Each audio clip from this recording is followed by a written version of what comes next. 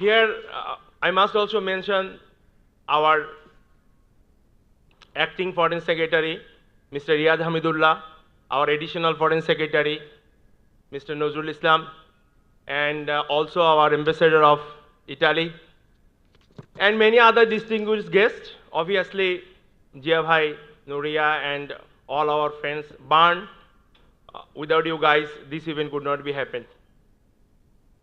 So you all may be wondering that being an entrepreneur, why I am organizing the climate summit? How does this goes with me? Am I a activist, NGO, development partner, government? What is the reason? Quite often people ask me about this. So I thought today I will start with that and then I will say a few words. See, there is two reasons behind it. Last 20 years I am organizing Sustainable Apparel Forum, Climate Action Forum, Circular Economy Summit, and many other initiatives towards the sustainability. There is two reasons being an entrepreneur I am doing this. First of all, to run our business, to be competitive, we need that. Climate action is no more a burden for an entrepreneur. It's a business opportunity. This is how I think. Second thing, as all of you, like you love Bangladesh, you want to eliminate the poverty, disaster, I also want to be a part of that. That is the two reasons. So, if I explain the first reason, why and how, as an entrepreneur, as an apparel manufacturer, or a businessman, climate action works can help us.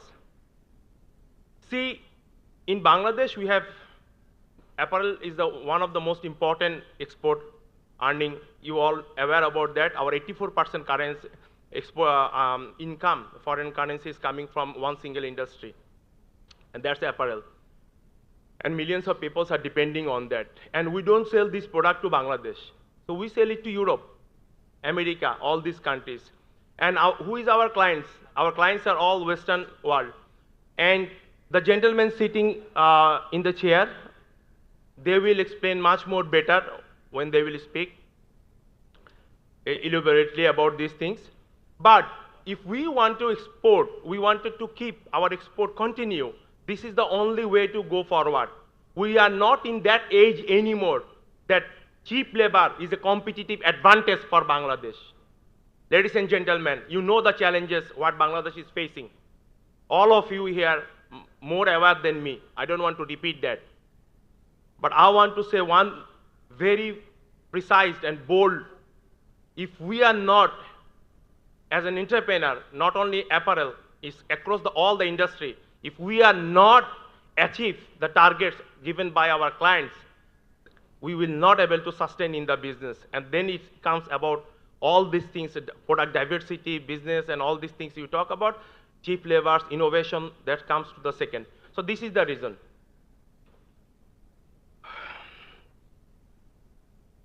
I was thinking that I have only a few minutes left, so I have three specific groups sitting over here. One is our government, and one is our embassy and development partners, and one is our brands manufacturer, and my fellow colleagues. So I will ask four things, for the four group, certain things, and I hope you will able to comply that. To our honorable advisor, it is our privilege to have you over there. We all aware about you, and we have a lot of expectations. The country came through changes. Sir, at this moment, our renewable energy, only 2% to the national grid. Sir, how do we, as a businessman, will comply? All the rules will be setting by these gentlemen. Because if you talk about the CSDR, HDDR, all these kinds of rules, how do you do that? In those rules, what about the decarbonization? How do we achieve these things? So our national grid, our policy, we want direct support from our government. Please help us to do that. We need to do more and more DPP, CPP, that the green power we can purchase. So If we can do these things, two things, we will be very much happy and business will be helpful for that.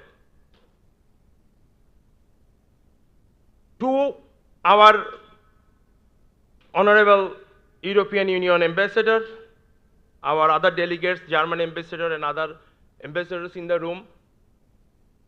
Sir, we've been serving long time from Bangladesh to the European countries. We had given almost our life. Nothing left. Seriously. We need help. We need help by technology, by know-how, and what are the good practices available in your country. If you can help us technically by providing the support, know-how, I think we can achieve the renewable energy target, what is set by your country's consumer and brands and the legislations.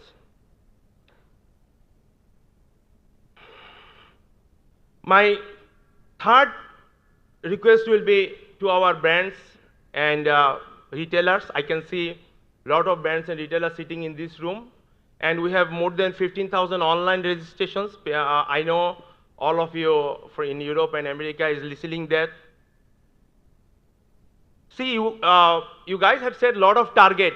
We are aware about your target, 2030 target, 2040 target, 1.5 degree target.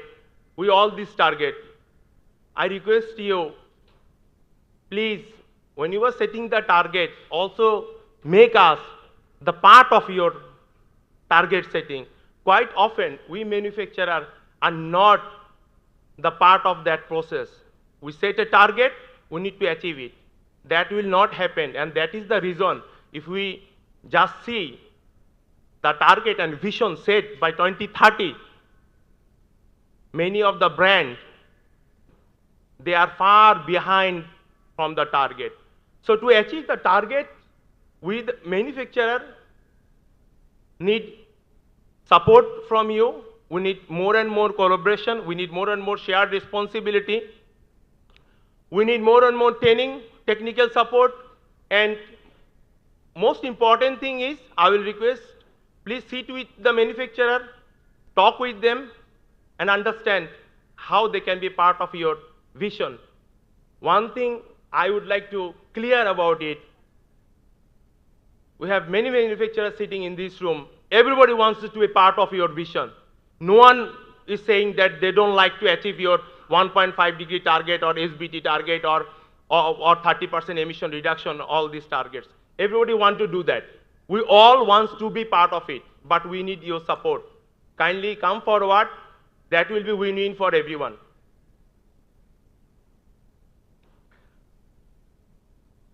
And last thing is our manufacturers. I think we all in the same boat. We're passing a lot of hard time, but hard time bring opportunities, and I believe we will, of course, the help of our brands, retailers, partners. You can see the distinguished chief guest, honorable advisor. Everyone came here because they believe on us. They believe on Bangladesh private sector. They believe on the RMG industry. And that's why they all came to support us. So I think we will overcome that. It's time up. I must mention about few of our partners, Apparel Impact Institute, Cascale, H&M, Target, Embassy of Netherlands, PDS. Without your support, this event wouldn't happen. I'm very much grateful to you guys. I would also like to mention that this event is a zero waste event. You must have seen each and every material used in this event is 100% recyclable or reusable. So this is an example how a large scale event can happen without compromising the environment. Ladies and gentlemen, I know we have a very busy day. We have 44 speakers, 5 panel discussion, decarbonization, adaptation, financing, just transaction. We have 4 keynote speakers. We have 5 presentations. And also, most important, we have 6 workshops in the upstairs. So you all will have a very busy day today. Please note that, don't forget to visit our exhibition booth outside the hall, and also in the upstairs, the technical conferences. And that's all. And the last thing I will say, for 2 gentlemen, you all must give a big clap along with me, because Mr. Michael Miller, our ambassador, head of delegation of European Union to Bangladesh, this is his first event in Bangladesh. So, Michael, I believe your support towards Bangladesh, towards the industry, will continue. This is just a start. And also, I think for our honorable chief guest special envoy to the international affairs, Lutfi Siddiqui Bhai, for him, after getting the chart, this is also first event. So guys, please put a big clap for him. Thank you, everyone. Thank you so much. Thank you for all of you. I must forgot, as usual, to mention some of the names, which I always do. But it doesn't mean that I forgot you. And my friends from abroad who are not here, who are joining in the online, I must thanks to them. I really appreciate all of you. Let's see 1 2-minute video of Bangladesh Apparel Exchange, and this is how I conclude my remarks, and we'll go to the next one. Let's see the video. Bangladesh Apparel Exchange, the largest private apparel initiative in Bangladesh, promoting sustainable growth in Bangladesh's apparel industry. Let's take a look back at our journey of 10 years. Bangladesh Denim Expo, the first denim trade show serving as a global denim network unlike any other. Sustainable Apparel Forum, a knowledge-sharing and networking platform with the prime focus on facilitating green solutions and sustainable manufacturing. Denim Innovation Night, first ever denim-focused innovative fashion show highlighting the capabilities of Bangladesh in innovative design. Bangladesh Fashionology Summit, the ultimate platform for discovery, networking and learning, providing the scope to learn about the cutting-edge developments in the apparel and textile industries. Bangladesh Circular Economy Summit, a platform that enables industries to apply circular economy protocols and design circular solutions. Bangladesh Climate Action Forum, an international conference to address the crucial impact of climate change and take collective action. Best of Bangladesh, our global platform to brand Bangladesh, its culture, economy, industries, and limitless possibilities to the world. Made in Bangladesh Week, one of the largest events focusing on the Bangladesh apparel industry. The week-long event focuses on various aspects of our sustainable initiatives, from various events like Dhaka Apparel Summit, Dhaka Apparel Expo, Green Factory visits, and so on, continuously striving to contribute to society, raise industry awareness, and demonstrate our focus on sustainability, circularity, and transparency. Our events have got huge attention from all over the world, attracting 85,000 plus national and international participants from 50 plus countries, 650 plus delegates, and 2,000 plus companies until now. Looking ahead, we will continue extending our reach beyond borders to promote capacity and capabilities of our RMG industry as we have done for 10 years. For us, the journey of revolutionizing the apparel industry of Bangladesh has just started.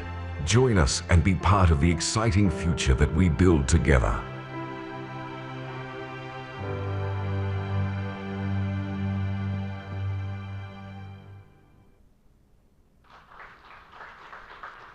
Thank you very much, Mr. Mustafizuddin. Now I would like to request His Excellency Michael Miller, Honorable Ambassador and Head of Delegation of the European Union to Bangladesh, to please come up and say a few words on this occasion. Ladies and gentlemen, with a round of applause, please welcome His Excellency Michael Miller. Shubho Shokal, and a very good morning to all of you. Thank you, first of all, to Mustafiz, to the Chief Advisor, Special Advisor, His Excellency Achim, and to Thijs. It's a great honor for me to share the stage with them all this morning. Now, this, as has just been mentioned, is my first public speech as EU Ambassador to Bangladesh, and it is at an event that I consider to be of particular importance, addressing climate action in the fashion and apparel sector. Now, we all know the significance of the sector. Today, Bangladesh holds the position of the world's second largest apparel exporter, second only to China, and 90% of the EU's total imports from Bangladesh come from the sector. The fact is that Bangladesh is an RMG powerhouse, and this is an enormous economic achievement. But the success also brings with it challenges, amongst which challenges of sustainable growth, adhering to international labor standards, and adhering to environmental standards. Climate action is yet another a challenge essential for increasing climate resilience and reducing greenhouse gas emissions, but also for making the fashion and apparel sector more competitive. For countries like Bangladesh, among the most climate vulnerable countries in the world, every fraction of a degree in global temperature increase matters. Even in my short time in this country, I have experienced the devastating impacts of floods and storms, and of course droughts and heat waves also are happening in this country, events that threaten the lives and the livelihoods of individual citizens across the country.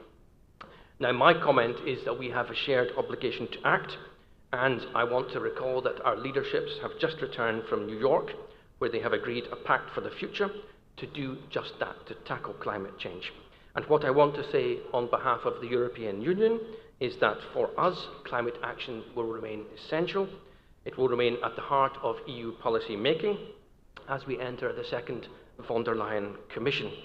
Now, in Europe, our domestic and external policies are guided by the European Green Deal and European Union climate law, which bind us to reduce net greenhouse gas emissions by at least 55% by 2030, and to reach a climate-neutral Europe by 2050. Climate and energy are among the key priorities under the EU's Global Gateway strategy. This is the EU's contribution to narrowing the global investment gap worldwide. And Global Gateway aims to mobilize up to 300 billion euros of public and private investments by 2027 through a combination of grants, concessional loans, and guarantees to de-risk investments. Climate action will also be one of the essential elements of a new partnership and cooperation agreement with Bangladesh, for which we will launch discussions with the authorities next month, and which will take the EU's relations with Bangladesh to a new level. Now, what we do in the EU is, of course, directly relevant for the garment sector in Bangladesh. And let me take the example of the recently adopted EU Due Diligence Directive and the Eco-Design Regulation, including the introduction of a digital product passport. The Due Diligence Directive ensures that companies, whether based in the EU or outside and trading with us, address human rights and environmental risks within their global value chains, including the factories that supply products to Europe. The directive requires companies with over 1,000 employees and a worldwide turnover higher than 450 million euros, as well as their upstream and downstream partners, to adopt a transition plan to make their business model compatible with the Paris Agreement 1.5 degree centigrade limit, and to identify, mitigate, and prevent adverse impacts such as violations of labour standards in their supply chains. There is, I would add, a robust enforcement mechanism foreseen, so incentives for compliance should be clear. This new directive will have significant implications for the supply chains of EU companies here, and of Bangladeshi companies supplying the European Union market. Buyers will be actively assessing the decarbonisation trajectory and the labour conditions of the supplying factories, and supplying factories will need to adapt to remain competitive. I have to stress this is not only what policymakers want, this is what our consumers demand, in particular our young consumers. Now let me turn to how the European Union is working with Bangladesh, accompanying this country as it adapts to these changes and new demands. So we are already working with the government here to enhance environmental standards, to help decarbonise industries and to boost competitiveness. Our Team Europe approach means that the EU is working with the EU member states. With me on the panel this morning, we're working with the European Investment Bank, we're working with member states, financial institutions, and we are working with Team Europe partners, Norway and Switzerland. I will give 3 examples of how we are working. The first is the Team Europe initiative on decent work, under which we have a €680 million joint portfolio supporting 47 programmes in Bangladesh across the last 3 years in the areas of decent work, social protection and skills development. Under the joint programme Advancing Decent Work in Bangladesh, we, together with EU member states, support the government and the private sector to increase labour standards compliance, ensuring preparedness for the due diligence legislation. The second example is the Team Europe initiative on green energy transition, by which we support the energy sector in Bangladesh with a total of €1.3 billion, including grants, soft loans, working together on energy efficiency, renewable energy, and required infrastructure investments. Last year, at the Global Gateway Forum, the EU signed the Bangladesh Renewable Energy Facility with an EU-guaranteed €350 million loan from the European Investment Bank and €45 million of grant financing from the European Union to increase the share of renewable energy in Bangladesh's energy mix. This should now move ahead swiftly, and I'm delighted that the Chief Advisor is with me on the panel, and we will talk about that. Finally, the third example, it's the programme to finance safety retrofits and environmental upgrades. Here we are addressing safety and environmental concerns in the Bangladeshi ready-made garment sector, investing in effluent treatment plants, energy efficiency and rooftop solar, amongst others. This joint project, which we run together with AFD, KfW and GIZ, demonstrates the European Union's strong commitment to ensure safety and environmental sustainability in Bangladesh's dynamic RMG sector. One word on youth. In Bangladesh, we cannot speak about the future without speaking about youth. The youth of Bangladesh, whom we have witnessed this summer acting as agents of change, is over 57 million people strong, and they, like young people everywhere, are impatient to see meaningful action and meaningful change. They want to see a future that is greener, fairer and more inclusive, and the European Union is determined to prioritise support to the authorities such that Bangladesh can respond to these calls and address the environmental and climate crises, create decent jobs, economic growth and promote social equity. This is why, in addition to the 3 examples I've given you of our work with the RMG sector, we are investing in education and in upskilling and reskilling of your citizens in order that skills that your citizens possess in the future match the needs and requirements of your labour market. This will unlock the full potential of innovation and leadership so that we can together meet the challenges that face us. To conclude, ladies and gentlemen, climate action is a necessity and it is also an opportunity to build a more competitive, resilient, just and sustainable sector that meets the needs of both the present and of our future generations. Let's do so together, Team Europe working with Bangladesh. Thank you for your attention. Thank you very much, Your Excellency. Now I'd like to request Mr. Thijs Woodstra Charge d'Affaires of the Embassy of the Kingdom of Netherlands, to please come up for his speech. With a round of applause, please welcome Mr. Thijs Woodstra.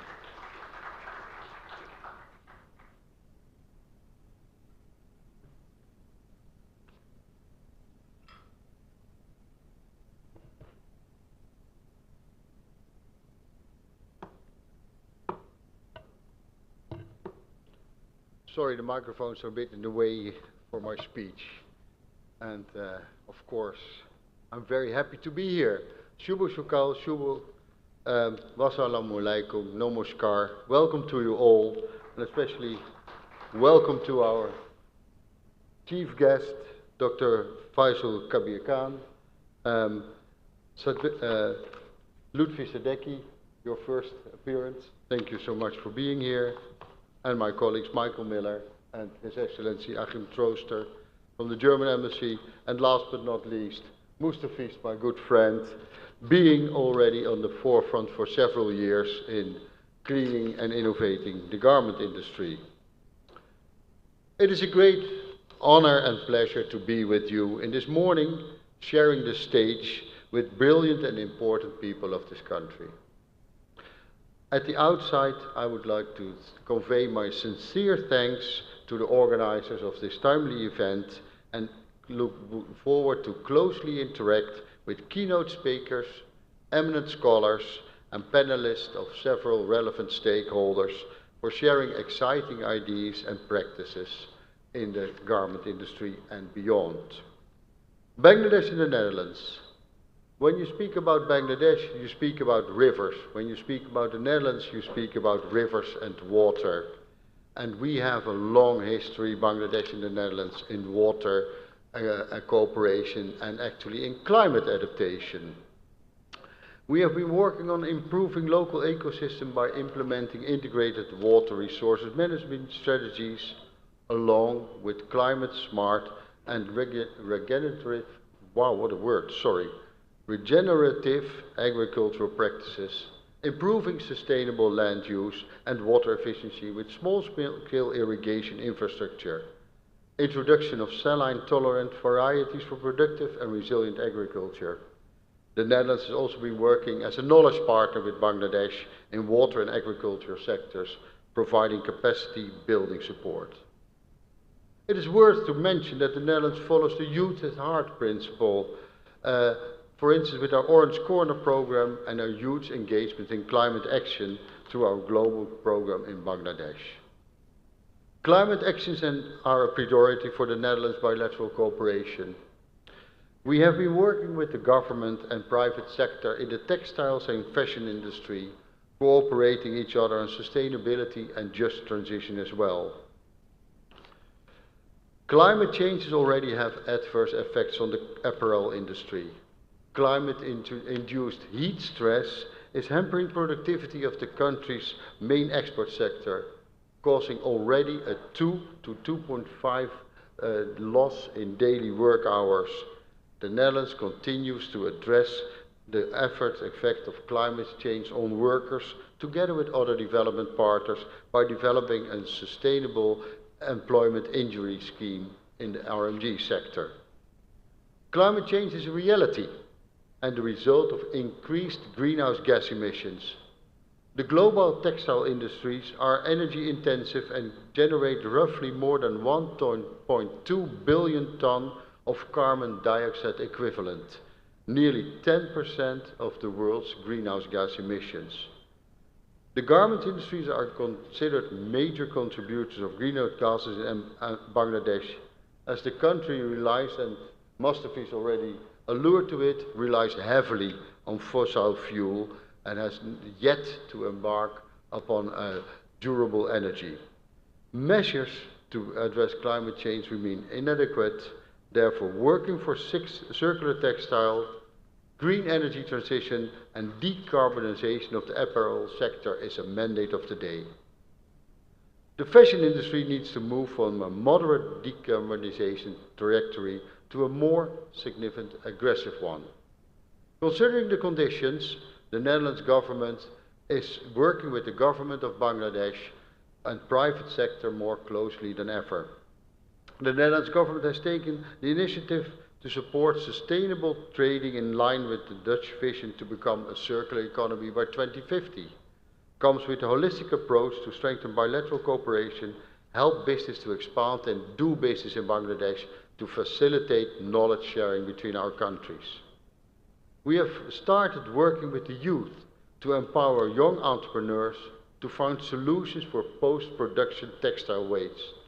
We have partnered with BGMIA University for Fashion and Technology, Bangladesh Apparel Exchange, and the University of Groningen to launch a textile hackathon.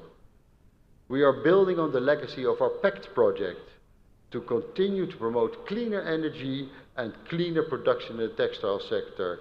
We will focus on reducing wastewater and textile waste in the garment sector.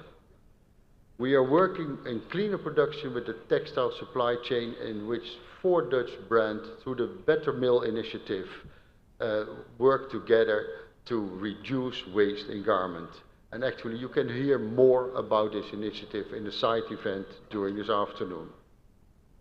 Ladies and gentlemen, I'm really happy that the garments industries are moving forward to decarbonization and advancing positive climate actions considering the national and global energy crisis. I am very much looking forward to a matured relationship with the Bangladeshi garment sector and private sector as a large to play an important role in advancing sustainable and circular textile in Bangladesh and also continued knowledge sharing between our 2 countries. And with that, I would like to point out that we have an orange booth for the Netherlands in which you can learn about Dutch companies who are already here financing and working on innovative solutions for the garment industry.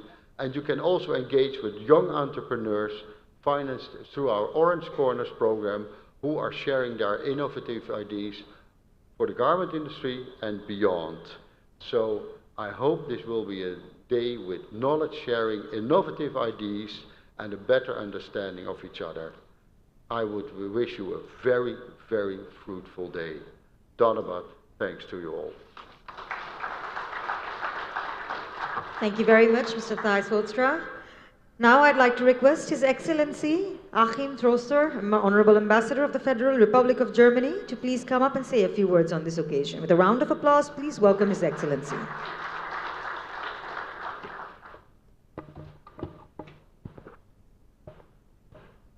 Honorable advisors, dear colleagues, ladies and gentlemen, a very good morning to all of you. It is a very honor and privilege for me to be here today at the Bangladesh Climate Action Forum, which is a pivotal platform that brings together key stakeholders to discuss how we can take collective and decisive action against climate change. Today's event serves as a reminder that addressing the climate crisis is a shared global responsibility, and it is a privilege for us as Germans to support Bangladesh in its journey towards sustainable development. Energy security is a critical concern for both Bangladesh and Germany. With Bangladesh emerging as a major regional economic power, it is vital to ensure that its energy needs are met in a way that is sustainable, secure, and resilient to the challenges posed by climate change. As both our countries work towards a sustainable future, we recognize that the shift to the renewables is not only an environmental necessity, but also essential for achieving long-term energy security. The German Development Cooperation, and I'm very happy to greet also the country director of the GIZ here this morning, Dr. Cook. The German Development Cooperation has long recognized the tremendous potential of renewable energy in Bangladesh. You can easily run out of gas, coal, oil, or uranium, but not of sun, wind, rivers, tides, and geothermal warmth.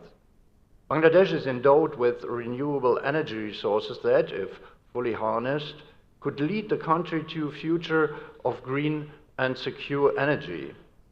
Technologies like photovoltaic solar panels and wind power have already gained traction and we believe that innovative models such as agri-PV system, floating solar panels, and even utilizing railway track spaces can further maximize the country's solar potential. Moreover, wind power is another untapped source. Studies have shown that Bangladesh's offshore and onshore wind power capacity could potentially reach thousands of megawatts, especially with advances in wind turbine technology. Similarly, biogas, hydropower, and tidal energy represent untapped potentials that, combined with strategic investments, can significantly transform Bangladesh's energy landscape.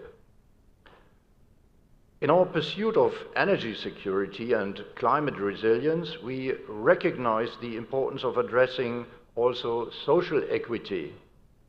Supporting the government of Bangladesh in pricing reforms and creating incentives for renewable energy investments is essential to ensuring that the energy transition benefits all citizens. As we engage in meaningful discussions today, let us remember the tremendous potential that lies ahead. By working together, we can unlock Bangladesh's renewable potential and forge a path toward a sustainable and prosperous future. Germany has historically contributed to climate change due to its early industrialization, and we take responsibility for that. Today, our role is not just to mitigate, but to support countries like Bangladesh, those with very low historical emissions, but who are among the most vulnerable to climate impacts. Together, we can shape a future that is both resilient and sustainable, a future that ensures the continuation of Bangladesh's remarkable development story while achieving global climate goals. For this purpose, Germany has offered Bangladesh a climate and development partnership to bring our cooperation to a new and higher level. Bangladesh's success story is one of remarkable growth and resilience. As the country prepares for its graduation from least developed country status in 2026, we must acknowledge both the achievements and the challenges that lie ahead. Our development cooperation must evolve to reflect Bangladesh's changing needs. This means progressively focusing on areas where external support is still necessary, while recognizing the country's capacity for domestic resource mobilization. The German Development Cooperation has a portfolio of 633 million euro in bilateral energy cooperation alone, covering a wide spectrum of projects, from grid improvements to renewable energy deployment and energy efficiency. Our goal is to be a partner for innovation, bringing Germany's expertise in engineering, technical vocational training, and renewable energy technologies to Bangladesh, while also supporting local innovation that can unlock the full potential of the country's renewable energy resources. German businesses are going green and want to do this together with their Bangladeshi partners. In 2023, the trade volume between our two countries was 8.62 billion euro. Green energy transition and ecological sustainability of Bangladeshi business will further foster this cooperation. In conclusion, the climate challenges we face are immense, but so are the opportunities for collaboration and innovation. Germany stands ready to work hand in hand with Bangladesh through the German-Bangladesh Climate and Development Partnership, the Team Europe Initiative Green Transition. The government of Germany has committed 50 million euro to that initiative that has already been mentioned by my dear colleague Michael, and through the engagement of the private sector to help secure a future of renewable energy, economic resilience, and environmental sustainability. Thank you very much for your attention. Thank you very much, Your Excellency, for your speech. Next, we have Mr. Lutfi Siddiqui, Honorable Chief Advisor, Special Envoy for International Affairs, to share his perspective on Bangladesh's international climate commitments.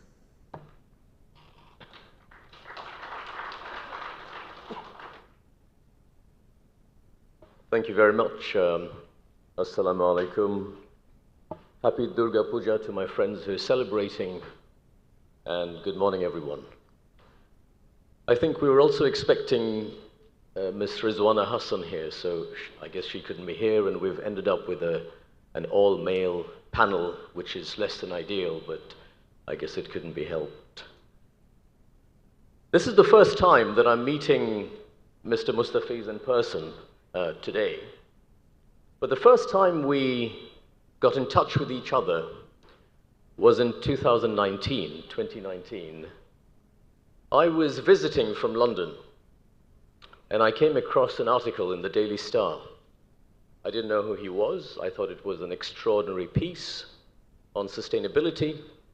I found the email address at the bottom, and I wrote to him to just express my appreciation for that piece. So it's great to finally meet in person since then, and I'd like to thank you and congratulate you for your continued leadership in this space over this period of time. The year 2019 was also the year when the Business Roundtable in the US, these are the top 200 companies, got together and declared that they now believe in stakeholder capitalism, as opposed to the narrow focus of profit-only shareholder capitalism. They believed, they said, that they need to be mindful of their impact on the environment, on employees, and on the communities in which they operate. A few months later, the theme of Davos in January 2020 was also stakeholder capitalism. And even though there's debate on what it actually means, one thing is very clear. As entrepreneurs and as businesses, it matters how we produce things, not just what we produce at the cheapest cost. As you know, the modern journey towards sustainability started probably some 35 years ago. I think of the Rio Earth Summit that helped create the framework conventions, and then I think of the Kyoto Summit that started the journey towards carbon pricing and carbon markets. ESG became an acronym as a style of investment. And then we had the Summit of Disappointment, which is the 2009 Copenhagen Summit that is often referred to. And then we had 2015. Why was 2015 special? What happened in 2015? Paris Agreement, anything else? SDGs, that's right.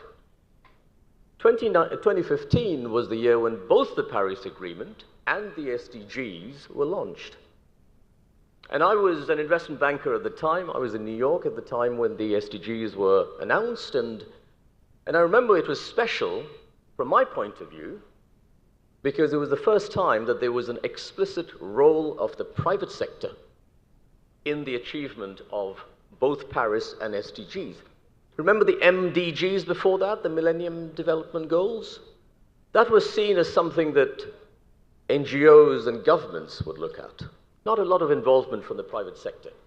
So we had, for the first time, acknowledgement that you need private sector resources, both money and expertise, to be able to achieve these goals. And so Paris started a flurry of activities between 2015 and 2020. We had Mr. Mark Carney, Goldman Sachs banker, governor of the central banks of both Canada and then England, chair a task force called the Task Force for Climate-Related Financial Disclosures. He's as mainstream as you can get, and he ensured that this agenda became central to the corporate boardrooms from then on. And I would recommend, if you're not familiar with the TCFD reporting template, to get familiar with it, because I think it's a great way to organize how you report on your sustainability activities, but also on how your buyers are obliged to report on their sustainability activities so that you can work backwards on what we need to do. I would also recommend referencing SDGs in your annual reports. Listed companies in many parts of the world are now required to do that. And again, it's a great organizing framework and a great way to communicate between the private sector and the government. The one thing I really like about the TCFD reporting framework is that increasingly it builds in safeguards against irresponsible use of buzzwords and rhetoric on the part of companies who may say one thing and do another thing. It makes it hard, for example, for global brands to go to Davos and say, we stand for worker rights and emissions control and biodiversity, while at the same time they may be squeezing the factories in developing countries on the cost front. That arbitrage is no longer acceptable and no longer sustainable. So that is also part of the journey that we have to acknowledge. There was also a lot of asset managers who were signing up to the Principles of Responsible Investing, PRI. I was, at that time, on the investment committee of the London School of Economics, and we signed up to the PRI, as did the investors, the institutional investors who invest in H&M, the minority shareholders in H&M, or those who invest in Marks and Spencer's. They've all signed up, and they all need to have line of sight to what their money is actually financing. They need to know what is the emissions under management with their money. And not just their own emissions, but also Scope 3 emissions. They need to know what is the carbon footprint of the factories in which the T-shirts are made, and the carbon footprint of the factories in which the yarn and the textile is made, and the effluent that gets released into waterways, and so on and so forth. The entire value chain needs to be accounted for. So you can be a company in a developing country and have no direct exports in your product suite, but still have to be mindful of those standards if you feed a factory that then exports into these countries.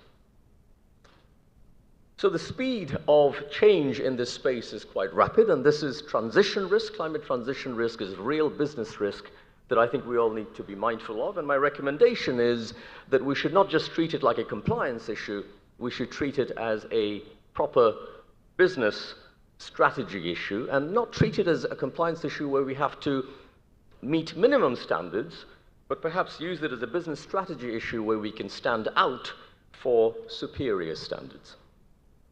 Now, of course, apart from transition risks, you have physical risks, the real hazards of the tragic floods, increased intensity of cyclones and typhoons and heat waves.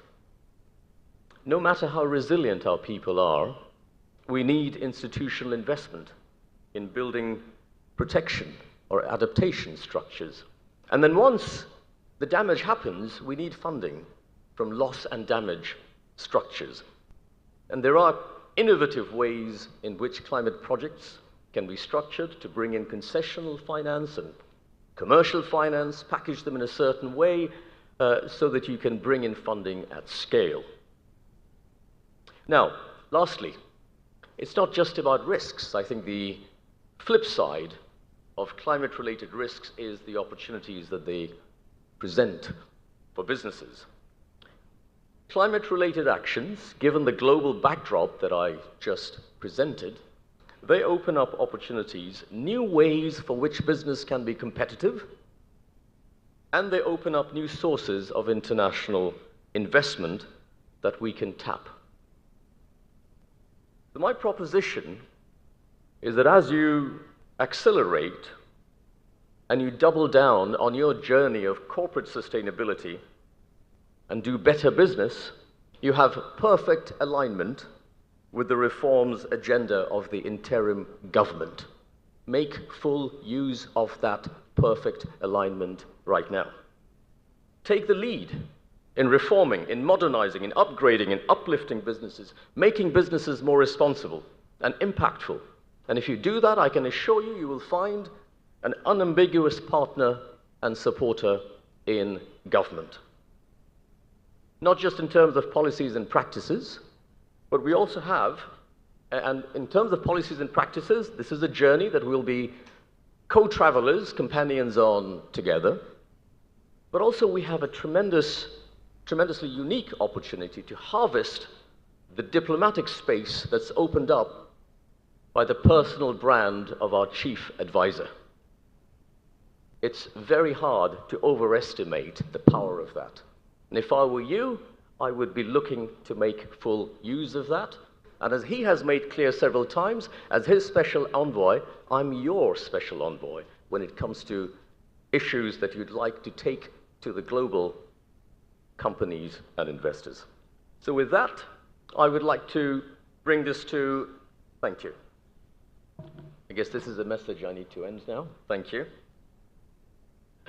So lots of opportunities, lots of possibilities. I really look forward to us working together in making those, bringing those to fruition. And I congratulate you once again and thank you for the invitation, and I thank you for your time for listening to me. Thank you. Thank you very much, sir. Next, I would like to invite our chief guest, Dr. M. Fawzul Kabir Khan, advisor to the Ministry of Power, Energy and Mineral Resources, to share his insights on the role of energy in driving climate action.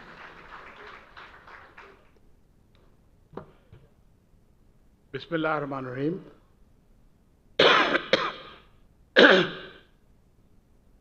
My colleague, Lutfi Siddiqui, Chief Advisor, Special Envoy for International Affairs, a guest of honor, Mr. Michael Miller, Ambassador and Head of Delegation of European Union, Mr. Achim Troster, Ambassador of Germany, and Thijs Hoekstra, Charge d'Affaires, Embassy of the Kingdom of Netherlands, leaders of the Bangladesh apparel industry. Assalamu alaikum. Let me start with slightly less serious note. In our younger days, there was a program in our national radio that used to be in the absence of the scheduled singer. So there was an eminent singer who was scheduled, but who could not turn up, and then some lesser mortal would sing. So I'm sort of in that position. When I was invited to this meeting, between us, we decided that our environment advisor, Sayyida Rizana Hassan, would join this, and then I'll do other less attractive, less mundane work. But then she called me last night, quite late at night, and said that, Fawzul bhai, I'm sick, could you fill in? So here I am, and I do not have a beautiful prepared text of the ambassadors and also the notes of Mr. Lutfi Siddiqui. So here I am, as you know, an environment advisor is better looking and also a better speaker and better than me in every aspect. So you might find my speech some kind of rumbling compared to the others that are present this morning. Okay, so let me first begin with you. Thank you for joining on this holiday. So you might be wondering why we have this holiday. Today was not a scheduled holiday, but this extra holiday was declared to allow our Hindu communities, members, brothers and sisters in the Hindu community to enjoy their festival, the biggest festival, Durga Puja. And I'm also planning to visit the Puja Mandaps on Saturday way in Begumganj, where I'll be also looking at drilling of wells by Bangladesh Petroleum Export Corporation. Now, what you call coming to the theme of this meeting, I guess I am one of the biggest polluting public person, not as an individual, but as a public person, because I represent I look after the Ministry of Energy and Mineral Resources. I also look after the Ministry of Transport, Roads and Bridges, and also the Ministry of Railways. So what now we are trying to do is we're trying to what you call making amends, and also what you call trying some mitigating measures.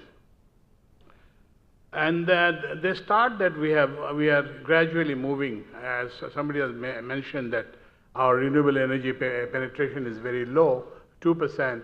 We want to what you call move it up farther. I am a staunch believer in renewable energy. I advocated for renewable energy even before it became fashionable here even abroad. As some of you know, that I was lucky to have started IDCOL, Infrastructure Development Company Limited, and then spearheaded the solar home system program there, under which 4.5 million households were given this access to solar electricity. So now we want to upgrade it, and then now also at IDCOL we also did solar irrigation pump and other things. Now we are moving on to doing larger systems with higher capacities. So we are and in order to do that, first we had to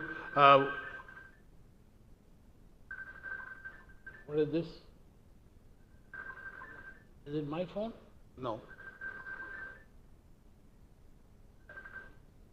Yes. Okay. So before we tried to find out what is halting progress of renewable energy. So we found out that this anti-competitive environment promoted by the earlier government was a major bottleneck to promoting renewable energy. So what we did, the first thing that we did was to what you call dismantle the entire architecture of corruption that was there, and opened up this. And we'll be happy to know that I think by next week we'll be floating open a tender for about 40 or so renewable energy projects. The tender document is almost ready. We have sent it to the National Board of Revenue for inclusion of fiscal incentives, and once we have them, we intend to issue it. So the tender is available with the draft tender document is available with the ministry. So if any one of you is interested, you can get hold of the document and then provide your input. There is some here about it. So what happened? What used to happen earlier, that these transactions were done under the table. Now what we have done is we have put everything on the table in the open. So I would like the what you call members of the business community present here to take this opportunity and to participate in the tender in large numbers, because that is the way that we could have a price discovery and also good technology for the benefit of the people. So not only on the what you call energy side, I'm also looking after this roads and bridges division. So we are also working on taking off this very old polluting buses and trucks off the road. So we are taking measures so working with our environment advisor, Sayyid Rizwan Hassan, we are working to take them off the road, and hopefully we'll be able to take them off the road.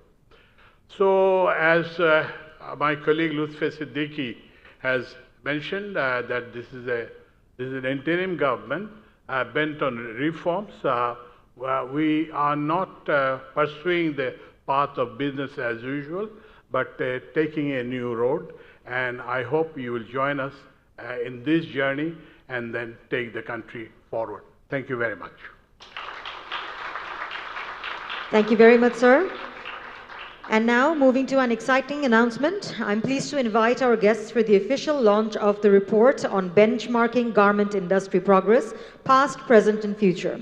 This report looks at the factors which have driven the industry's growth, examining the policies, practices, and external conditions that have facilitated its success.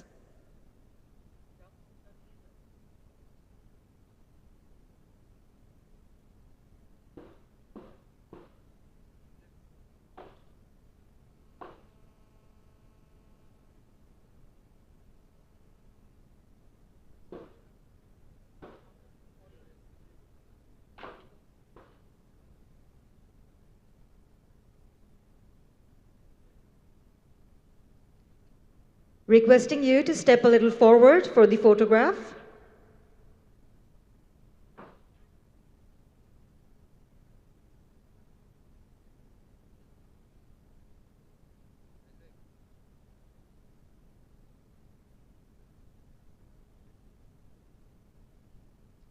Ladies and gentlemen, can we please have a round of applause for the launch of the report on benchmarking garment industry progress, past, present, and future.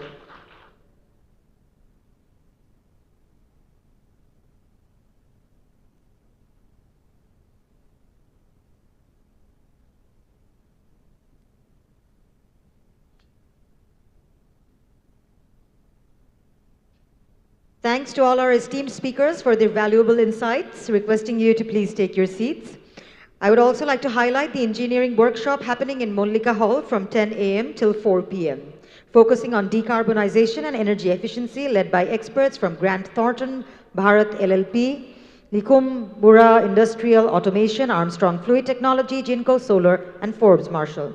I invite you all to join the informative session, providing practical tools for optimizing operations in the apparel sector. Ladies and gentlemen, it is now time for our first keynote addressing a crucial topic, climate crisis and fashion, the path forward for Bangladesh. Please join me in extending a warm welcome to our distinguished speaker, Mr. Vidura Ralapanawe, member of the Board of Directors at Kaskale and Executive Vice President of Sustainability and Innovation at EPIC Group.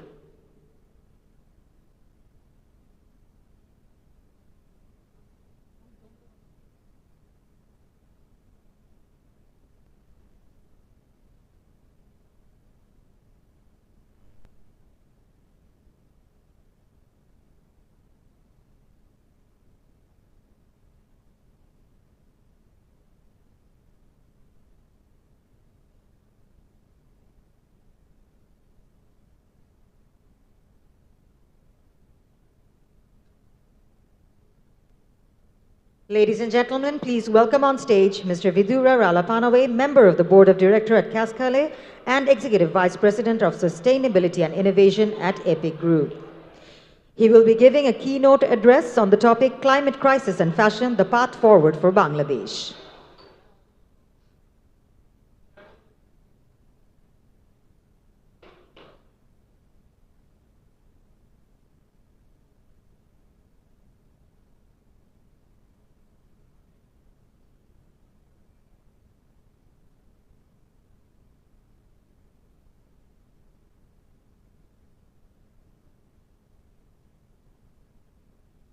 Ladies and gentlemen, requesting you to kindly take your seats, please. We will have our keynote address now.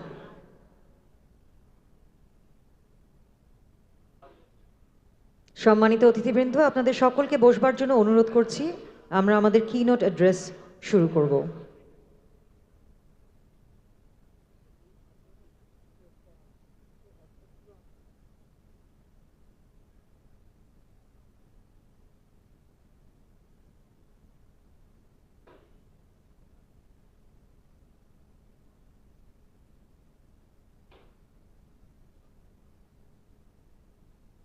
Ladies and gentlemen, Mr. Vidura Ralapanoe.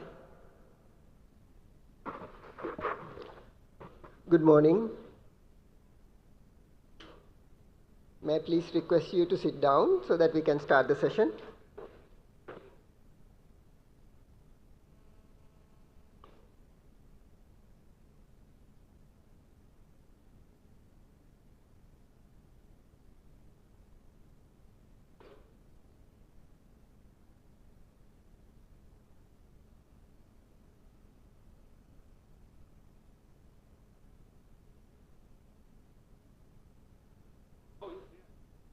Can you also?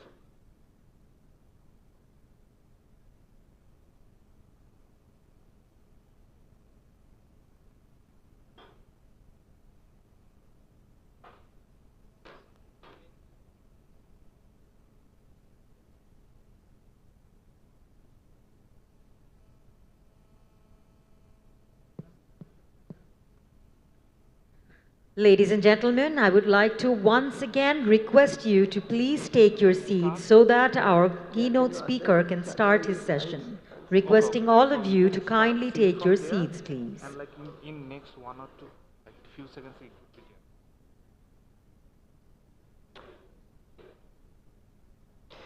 here. So good morning, ladies and gentlemen. So a little bit of background from me.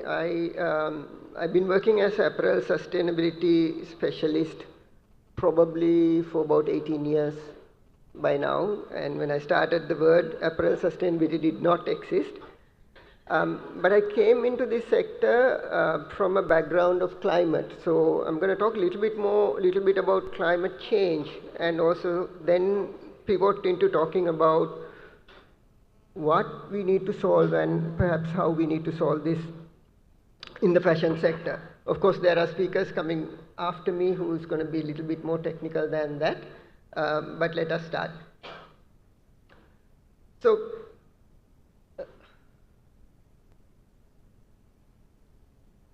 just a little bit of background on what's in the picture. This is called the Doomsday Glacier in Antarctica. We are currently in a situation that this glacier is in the process of completely collapsing. Now this collapse will take probably 150 to 200 years, and there's hardly anything that we can do to reverse this collapse in that time frame. This collapse of this glacier itself will increase the sea level by about 6 meters. So we are talking about serious consequences. And the idea is that the life and the ecology that we knew in this planet is being slowly disintegrated. So this is a larger ecosystem issue, and ecosystem issues are our issues because without a vibrant ecosystem, we will not survive. So what's the problem that we are trying to solve? The problem that we are trying to solve is the level of carbon dioxide that we are seeing in the planet did not exist for at least 800,000 years before now. And the rate that we are increasing is about 3 to 4 parts per million per year, which is unprecedented in the changes that the Earth has gone through before. And we can see the practical impact of this increasing carbon dioxide concentration in the planet. The 10 warmest years that we have recorded, and we have record of over 150 years, actually happened in the last decade. And the warmest year on record is last year. And you can even see how the global temperature has risen, but in parallel, what has happened to the temperature in Bangladesh. Here's a chart that tells you where we are now.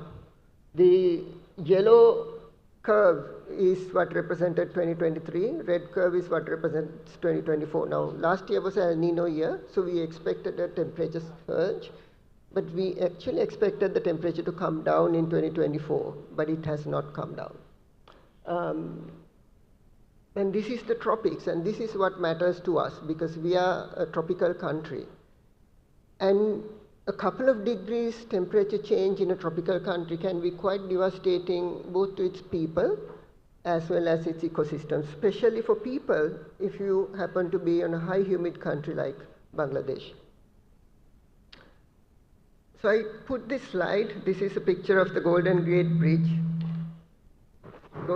Bridge of San Francisco. I think this was 2022, during the time California was racked with forest fires. Quite a lot of the scientific literature that we still use about the level of impacts that we are seeing is outdated as of last year. Because 2023 and 2024, the kind of impacts we are seeing, climate scientists won't expected this to happen maybe a decade down. And it's increasing, and we are in a stage that it's, if you understand a lot about climate, somewhat about climate science, that you'll be really, really worried.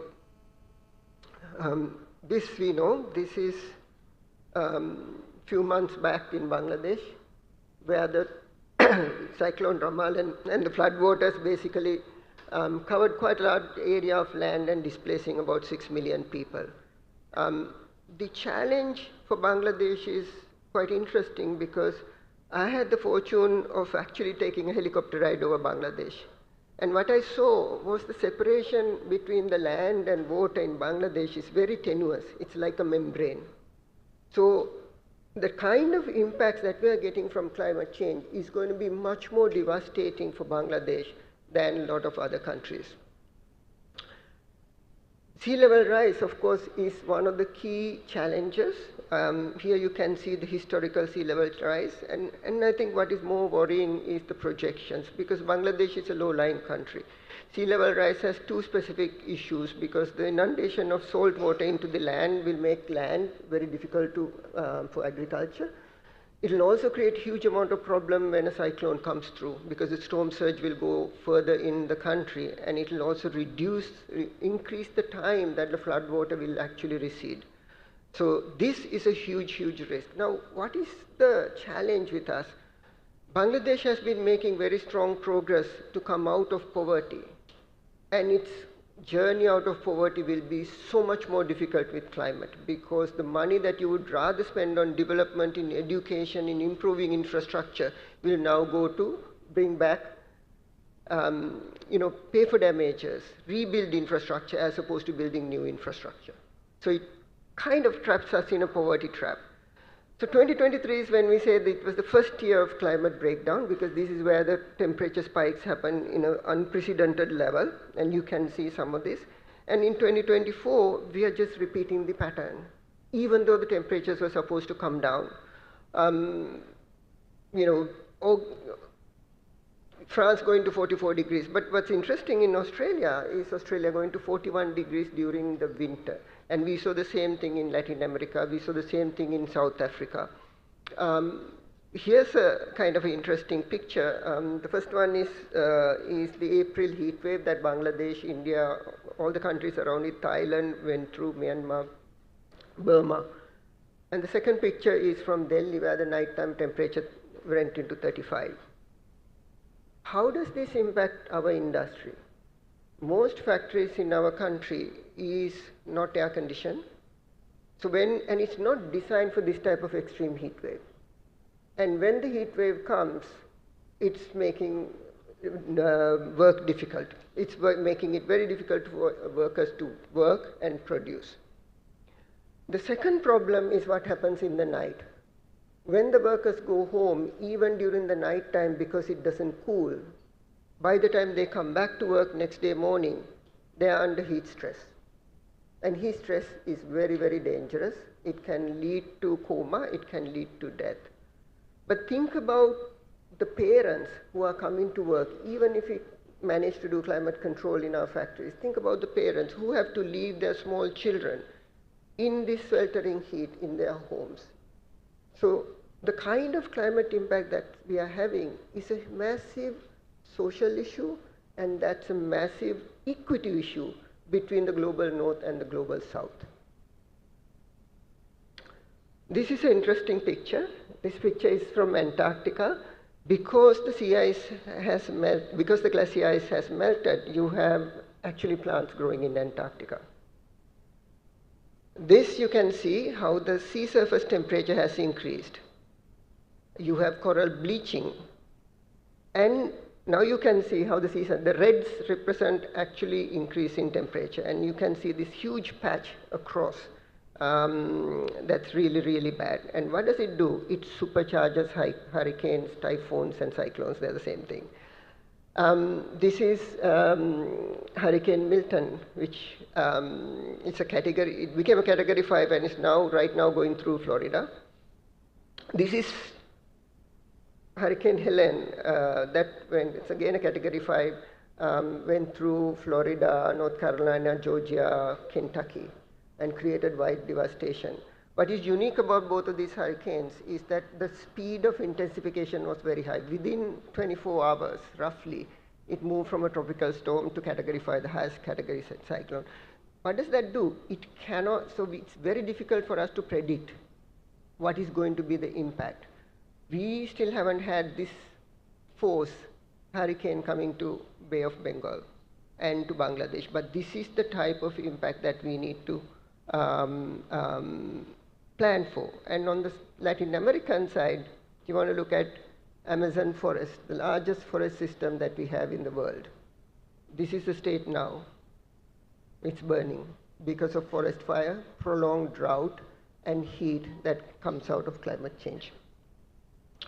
And it's going to create mass displacement. It's already happening, and in countries like Bangladesh, it's going to be very, very challenging for any government to manage climate-induced mass displacement that's happening. Think about Florida. Even a rich country like Florida, after these hurricanes that went through Florida, it will be very, very difficult for any homeowner. Forget about affording home insurance. There will not be insurers in the next couple of years in Florida to insure homes. So that's the kind of destruction that creates climate refugees, and it's not only a developing country problem, it's a global problem. Let's talk about Bangladesh. I think this is the two challenges I think we have, and I'm glad that the advisor spoke about renewable energy transition. The International Energy Agency projects that Bangladesh will have only 5% of renewable electricity by 2030. There is a huge transition that is required, and with the current economic challenges, unless there is very specific support that comes in, it's not practical. So it's one thing to ask Bangladesh to say, change, change, change, but that's not how it has to work. It has to work as a collaborative, co-creative model between nations and companies. So there are 3 priorities I list for the fashion industry, RMG industries in Bangladesh. First is rapid decarbonization. This is necessary. It's necessary for everybody, not just for Bangladesh. But how do we do this? I think most of us talk about it. We need equitable and workable targets, not lazy targets that are distributed evenly to everybody. That's not how decarbonization works. And we need to decouple who pays versus who does what. And the reason is that if you expect only the manufacturers to do this work and fund and take risks, that's not going to happen. But the next important part is how do we build climate resiliency and have better working conditions for workers, as well as adaptation for the communities. We spoke about CSDDD. I'm just putting it out. CSDDD specifically speaks about brands to look at their purchasing practices and prices to support transition in their value chain. So it's not even EU has envisaged this happening. But the other part that is very disappointing in the climate conversations that's happening in the fashion industry, what is actually missing is adaptation. How do we adapt to heat waves? And what is the implications of that? We speak about collective action. Collective action is sharing resources. Collective action is not some partner saying to the other partner, this is what you need to do. It is sharing resources both on financial and technical, and it is also sharing risk so that we go in this journey together. So my invitation to all our brand partners here, we need a different relationship to move forward. Final recommendations on policy side. There are easy wins for the government of Bangladesh. Reduce duty for energy efficiency equipment. give accelerated capital allowances for energy investments, enable net metering for BEPSA, and then the transition to renewable energy. For manufacturers and industry, develop company-specific targets and action plans and actually deliver them and create industry-wide programs and funding. This is something that BGMEA, for example, can take leadership. And for brands and retailers, very important, work with supply chain partners. Don't tell us, hit this target. Work with us together, co-create programs. And most importantly, please revisit your business models, because our business models were never designed to deliver sustainability. They were designed to deliver speed and cost. A business model that's designed for speed and cost cannot deliver sustainability. And the final one, please remember, this industry will never decarbonize if debt is the only financial instrument that's in place. And we will be discussing this in the funding panel in the evening. Where we go from here is up to us. Thank you very much. Thank you very much, Mr. Ralapanawe, for your invaluable insights and perspectives. We deeply appreciate your contribution to this important conversation. Let's now turn our attention to a topic at the heart of Bangladesh's climate journey, decarbonization pathways for Bangladesh. I'm excited to welcome Mr. E. Nand Gopal, Director of Climate and Energy at Grant Thornton Bharat LLP, who will delve into the practical strategies and challenges that lie ahead as we work towards decarbonization our industries. Ladies and gentlemen, please welcome Mr. Gopal on stage. A very good morning to all. The lights are too bright, I'm not able to see who is sitting where. So thank you, the Bangladesh Climate Action Forum, for inviting me to this wonderful event which brings all the stakeholders together and gives them a path. If you see, essentially, the way decarbonization is being looked at presently, my idea is to give it a uniform pathway. So what my talk or next 10 minutes is going to be is essentially, how do you look at decarbonization? Where do you start? What we have been listening and what we have been seeing programs coming from different either brands or philanthropy groups is an ad hoc approach, right? Somebody says put up rooftops, so everybody go and they put up rooftop. Somebody says let's put up an exhaust gas boiler, then everybody would say okay, let me put up exhaust gas boiler. What's the logical framework to this? My couple of initial slides were on setting context, which I think Dr. Vidru has already done, so I'll skip through that. Why is it important that textile sector has to contribute to decarbonization? I think that's quite evident now. If you look at the emissions within the textile value chain, a lion's share of it comes from the processing, the wet processing and the garmenting part, which are the core and heart to apparel industry in the country. Now, it's important that we understand how do we approach decarbonization in these two major giants. What is the logical framework for looking at decarbonization? And how do you assess which project to pick, which solution to pick, rather than looking at solution technologies coming at you ad hoc? Create a logical framework and work with the seamless collaboration between brands and manufacturers is required. What happens typically, what is happening over past decade or so is that there are a lot of regulations which are coming in. I'll take a few examples here. Carbon border adjustment mechanism is one of the major ones which has come up in last 2 years. European Union and UK have announced European Union's carbon border adjustment mechanism has started. What do you mean by it? Which means if a fabric or a jeans or a t-shirt is going from Bangladesh to Europe, you're not just selling a t-shirt, you're also sending in the embedded emissions.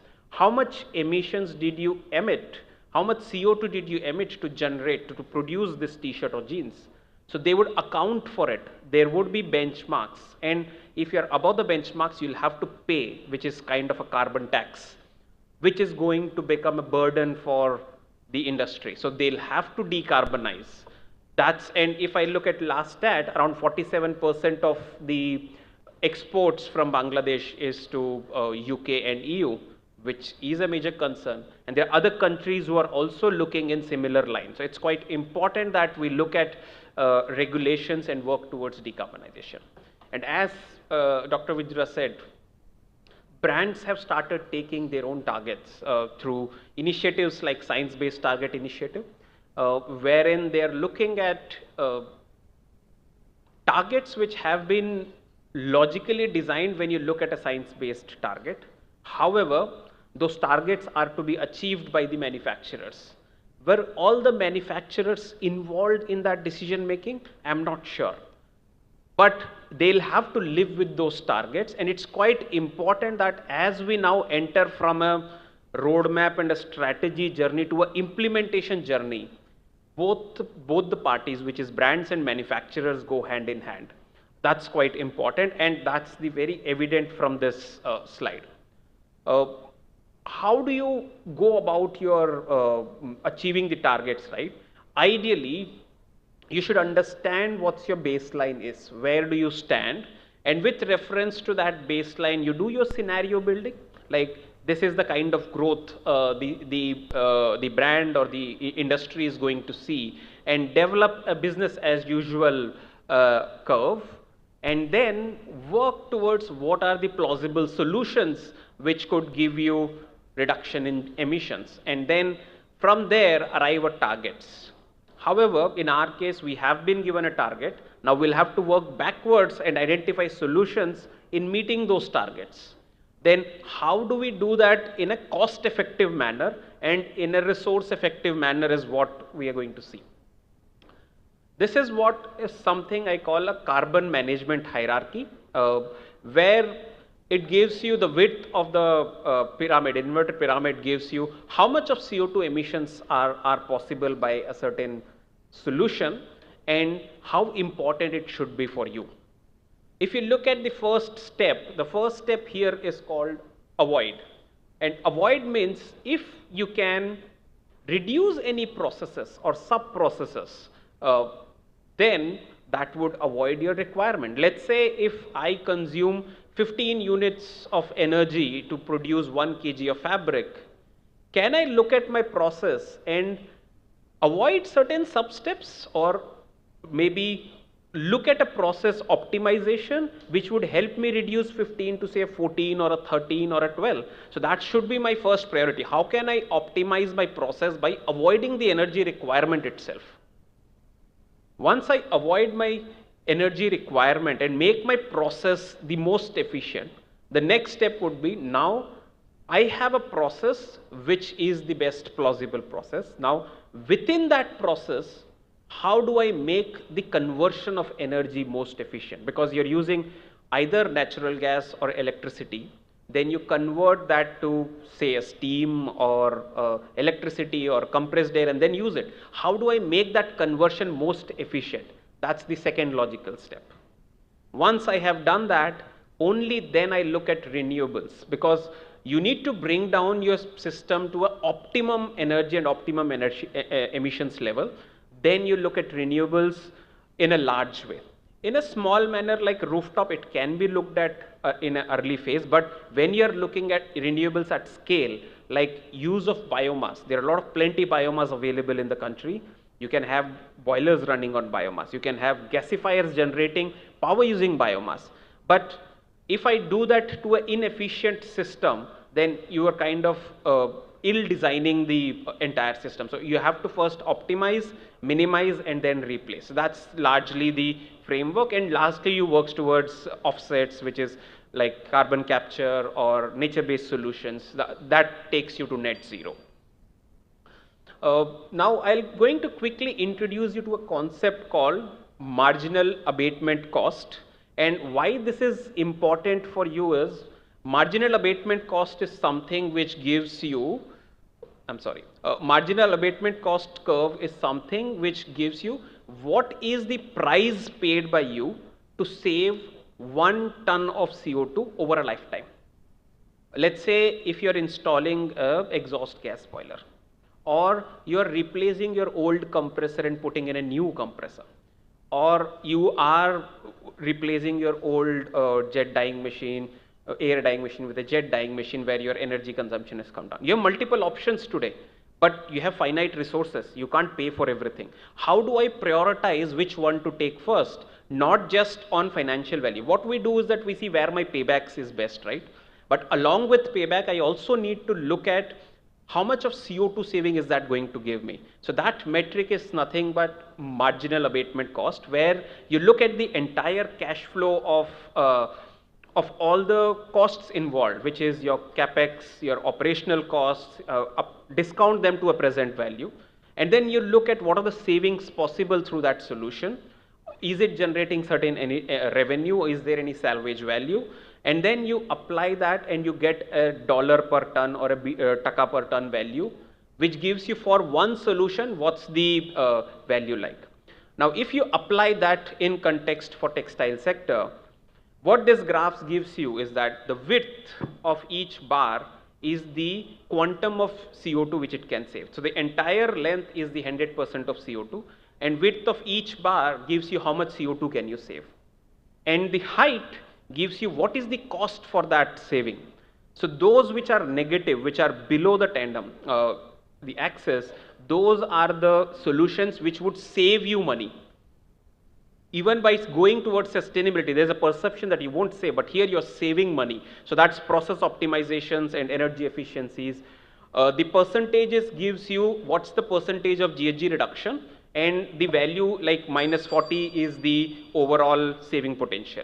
Similarly, you have, if you see, process improvements, energy efficiency are the best potential solutions which you start with, and then slowly move towards fuel switch or renewables or offset. So I believe this gives you a perspective and idea how to look at decarbonization pathways. And one final thought before I close is that this MAC curve is illustrative, and it's unique to each manufacturing industry. A brand can't generalize it. You have to work with individual manufacturing partners and mills to understand what works best for them, so that you make the best use of your resources and the manufacturing facilities resources. Thank you.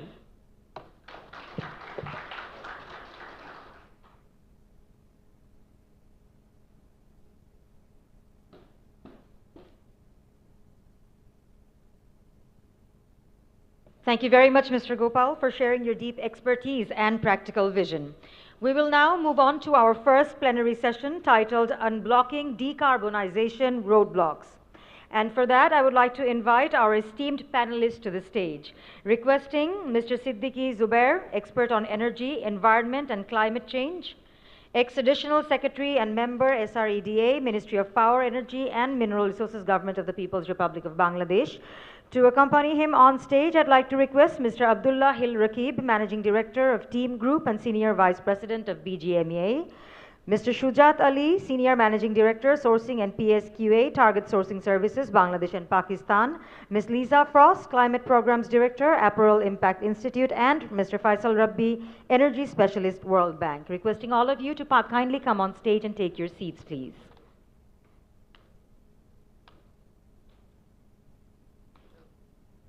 Also requesting Siva Pariti, Senior Technical Marketing Officer, Blue Wind, to please come up on stage to monitor this panel, to moderate this panel.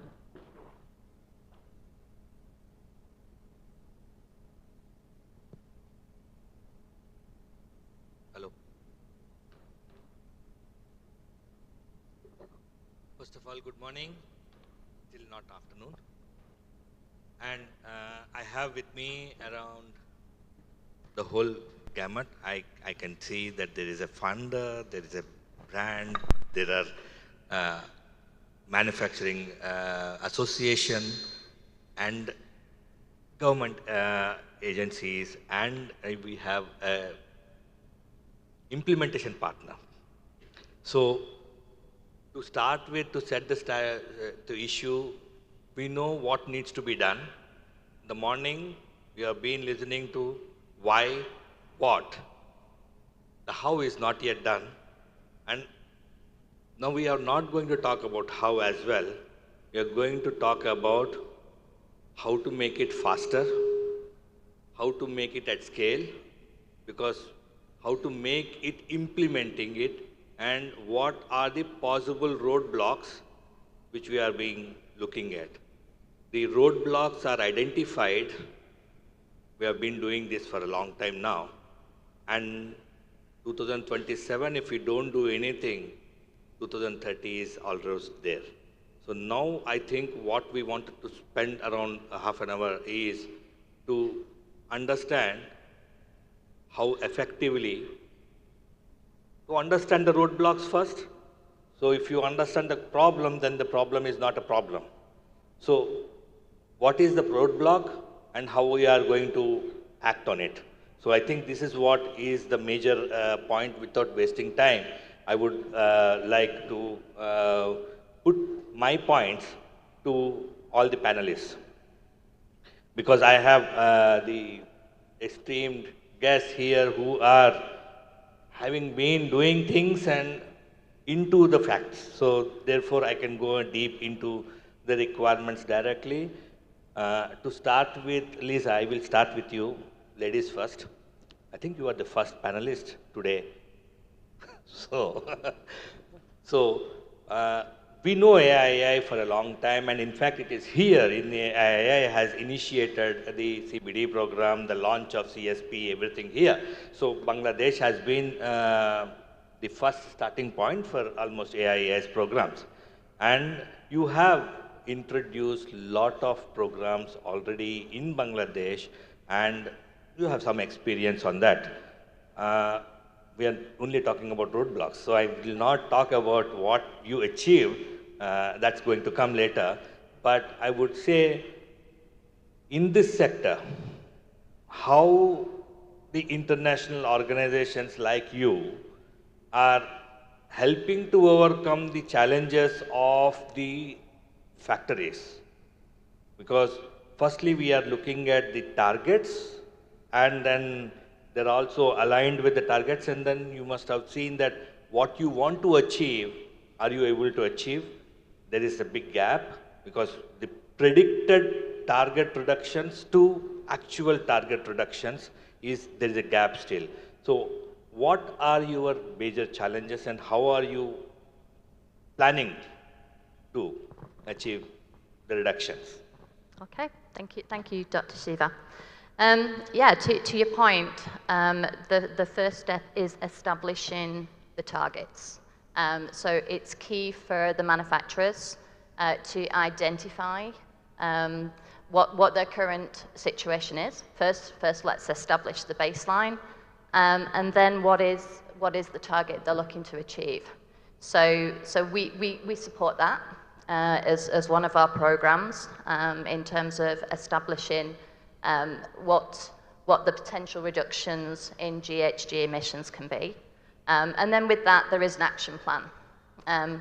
Those action plans are tailored specifically to a supplier, which means that we have experts that we have on the ground in Bangladesh that are specifically looking at opportunities in this environment. So yes, we've got programs running in other countries as well, but very much we take it on a regional level. And as I say, to do that, we use the services of regional partners. Okay, so that's a key thing to mention. There certainly are like-for-like issues between all of the countries that are working in the textile industry, but in terms of actual roadblocks, those differ by region. Okay, so you mentioned Clean by Design as one of our programs. That tackles some of the points that we've seen in the last two presentations. That is looking at the way to evaluate what you've got and improve on what you've got. So we focus on waste, so things like leaks, just to ensure that we're actually not wasting energy. So that is the first point. And then moving on from there, once you've established where you can save and be more efficient in terms of energy, then we look at the options that are out there. Okay. And again, previous speakers have mentioned some of the options available in Bangladesh, rooftop solar. So we're working with 40 facilities at the moment on rooftop solar, with GIZ as one of our partners there. That's largely tier 1. So I know we've got tier 2 representatives present as well.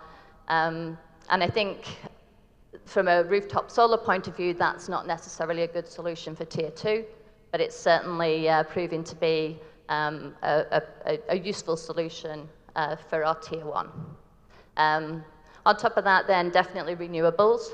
Bangladesh is very, very focused on natural gas. And again, people have mentioned it's a lower emission, but it's still a fossil fuel. Let's be quite honest about that. So we would like to see support from the government and the institutions that are here today to support the renewables that we don't have an offer on in Bangladesh. And that is something, again, that is specific to Bangladesh that doesn't correspond to some of the other countries that we work with. So really then our focus of Bangladesh would be on those efficiencies, introducing equipment that potentially is transferring energy, so where we've got heat being generated by a process, using that heat to support another process. Okay. Finance is something that I know we're going to talk about more this afternoon, and I'm sure that touches to a lot of people present in terms of the impact of finance. So we've got solutions that we're happy to talk about, and I won't go into too much because I know we've got sessions on that this afternoon. And then we've also got opportunity to look at software. So metering, real-time data gathering, and then using that data to report in terms of, again, what the baseline is, what the opportunities for reduced emissions are, and what those ultimate actual emissions are. So that there's very much a tracking of improvement and the impact of improvements. So I think there's some so we start with some very basic solutions. We work into some, as I say, software and in-house solutions, and then looking at the opportunity in the region for sort of larger scale solutions as well. If I ask you, what is stopping us to scale up? What's your roadblock? Why it is not happening to 3,000 mils? Why it's not happening to 300 mils in T2? Yeah. Finance, possibly the first roadblock. Secondly, I would say the availability of technology and the cost of that technology. There's also commitment, whether that's brand commitment, manufacturer commitment, government commitment. That's a key to this. It is about stakeholders. Everybody has to have the passion to move forward with it. Thank you for being very okay. Blunt on it. Now I come back to... Do I segue into some of your... Yes, absolutely. You made my glass open now. See, glass is now fully open. I come back to Siddiq Saab. For you, the thing what Lisa just mentioned just earlier is Bangladesh is having low emission, but then it's more of fossil fuel and not having large amount of potential to the renewable energy. So how prepared is Bangladesh with the grid? And how is it, because the grid is fully dominated by the fossil fuels, how are we going to transform the current situation? Is the plan and the roadmap is there for actually achieving it? And probably somewhere in the morning someone said that, okay, we are only 5%, and how can we do without being everyone are asking what we need to do, but how can we do? So what's the roadmap looking like? Because most of the times when it comes to the factories, they have no choice. They have to do. And they don't know where to go. That's the situation where we are right now. Because we need at the scale, we need to work at scale, and we also need it to be efficient. Because one small wrong step can actually take us back with the, without having any other option. So that's the reason why it is very important factor to talk about on the grid and how the grid is going to be helping in future. Thank you. So you like to know the solutions now, right? Do you agree that it's a roadblock first? Yeah, of course. So you see that the Bangladesh, if you see the total energy mix of the Bangladesh for power generation, the share of natural gas, which was more than 80% a decade back, is come down to now around 49%. Wow. Then who are the other form of fuels, primary fuels, that take that share? Is it the renewable energy? No. It is taken over by the coal and the liquid fuel like furnace oil, which are more polluting than the natural gas. So it's a challenge. Now you said that how industries, because industries are in a real crisis now to face the problem which are setting by the buyers, you know. But I am not very sure that whether when the buyers set up this target, it was an inclusive decision. Do they consult with the manufacturers or not? But it's a real problem for the manufacturers in the fashion industries. Particularly in Bangladesh, it was discussed that this is the largest sector in Bangladesh, largest export sector. And it is not only the export sector, a lot of employments has been created, generated through this fashion industry. If you look into the whole value chain, then it is not only the power, it is also the thermal application is also a significant part, especially in the textile portion. So when you look into the whole value chain, then you come into a solution through which you can maximize your potential to reduce the carbon footprint into the production line, the whole production line. Now, what is the government target and what is the achievements? Government target is huge, that 40% by 2041. So target is huge. But there are a lot of challenges as to it. If you see that in Bangladesh, what are the renewable energy sources is available? Those are the variable in nature. It is not that hydro is not much in Bangladesh. Geothermal, not yet. If you consider the present technologies of renewable energy, then the solar is the most potential, and then the wind.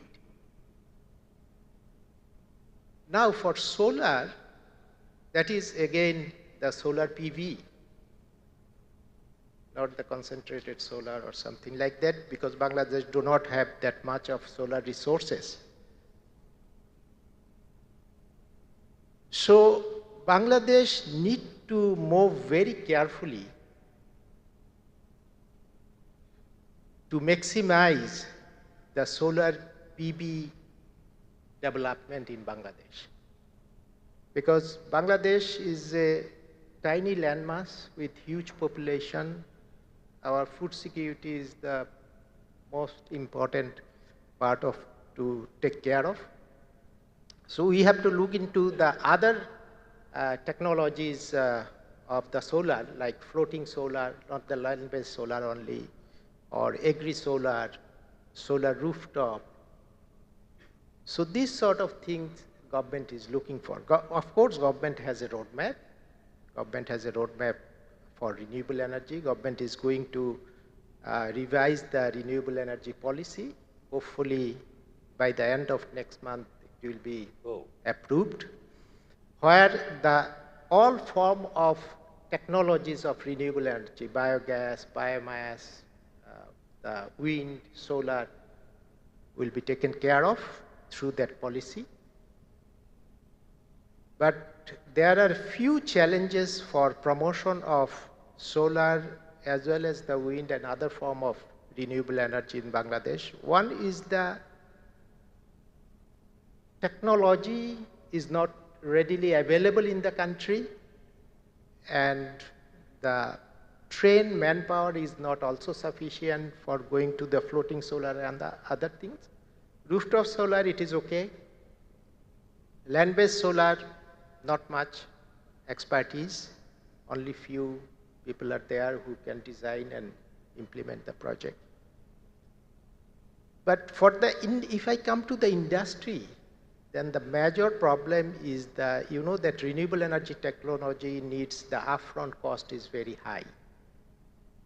So if I consider from the policy side, we need the enabling policy from the government, which can facilitate the investors to come and participate into the journey.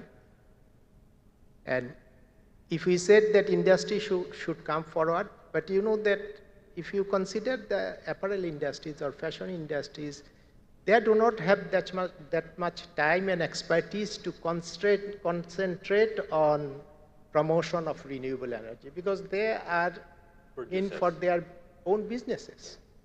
So we need a right form of blending of the people who will come up with investment with proper technologies and have a shake hand with the industries so that they can utilize that one.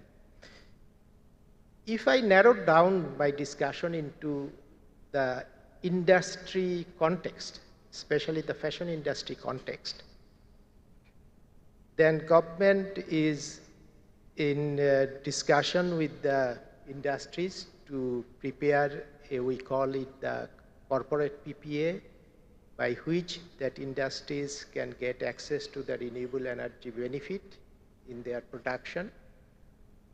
There are few challenges. Just yesterday I tried to discuss with the relevant government people as well as the technology providers, which are found that this corporate PPA can facilitate the industries say 2 to 3 years down the road, not immediately. Number one. Number two, there is another opportunity at this moment which they identified by the government, that SLIP PPA means that Bangladesh have now 890 megawatt of installed capacity of renewable energy. Whether and that is this benefit, industrial and household, both? No, this is the commercial okay. as well as the rooftop and rooftop others. Whether industry can get access to benefit of that renewable energy production, maybe through certification or something like that. In this particular case, the renewable energy certificate will not be necessary. Only the certificate or authentication from the off-taker can be utilized. And third option is the renewable energy certification, but that also needs some time. So readily available facilities is SLIP PPA, then to the maybe either renewable energy certification or corporate PPA. In those cases, you have already mentioned the high amount of cost right at the start. How is the government policy looking like? You see that government always try to mobilize the concessional financing for renewable energy project. Not only for the government sector, but also for the private sector. This is one. Number two, when I considered the, say, corporate PPA or certification. Certification, the SLIP PPA will be the less coster than the corporate PPA, as I understand, because I was discussing that the industry understanding is that corporate PPA will be the less cost option. That I tried to discover from the main project developer or project owners as well as from the government. But it is not like that as yet. But further discussion might create some clarity, bring some clarity on there. So I will request the industries to continue their discussion with the government, so that some kind of solution is really needed. At the same time, I will request the buyers also to that if it is the cost will be involved there, no doubt about it. So they should also share some of the cost to facilitate the manufacturer to keep their business up for the buyers. To continue that point, sir, because I wanted to go to others, but I just wanted to come to this point again, continue. Is it only money? Because if it is only money, there would have been solution by now. It is not just the money, because when I am talking to a brand, it says, okay, tell me how can I account it? Tell me how I will get my things back. Is it going to be this percentage of CO2 reduction on my book? Then they will put an account on the cost. That's not a problem. But probably there is something else in our infrastructure, in our country, where in and out needs to be accounted. Probably. In that sense, are we looking outside and get the data, or probably we need to generate from our own and create requirements for the mills? Because if it's money, someone will buy somehow. And some torchbearers would have been already available. That's my view, personal view. You are 100% correct, because it is not only the money, it also needs to develop the mechanism by which it should be recognized by the authorities, either UNFCCC or the European Union, whoever they may be, that it must be authenticated by the appropriate authorities. That yes, that's why I said that carbon corporate PPA as well as the renewable energy certification needs time. But SLIP PPA need less time because plant is already there. Just develop a mechanism through which you can facilitate this. Thank you, sir. So my doubt is clarified. So just now coming back to the banker. So we all know World Bank and what is there in their contribution to the decarbonization segment globally. Now, my first question, there are two questions. The first question is about how can we teach or bring the learnings from external learnings to Bangladesh to accelerate, because here probably we can add more value and things can happen, then more people will adopt. So how can we increase that accelerating learning from outside? And the second is, okay, second I will come of the more points on those two people who said that investment, the upfront investment, how can we deal with the upfront investment to manage the situation? Because Vidura said debt cannot be the only way of decarbonization. So how are we dealing with that kind of situations? Let's start with like what sort of decarbonization Bangladesh needs, right? Yeah. Then I will come back to your answer, your question, and then answer that. When we go to the textile factories, I used to work for this industry for some time. I'm now in the bank, and you call me a banker. At some point of my life, if someone called me a banker, I'd be a little insulted. Yeah. But now that's what I am. Yeah. So I'm a banker now. So what we are talking about is the decarbonization of textile industry. So we have been going to the textile factories for a long time, right? And Shiva, you have been there as well, and we have seen like there are many ways to decarbonize this industry. Probably we can talk about two major pipelines here. One pipeline is the energy efficiency and energy saving. The second pipeline is energy generation. So what energy we are using. A lot of industrialists is present here today, so probably I start from the energy efficiency and savings. What do you have in Bangladesh? If you go to a factory, what sort of motors we are using? Most of these motors are either unrated or IE1. In some cases, probably IE2. But we already have IE3 motors, IE4 motors, even IE5 motors. You can have a lot of energy efficiency there. And I think the payback period is something around 2 and 3 years. It's not a lot of money we're talking about, but it is not done. Most of the factories in Bangladesh are run by captive power generation, right? We do not use the national grid. So that's another problem, because if the sleeved PPA or the corporate power purchase agreement, anything has to happen, the grid needs to be there. So that's another discussion, I'll go later. But currently you are using captive power generation and using what? Natural gas, which has the efficiency of 25% to 40% maybe. If you're a new generator, 45% maybe. What happens to the rest of the 55% energy?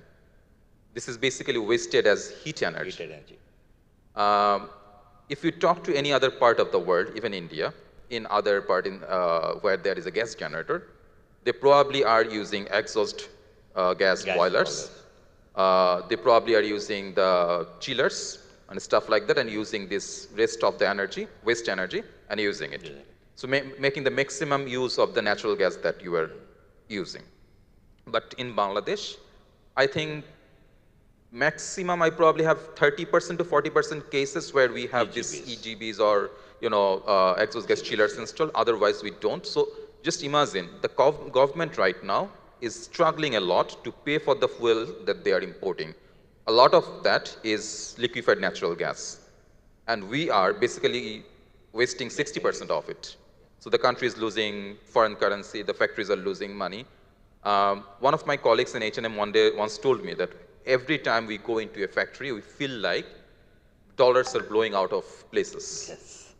And that's what exactly happening in Bangladesh. So I think first and foremost, we need to look at the pricing structure of the electricity and gas and understand why in Bangladesh we do not care as much about energy efficiency, as much about energy saving like we do in other parts of the world. What's the problem there? So we need to look at that. Then come to the next part is the energy generation that we are using in our factories. Of course, most of it is fossil fuel based natural gas coming either from your grid or from the captive generation. As I just said, most of it, 95% I think, is coming from the captive generation, only 5% is from the grid. First and foremost, for corporate power purchase agreement or anything to happen, the factories need to move from their fossil fuel based generation to grid. And for that to happen, the grid needs to be reliable. You can't be a factory. You can't be a factory who is exporting to different countries in the world, working for best of the brands, and do not have a reliable electricity in place. And that is where in the first place they all moved to the captive generation. In any part of the world, captive generation is backup. In Bangladesh, grid is the backup, right?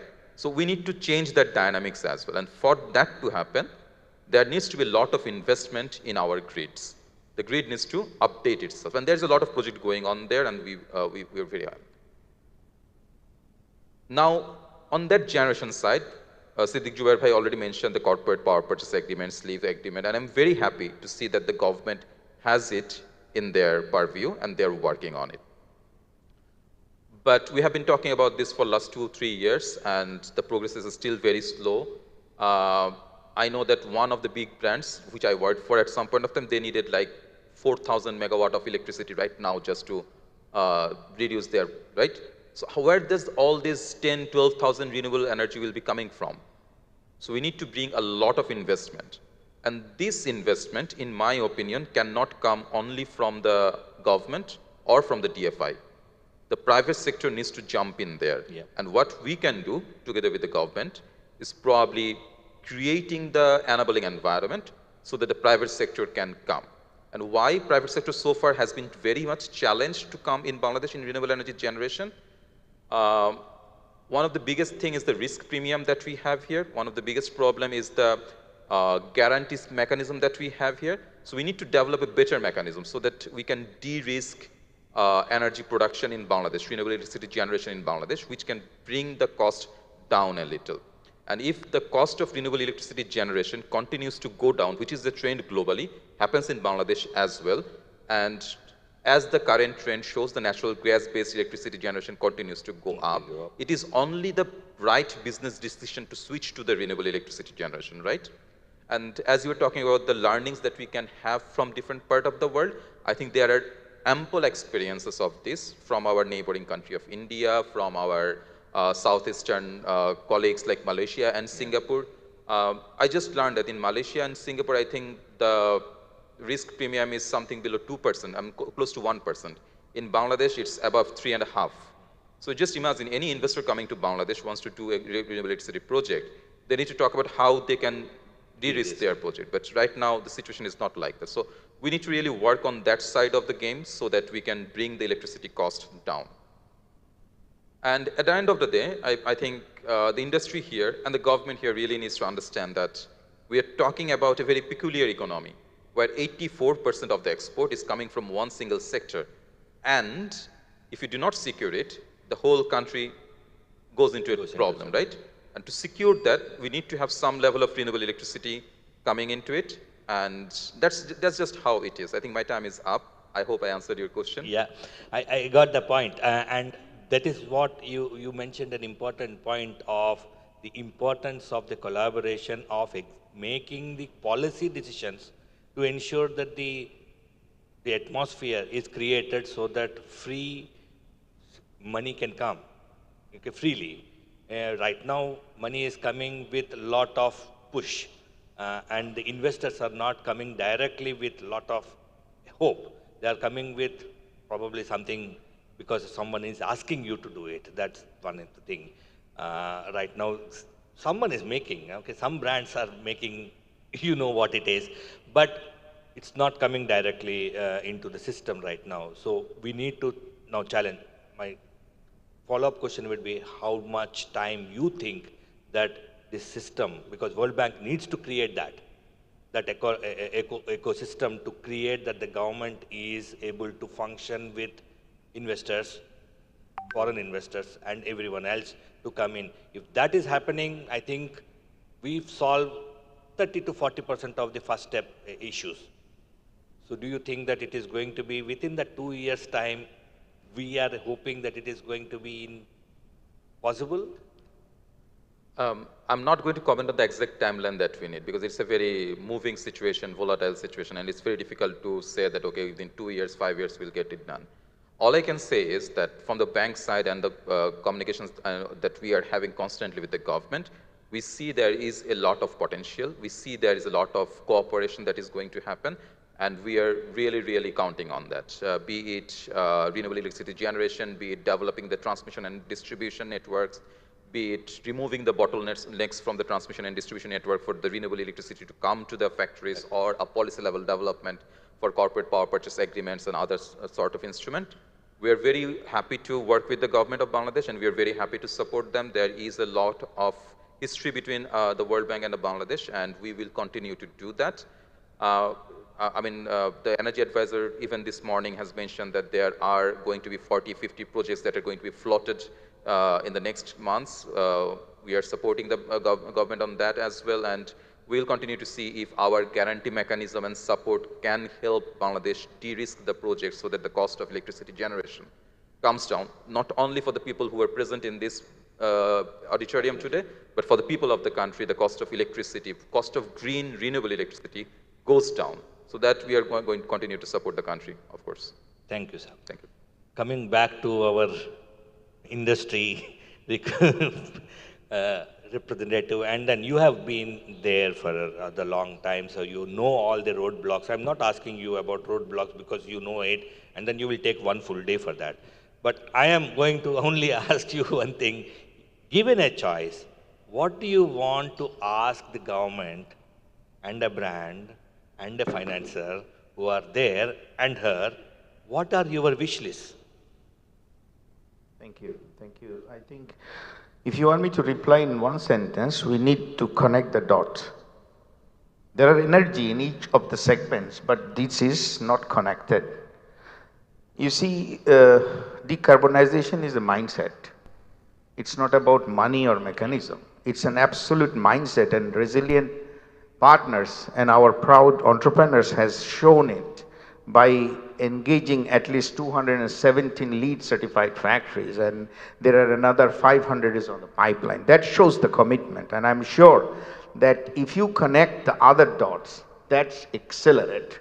I'm sure that I'm proud of all my colleagues in association, Mustafiz, and they have done a tremendous job to even establish an RBH, which is kind of like registering the data and disclosing the data to understand, not to misunderstand, to understand what's the landscape, to understand what is the gap, and to have a resilient, active plan, how do we reduce the gap. Of course, Faisal mentioned it rightly that decarbonization does not have low-hanging fruits like reduce, reuse, recycle in each of the industry. But I must say that here, our capacity and capability of the regulatory board have to come up. I must congratulate our government for projects like Shreda and others, but I must say that you have to engage much more energy inspector, and eventually, when you have a prescription done, you have to also initiate the support. How do we convert all this wastage immediately?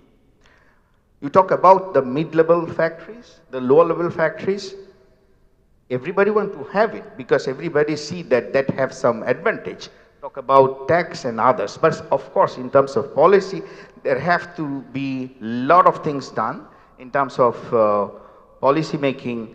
Talk about infrastructures. So we talk about having this corporate power purchase agreement.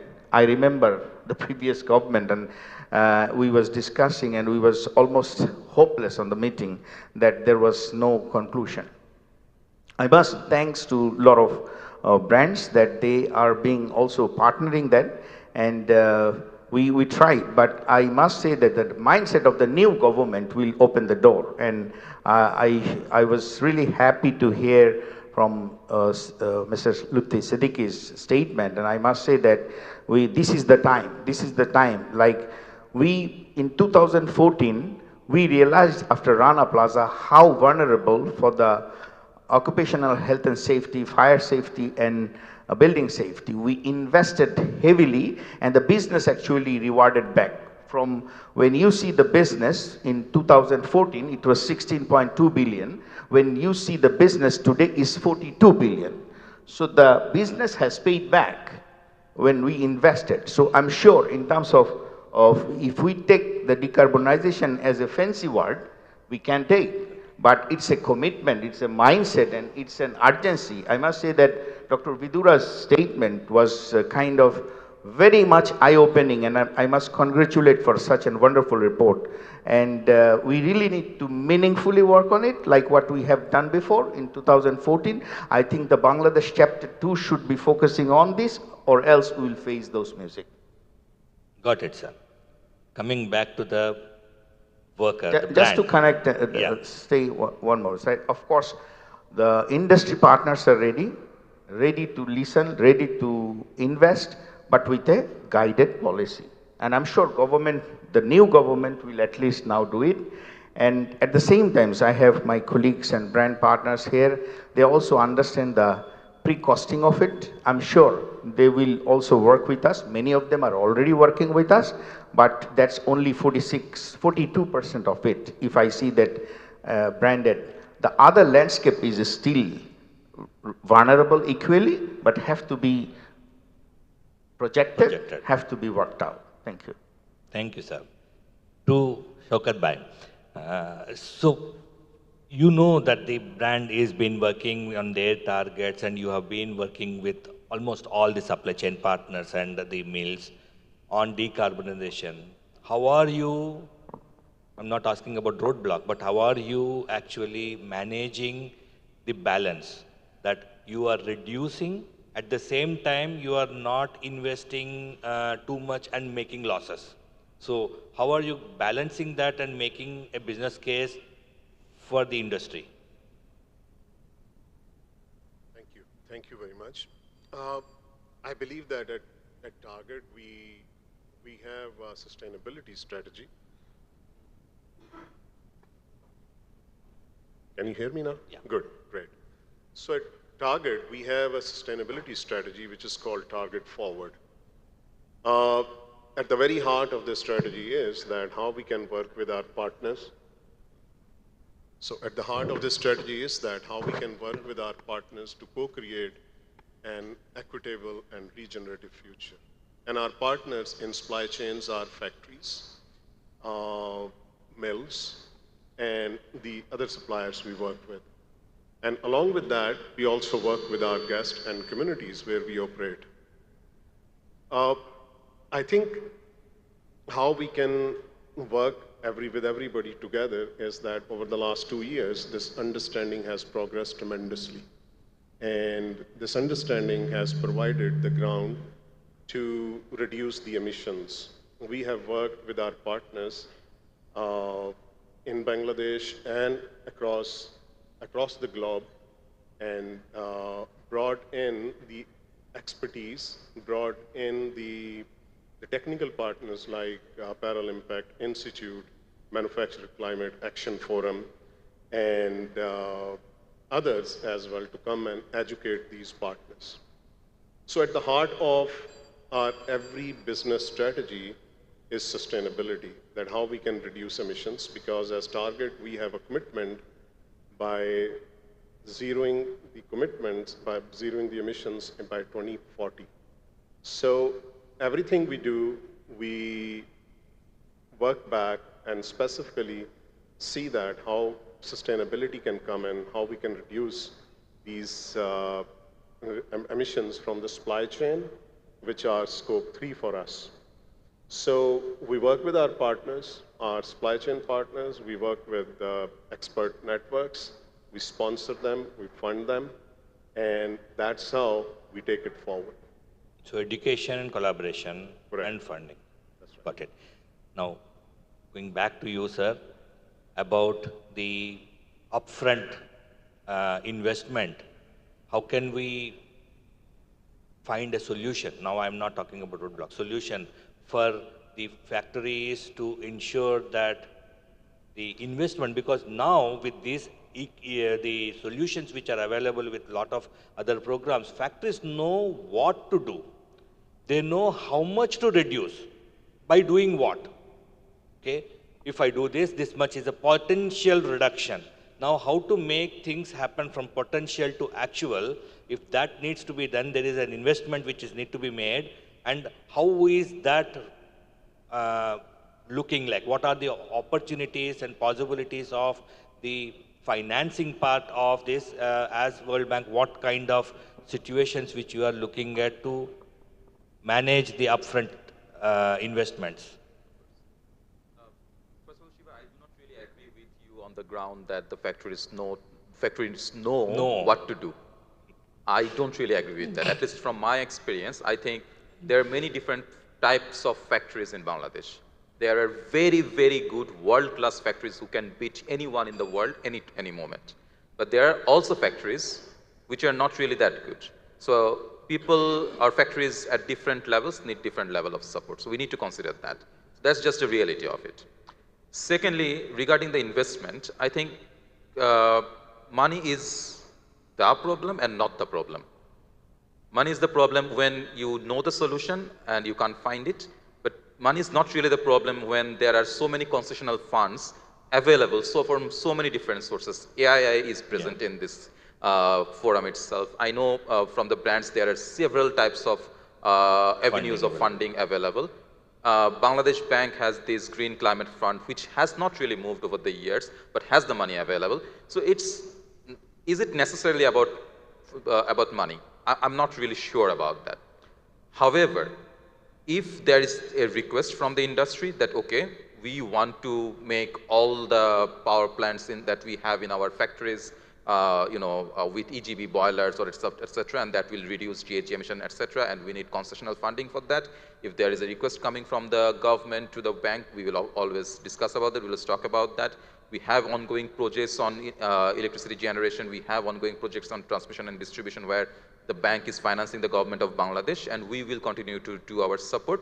However, we will need to take a stock, like where we are right now as the industry in Bangladesh, what sort of support we really need, what is the energy efficiency situation, what is the energy saving situation, what is the energy generation situation, and then realize, okay, we need funding here, we need only the technology here, we need kind of awareness raising here. So then only can we probably think on a structured way and find the right solutions for it. So money is the problem, but not necessarily the one.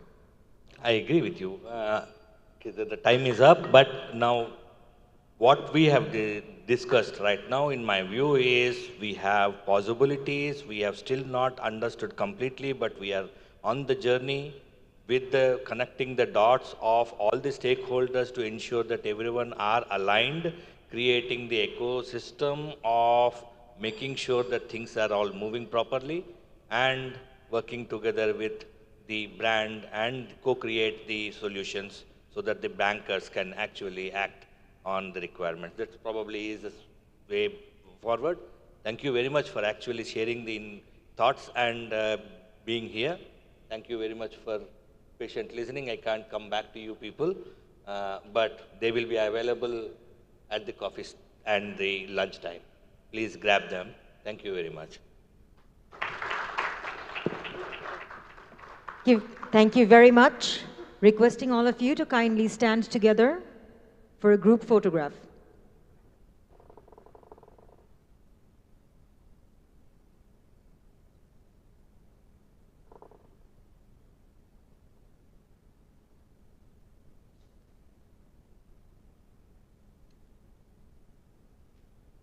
Thank you very much, gentlemen, for the session. Up next, we have an important keynote on funding decarbonization, a topic that is pivotal to driving climate action. It's my pleasure to welcome Chaudhry Liaquat Ali, Director of the Sustainable Finance Department at Bangladesh Bank, to share his insights on how financial strategies can accelerate decarbonization efforts in Bangladesh. Ladies and gentlemen, please welcome Mr. Chaudhry Liaquat Ali.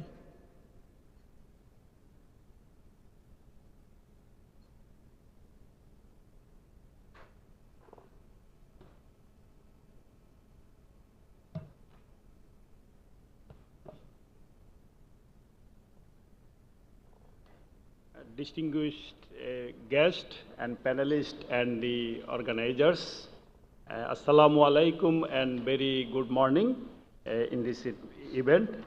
Actually, it is my privilege to present a keynote on a matter of critical importance, not only for the Bangladesh, but for the global community at large, how sustainable finance is contributing towards achieving the sustainable development goals and the promoting decarbonizations in Bangladesh. As we stand in the intersections of the financial innovations and environmental responsibility, the role of the central bank has expanded beyond traditional monetary policy. We are now tasked with ensuring that the financial system supports sustainable and the inclusive growth.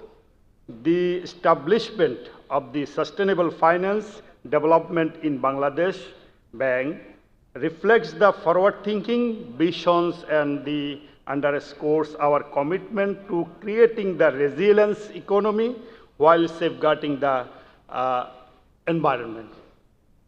Ladies and gentlemen, you might be known to you, Bangladesh, despite its minimal contribution to global greenhouse gas emissions, only 0.252% is ranked the 7th more vulnerable country in the globe as per the IPCC. So, the country has experienced significant loss and damage from the extreme events weather, highlighting the urgent need to climate actions, even for low emitting nations. And as Bangladesh transitions its low carbon development trajectory, sustainable finance emerges a pivotal factor in ensuring sustainable development and enhancing the infrastructure resilience. The Sustainable Finance Department of the Bangladesh Bank was established in the 2015 with a clear mandate to promote the green and sustainable finance, ensuring environmental and social risks, and the drive decarbonization efforts through the financial systems, eventually greening the financial system of Bangladesh. Since inception of the Sustainable Finance Department is fostering sustainable finance system, responsible banking that they aligns with the United Nations developments, that is the SDG, especially the SDG 7, that is the affordable and the clean energy, and the SDG 8, that is decent work and the economic growth, SDG 13, that is the climate actions, and the SDG 17, partnership, that is partnership for the growth. To achieve the sustainable development goal, actually Bangladesh Bank has taken a lot of initiatives for greening the financial systems through the banks and finance company. And I would like to share a overview of the decarbonization financing by the Bangladesh Bank. I have already shown it. In the third one, actually the second one, why we focus to expedite the decarbonization efforts. That means we extend the both policy supports and the subsidized low-cost financing. Apart from the low-cost financing, actually we giving the refining facilities to the investors or the borrower, where we actually established a 3 refinance scheme for the greening the financial systems. Out of that, actually till now, we disbursed 3,225 crore for reducing the GHG gas emissions. I would like to share here that out of this amount, 90% of this amount disbursed to the ready-made garments from these 3 funds. And as of June, actually, our banking and financial industries contributes the 4,368.3 billion, which is accounted for the 8.65% of the GDP.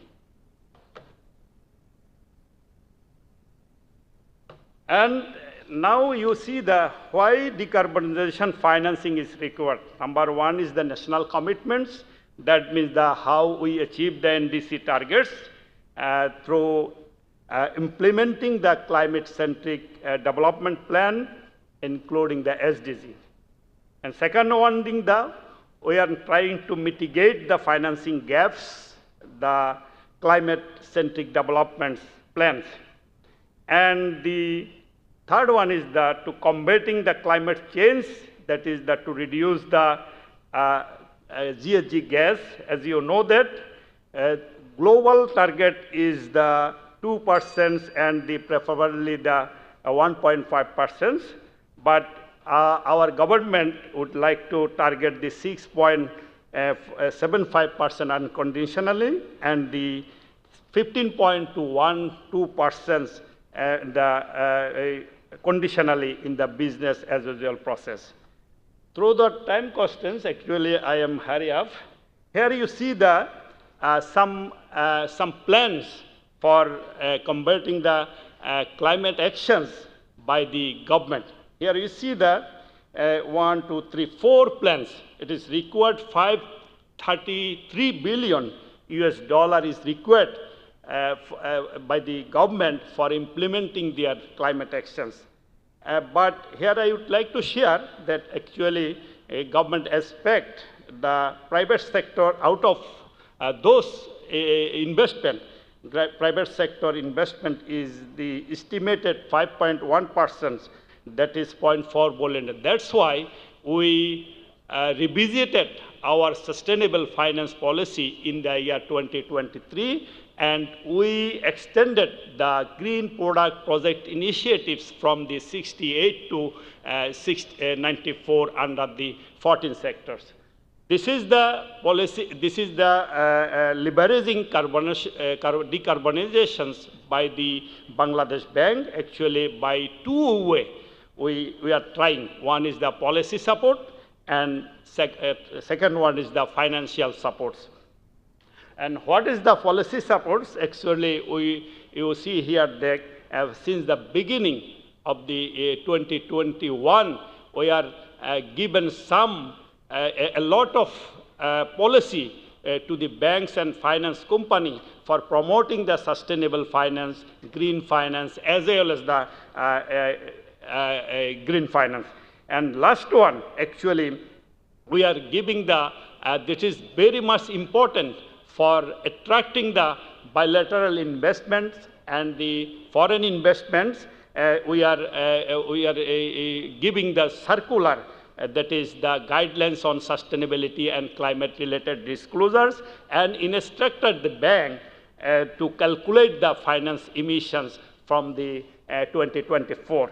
And finally, we are going ahead to formulate the climate risk management guidelines and the carbon footprint measurement policies. And now I would like to share what is the financial supports from the Bangladesh Bank. I said earlier, 3 refinance schemes there. Here I show that I already said that out of 3 refinance schemes, major portions of the shares disbursed from this fund only to the ready-made garment sectors. And this is the overall scenario of the Bangladesh. How much money disbursed year to year by the financial industries you see.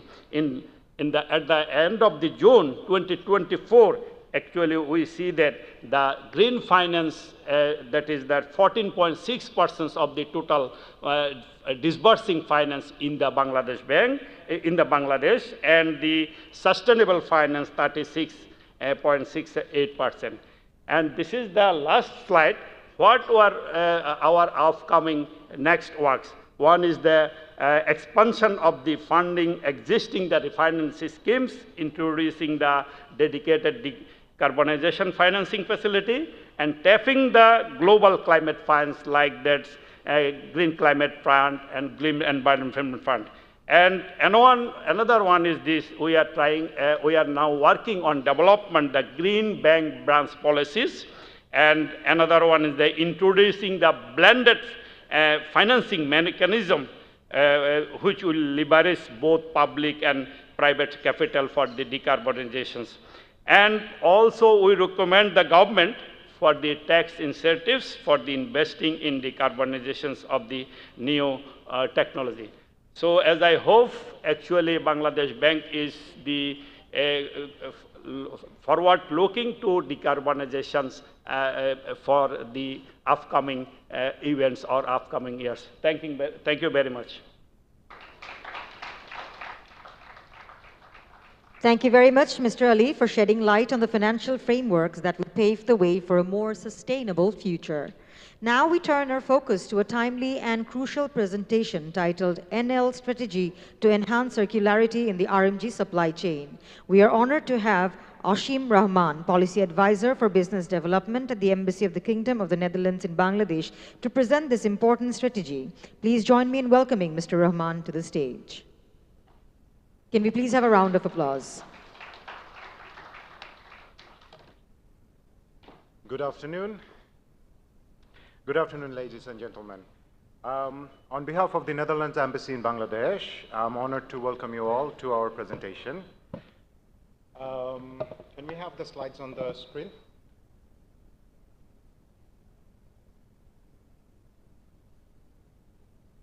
So, okay. So this is about enhancing circularity in RMG supply chain. And help me with this. Yeah. Great. So this is about the enhancing circularity in the RMG supply chain. And after this presentation, we look forward to your feedback and reaction on the information that we share right now. So we call this strategy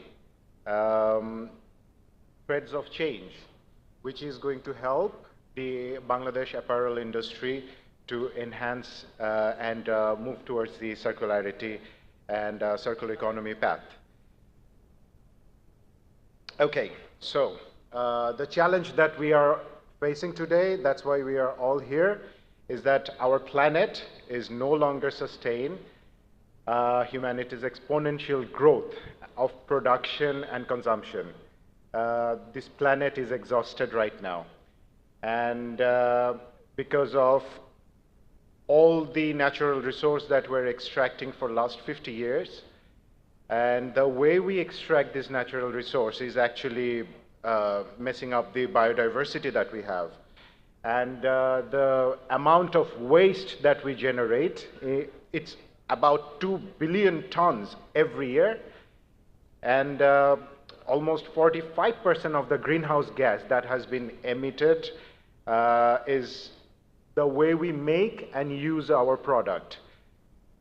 And the solution is circular economy, because it can actually reduce the greenhouse gas emission by almost 40%. The circular economy is a solution because it is based on 3 principles, which helps to eliminate waste and pollution. It helps to circulate products and materials to be reused, and it helps to regenerate nature. The main idea behind it is to create maximum value within the economy and reduce the waste as much as we can. So Bangladesh, being the 2nd largest apparel producer in the world, as you all know, is like producing 500 tons of waste, apparel waste every year almost. About 5% of that waste is being recycled only.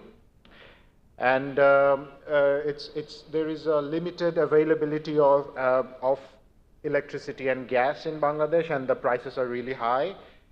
The circular innovations and technologies are quite limited at this point of time, but there are a lot of going on there.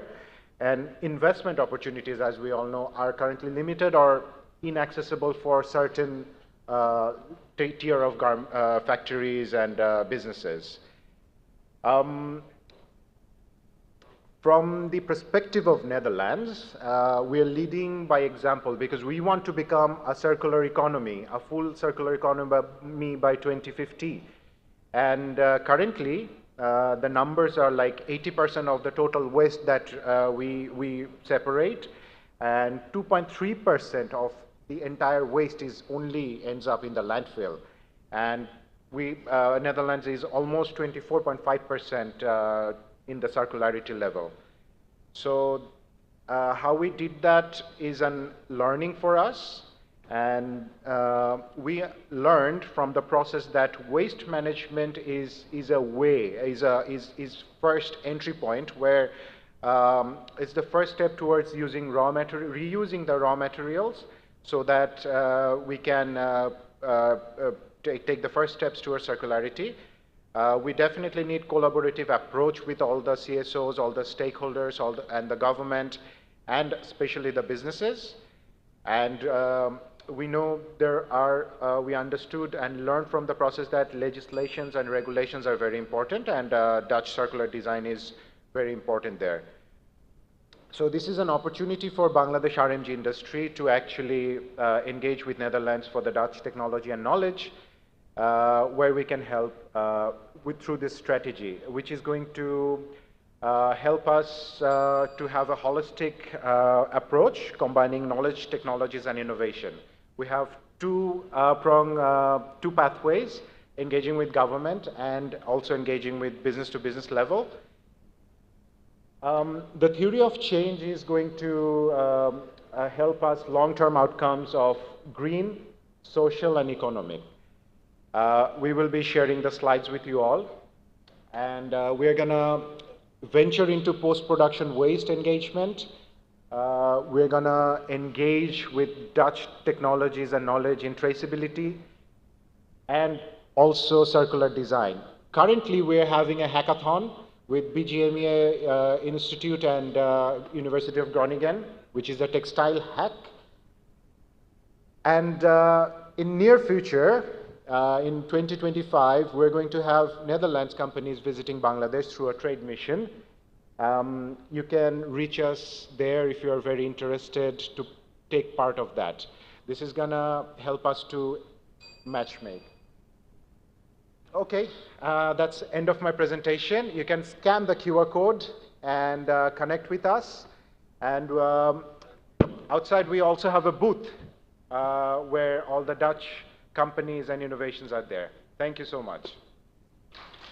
Thank you very much, Mr. Rahman, for your insightful presentation and for highlighting how enhanced circularity can reshape the future of the RMG supply chain.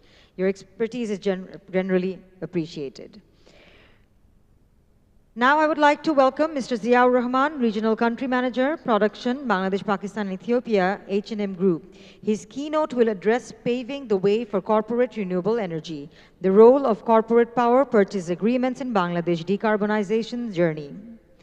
Sir, the stage is yours. Good afternoon. Assalamu alaikum. Sharodiyo Durga Pujar Shubhacha Shobaike. Thank you. Dear esteemed guests and colleagues, it's an honor for me to be here today. Despite even this is a holiday, if I look at this whole hall, it makes me really, really satisfied and proud that we are up to something really good, despite even holidays. So thank you so much for coming today here. Before we start, I want to talk a little bit about H&M. Of course, we've been here in this market for 4 decades. Globally, we have more than 4,000 stores and our footprint almost more than 75 markets, and also we have online as well, more than 60. All our brands and the business venture that we share have the same passion for making fashion, and we want to make it sustainable way. And this is where the role here that brought us today. In Bangladesh, we have a long history, more than 4 decades that we are here. We are deeply rooted here, I would say. And one of the main character here that we create partnership. We don't shop around. Our average length of the working with the suppliers is very long. So we have suppliers more than 15 plus years also that we are working. And that is a big strength for us, because when you make partnerships, we can target even a challenge like probably looks like more than Everest, the bigger than Everest even. And in H&M as a role in Bangladesh, it's the most important market, sourcing market, I would say. So our relationship with Bangladesh and H&M is deeply rooted. Now I will jump a little bit about the European legislations and market access. If you remember this opening session, and also a little bit about the earlier panel, they talk about I think I heard the name ESPR there as well, and I'm going to talk about that a little bit. The ESPR means eco-design for sustainable product regulation. This means that after end of 2027, every product that anybody wants to sell in Europe needs to announce that how it produced and how it has an impact actually to the environment, if I summarize on a basic knowledge. if we cannot comply with the European law there, our market will not have the access, despite we produce a beautiful product here, despite we have a great industry last 4 decades. So it's very, very important that we adopt this, and our supply chain is getting ready for this. I will jump to H&M climate ambitions, because as I said, this is one of the biggest market for our sourcing, and we've been here 4 decades. We have very clear reason here to be more than next 4 decades as well. So this market is very important for us. So H&M target for reduce this carbon emission from our value chain 56% by 2030 and net zero by 2040. Approximately 60% of our total H&M Group's carbon emission comes from the producing country like Bangladesh, and primarily to produce fabric and of course making garments. And this is why our Bangladesh have a big, big role to play, and I think I will challenge everyone here in this room that how can you do it? Because looks like we even probably start our baby footsteps yet. So we are much behind than lot of our competitors' countries. Like I heard the name India here, I heard the name Vietnam here, and a lot of Far East countries. And this is where the challenge begins actually. I still have 5 minutes, great. So I will talk a little bit about the energy situation in Bangladesh. The earlier panel, one of my ex-colleagues, now working as a banker, he mentioned about it a little bit. It's a captive generations that we do production in Bangladesh. Usually it's opposite in other part of the world because it's primarily connected to the grid. But in Bangladesh, the grid is not stable, that's another discussion. We produce our own electricity. And that comes from fossil fuel, natural gas. And at the beginning, our honorable advisor also says, and I think Mr. Lutfi Siddiqui also said that around 2 to 5% probably energy comes from renewable sources. And in considering that, one of the big production market in Bangladesh, and I said that we wish to hear even more 4+ decades in Bangladesh. If I look at in my supply chain, how much electricity we need? At this moment, the electrification we have, we need 2,500 megawatt. So that's why I name, it is a challenge like Everest. But when everybody, despite all the holiday you came here, I am very courageous to take the challenge here. And considering this mix and a complex, the mix energy situation, and this is a very complex as well, if you turn it around to the next level. One thing I should not forget, there is an opportunity for the on-site solar, like you put a solar panel, which is very, very common. If you take a flight landing in Dhaka over the Ashulia, Gazipur area, you will see a lot of solar panels. But if you do that even 100%, in our supply chain, we can only cover less than 1/5. Probably 15 to 16, 17% of our need. So it's not enough. So we need to play the game completely differently. That's the whole point we are talking about. And giving us this unique situation, we've been working with our partners like USAID batch program. We have been working with one of our suppliers and also partners, I would say, Pran Group. Soon we'll have a panel discussion about it. We come to a conclusion that there is a solution that we can bring, which is power purchase agreement, a corporate power purchase agreement. And in corporate power purchase agreement, we are saying that renewable energy that produced in offshore connected to the grid and our suppliers connected to the grid. That we are talking about. It looks simple on that sense, but in reality, with the complex we find is probably one of the most complex projects that we are working. But then, we have some good example because we are a global company. So we have a good example in India, we have a good example in Vietnam that we work with. So that gives us a courage. And I think I mentioned the name once and I want to mention it again, that US batch program help us a lot to talk with more with the government, to work with more with the different consultants and others, that how can we make it as a reality. So we come as proposal as a corporate power purchase project towards our government. Why the corporate power purchase is important to Bangladesh?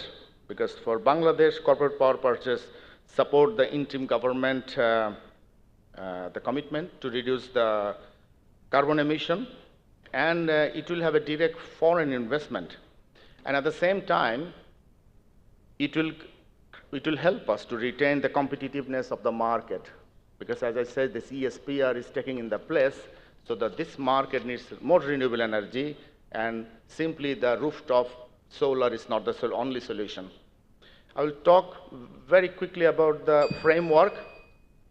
And to establish this corporate power purchase agreement in Bangladesh, it is important to develop a framework and a legislative, the changes. And this is where government comes into the picture. We request to our government to allow us a pilot project, because this is completely new in Bangladesh. It never happened before.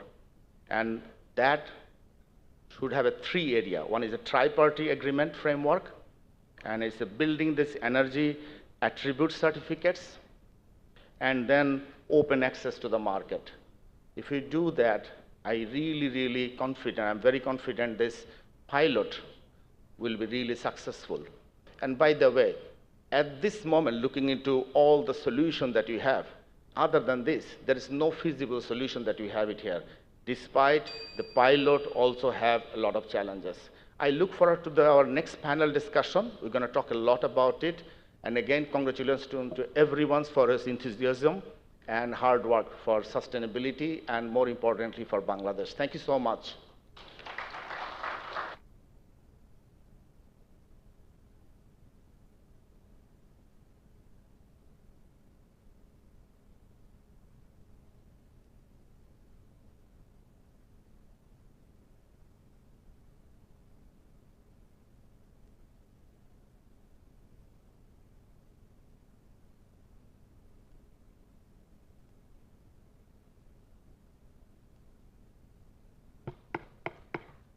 Sorry about that. Thank you very much, sir. Requesting you to stay back as you're part of the next plenary session. And now let's dive deeper into the future of corporate power purchase agreements, CPPAs, in Bangladesh, a key element in advancing the country's renewable energy transition. I'm excited to introduce the panelists for our second plenary session, Navigating the Future of CPPAs in Bangladesh. We already have Mr. Ziaur Rahman, Regional Country Manager Production, Bangladesh, Pakistan, and Ethiopia, H&M, on stage with us. To join him on stage, I would like to request Ms. Saida Yasmin Mir, Director of Energy Procurement and Project Finance, USAID Badge. I'd also like to request Ahsan Khan Chaudhry, Chairman and CEO of Pran RFL Group, to please come up on stage, and Frederica Noren, Program Officer, the Swedish International Development Cooperation Agency. Requesting you to please come up on stage and take your seats. I would also like to mention that ABM Ziaul Haq, Chief Engineer, Private Generation, Bangladesh Power Development Board, couldn't be here with us. He has regretted his absence. This session will be moderated by Shayan Shafi, Energy Team Leader at U.S. Agency for International Development, Bangladesh.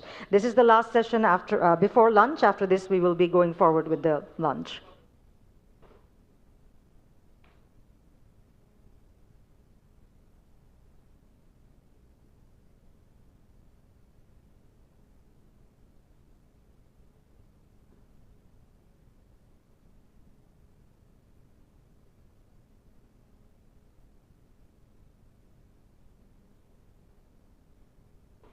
Yes, Mr. Ziaul Haq couldn't be here with us.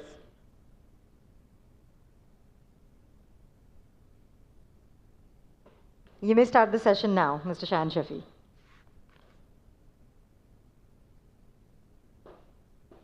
Thank you very much, everyone. Good afternoon. So I'm here to just set the context as the moderator for this session. I think we'll have the same similar type of session. This one is about corporate power purchase agreement.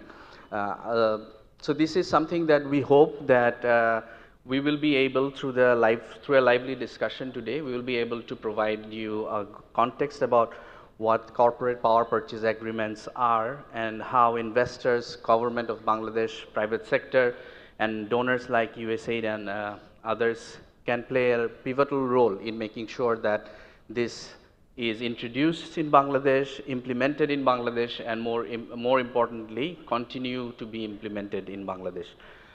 When we started doing this, initiating this concept about 2 years back, we didn't have a room like this back then to talk to and describe about what CPPA is and how this can actually add value to the production and also to the manufacturing industries.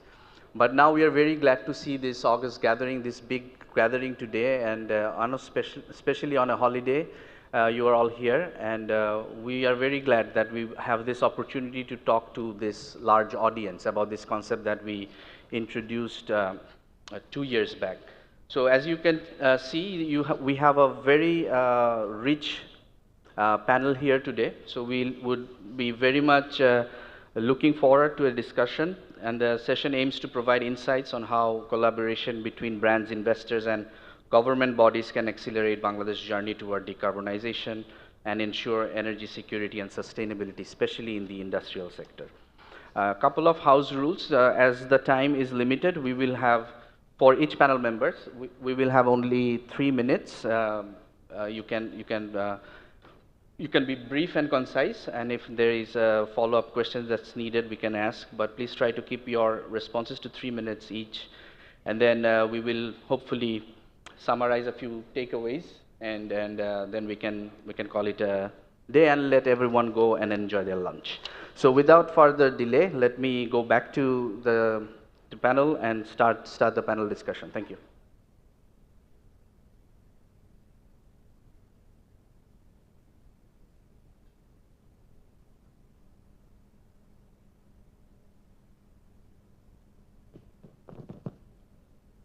So as we had our government representative here, but unfortunately he was not able to join here today. So I'll turn it over to Mr. Ahsan Khan Chaudhary, who really needs no introduction. We are very, very glad that Ahsan bhai, we have you here today. So as a prospective investor and off-taker in the CPPA model regime, you are the first few private group who are not only aware about the subject matter, but also are interested to actually partake in this new CPPA framework that we are trying to move forward. So in general, my question to you would be, how do you see this CPPA to be a framework for private investors and private groups to take on? Do you see that as an opportunity? What could be, from your lens, what could be the bottlenecks or challenges that you oversee? And in general, how do you feel that as a group, these different participants from this, representatives from this group can actually contribute to the betterment of this? So over to you, Ahsan bhai. Thank you. Amar mone hoy ki basically the thing is corporate power purchase agreement. I think it's very simple that someone who has a possibility to generate some power, they want to generate power and give it to the grid so that we are able to become carbon neutral going forward. That's the total summary. Where are we at? So private sector like us, we have taken a goal that Bangladesh is a small country. We are not going to even waste 1 square millimeter of this country where we can use whatever we can use. We have to use everything, right? Like say now, the only issue is how the government is going to look at it, and then how the brands can take advantage of it, and how we can go forward, and what are the financing and other things. So we have had discussion with the government. Advisor sir, as soon as he became an advisor, we went and saw him. sir, we have this possibility to generate more power. Can you give us, opportunity to give us the power to our brands so that brands are able to become carbon neutral? The answer from him was very logical. Look at the grid. If the grid can take it, we will do wheeling. And after we do wheeling, you pay the wheeling charges, and the brands are able to utilize it.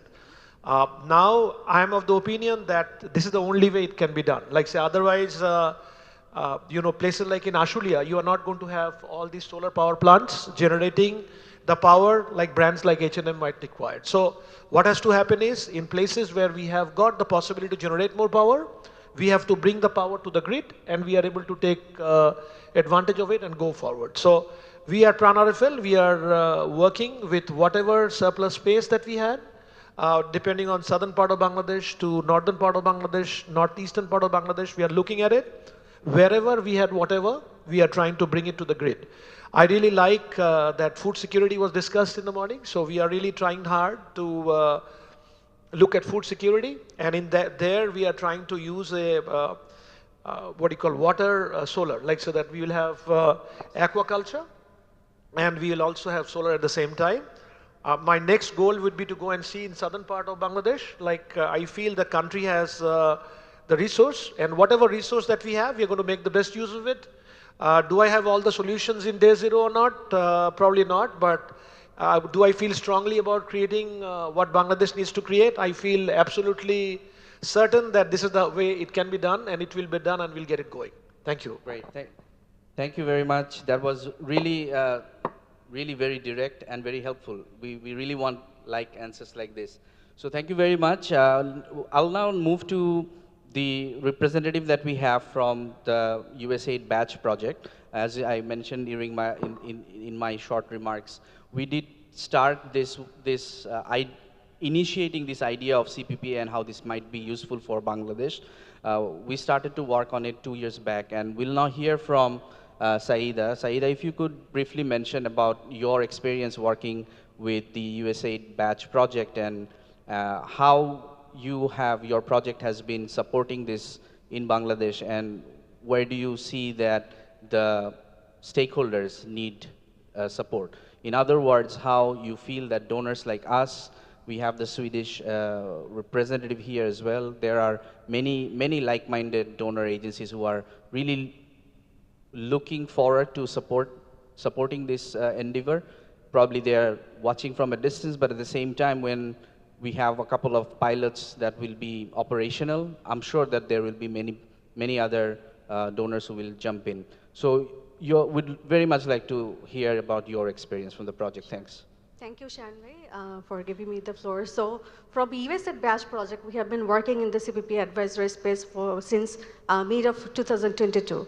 So back then, we actually started our partnership with H&M to collaborate on identifying suitable solutions to decarbonize their supply chain in the ready-made garment industries.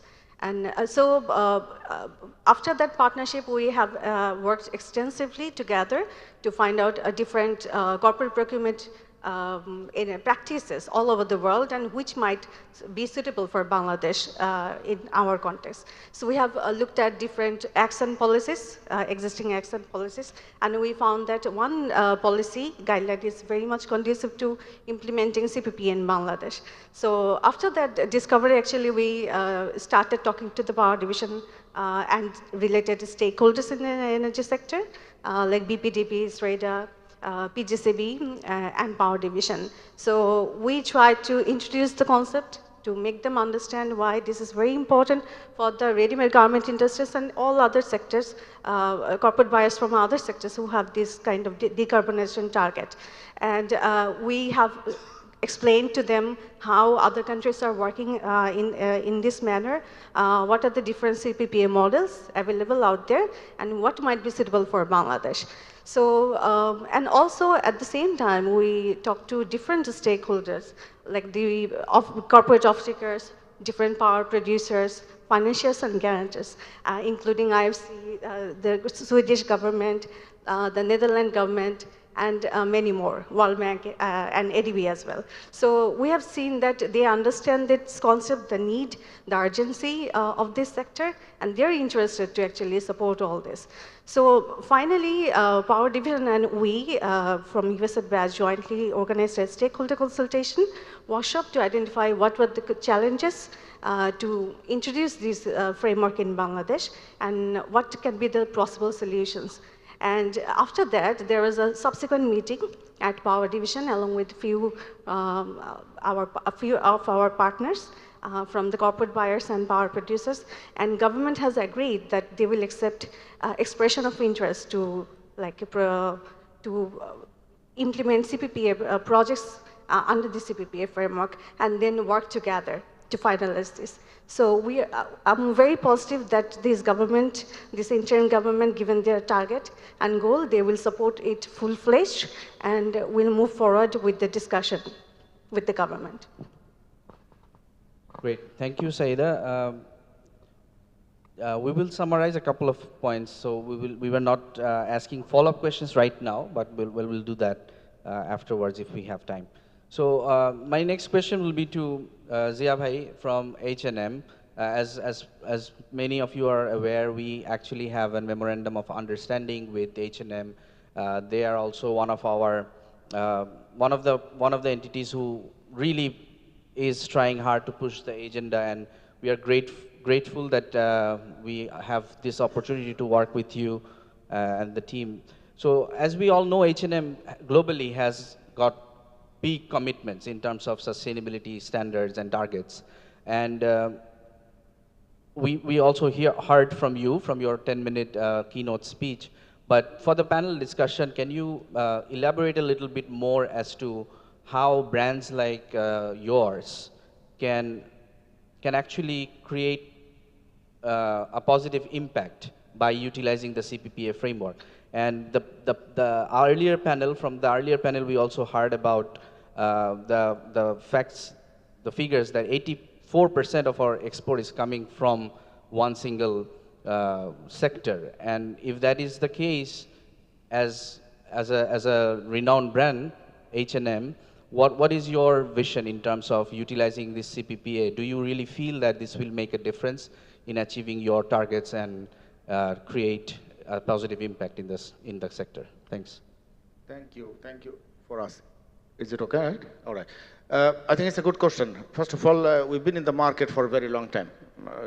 I think you hear it again. Yeah, a very long time. We're deeply rooted here. And one thing that we do very cautiously is create partnership. Because if I do shop around, it doesn't solve the problem. We can't do anything. So it's a bigger problem that nobody can solve alone. You need to have a collective cooperation and engagement from every different one in your ecosystem. We are not only the one in the ecosystem. We are a part of that as well. Okay, now how are we going to do this? It's last 10 years, the way the business developed in Bangladesh, trust me, next 2 years will not be the same. It is a different world. And I think adaptation is quite important here.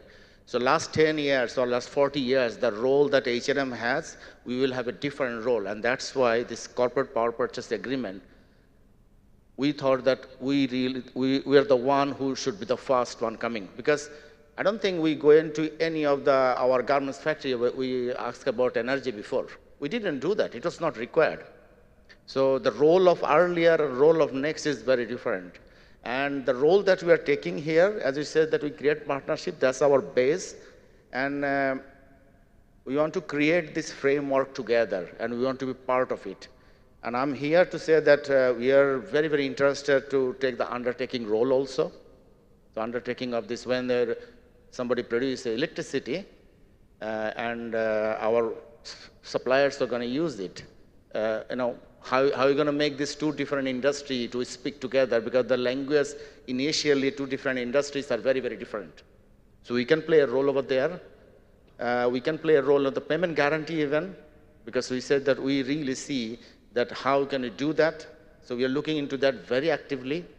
And then potentially as an investor as well. But then I just cannot say we will invest. We need to understand the laws, the regulations. But what I am saying here that H&M will not play the role that last 40 years that we placed it. We just say, okay, give me this T-shirt. We will not do that because we know we have a different ball game now with this all the European due diligence law, all this ESPR that coming up. We are just a part of the ecosystem and we need to activate every one of this ecosystem. Thank you so much. Great, thank you, Zia bhai. Those are very important points, and definitely we'll catch up on those.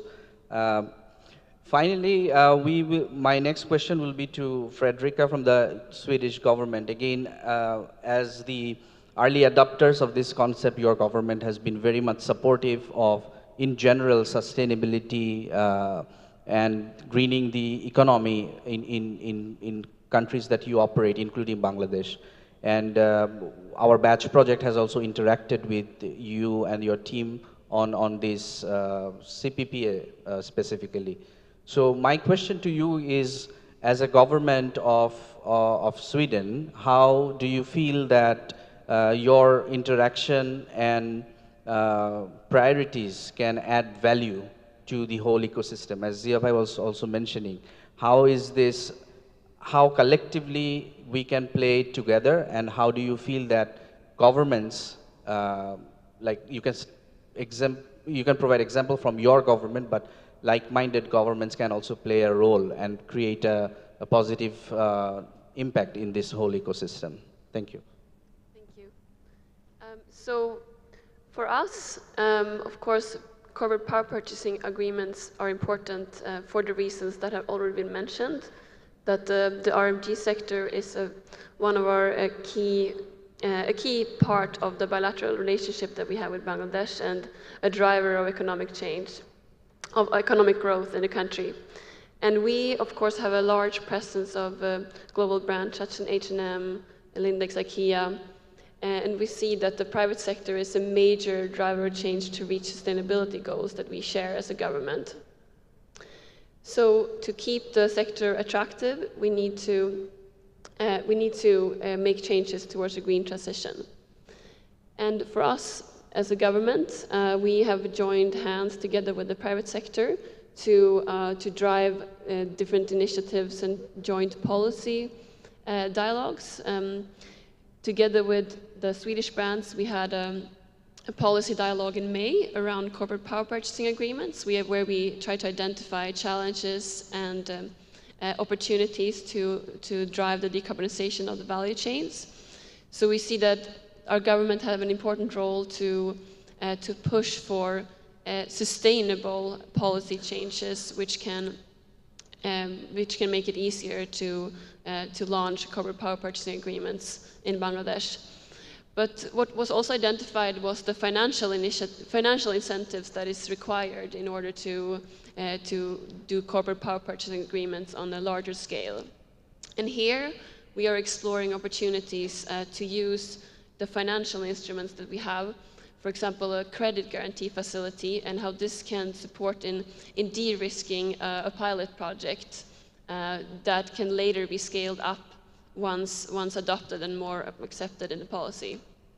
So this we are exploring currently, as well as broader use of green financing mechanisms, which can support decarbonization in general among suppliers. For example, we are looking into pursuing opportunities in a challenge fund, where we would partially finance investments in green technologies, could be green renewable energy, but also energy efficiency.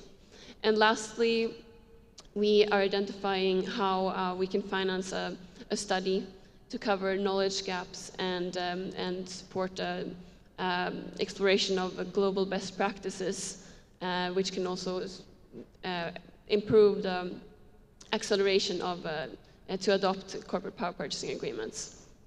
So yeah, we believe that it is of essential value and that it's very urgent. I read just that yesterday there was a study published by the International Energy Agency that the investments in renewable energy is greater than ever, but that Bangladesh is still lagging behind immensely. So I think it's really important that we have this panel and this discussion today, and that we do this jointly. Great, thank you. I took a permission to make a comment. I feel that we are business people in Bangladesh, right? Like say, so I was trying to see from the morning who are the people who are here, right? So there are two group of people. I see brands here. So the brand should have one goal, that we need to be sustainable, and whatever sustainability challenges that is there, bring it to the private sector, right? And everything is possible. Like so that I have been working and running after Zia Bhai for the last maybe 3-4 years. And the goal is that whatever Zia Bhai says in terms of sustainability, Zia Bhai means H&M, if you have not figured that out. I feel that whatever needs to be done, we as a producer in Bangladesh, we must have the mindset to get it going, right? And I was so happy to see comments from Bangladesh Bank here, like so that the funding that government of Bangladesh have for all our rooftop solar coming from funding from Bangladesh Bank. So I feel that, you know, we as the producer, we as the manufacturer, I think it's a mindset change, and I feel the people who are here, like say many of you spend a lot of time on the agenda of sustainability. If you are able to convince your boards that the only way to survive and take the industry forward, if you are able to be more sustainable. In terms of financing, I think financing is something that the world would have to provide. We all understand the sustainability funding cannot only come from Bangladesh, because it is not a Bangladesh challenge that we are addressing, it is a global challenge that we are addressing. So the mindset from corporate leaders like us should be whatever sustainability agendas, targets, goal, challenge that we have, we must overcome it. From the brand, keep talking, keep engaging, never give up, give the targets to us, it'll be done. Like so that H&M and us, we have started for our business, we have started a water-based PU. Again, the drive was sustainable. H&M could not start producing bag in Bangladesh because Bangladesh could not produce them sustainable raw material. So we told H&M that whatever needs to be done has to be done. So it, you know, so I feel that if the mindset is like this, I think we have been able to get a lot of ideas in terms of finance. I think everything can be achieved and we can take the things forward. So that was the summary. Well, how much time do we have? 2 minutes? All right, great. So thank you, Hassan Bhai, for that really good summary. From the panel discussion, we have heard really important things, and I just want to summarize a couple of them. We did hear about the importance of looking into this concept in a holistic fashion, including not only just the partners from different representations, but also sector. Like we have heard about how this can move the needle more effectively if we think about doing it in a nexus way, like keeping your ag productivities, water, energy, all these things together. Maybe do not look into one siloed approach, but if we think about doing it in a holistic fashion, maybe there will be more manufacturers. We don't have to limit ourselves to manufacturers also. If we have agriculture productions, maybe that is something that we can take it forward. So looking into that lens of, like, as we heard, everything is possible when we have the right mindset. I think that is really key to the ideas, especially for this kind of new interventions in Bangladesh. Because as we all know, Bangladesh is a small country with a lot of potential because of its population size. And this, if we look into this way, we really feel that it's an exciting thing, and private sectors, when they talk to each other, we feel the energy. And I think as donors and governments, we should enable them to talk more, because yeah, I mean, if we want to move the needle at a faster rate, we just have to bring the private sector on board. So that's really great. We also heard about how it's important to be knowledgeable about the sector, but I would also like to emphasize the basic idea of, I think many of you have heard about the KAP model, like how your knowledge should turn into an action, and then that action becomes a practice. I think that is really true for this concept as well. We do not feel that just knowing the CPPA, how it works, will change it. It will have to be put into action and then to practice. And finally, we also heard about how financial instruments can de-risk the sector. So if there are opportunities for the donors, the governments, and also the private sector, if you want to move the agenda forward, there is really no substitute other than utilizing different financial instruments. And CPP, as you understand, is one of those instruments. There could be many more. There could be innovative solutions. There could be B2B solutions and things like that. So again, once again, I really like to thank everyone for your time and participation here. It is really a new concept. We recognize that, and please utilize the connection and the network that you hopefully will have today. We'll be very happy to be to support you in any way or shape we can. And with that, I would like to again thank the panel members. Really, your participation and very, very right discussions and comments made this session really useful. And I think, as I have worked in this sector for a couple of years now, I really think that we came up with very good solutions, and really thank you for that. And to the audience, thank you very much for your patient hearing. So with that, I'd like to conclude the session. Thank you very much.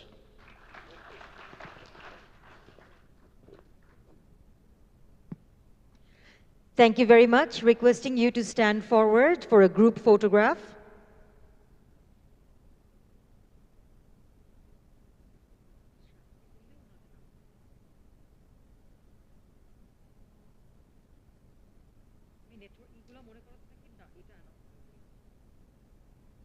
Ladies and gentlemen, we would also like to highlight the engineering workshop happening in Mollika Hall from 10 a.m. till 4 p.m., focusing on decarbonization and energy efficiency, led by experts from Grant Thornton, Bharat LLP, Ilukumbura Industrial Automation, Armstrong Fluid Technology, Jinko Solar, and Forbes Marshall. I invite you all to join the informative session providing practical tools for optimizing operations in the apparel sector.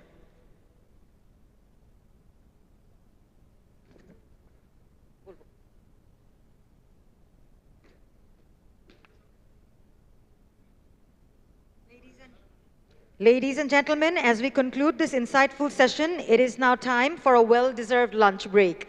We encourage you to enjoy the refreshments and take advantage of this time to connect with fellow attendees. We will reconvene at 2:15 sharp. Enjoy your meal and the networking opportunity. I would like to take this opportunity to remind you all that this is a zero-waste event. Everything that you see around you will be recycled.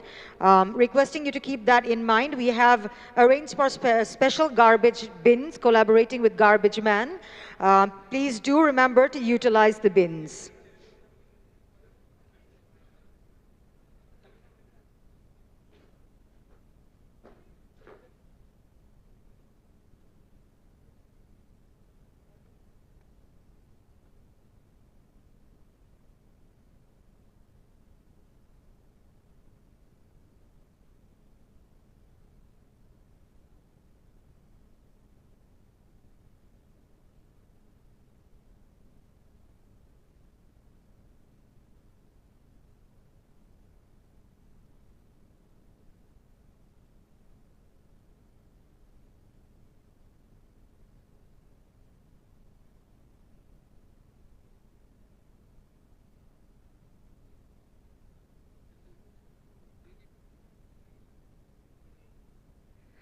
Ladies and gentlemen, once again, I'd like to highlight the engineering workshop happening in Mollika Hall from 10 a.m. till 4 p.m. today. The workshop is focusing on decarbonization and energy efficiency. It is being led by experts from Grant Thornton Bharat LLP, Ilukumbura Industrial Automation, Armstrong Fluid Technology, Jinko Solar, and Forbes Marshall. I'd like to invite you all to join the informative session providing practical tools for optimizing operations in the apparel sector. Once again, I repeat that this is a zero-waste event. I'd like all of you to keep that in mind. We have arranged for special garbage bins in collaboration with Garbage Man. Please do remember to use them. Thank you very much. And once again, lunch has been served at the buffet stations. Please enjoy your meal.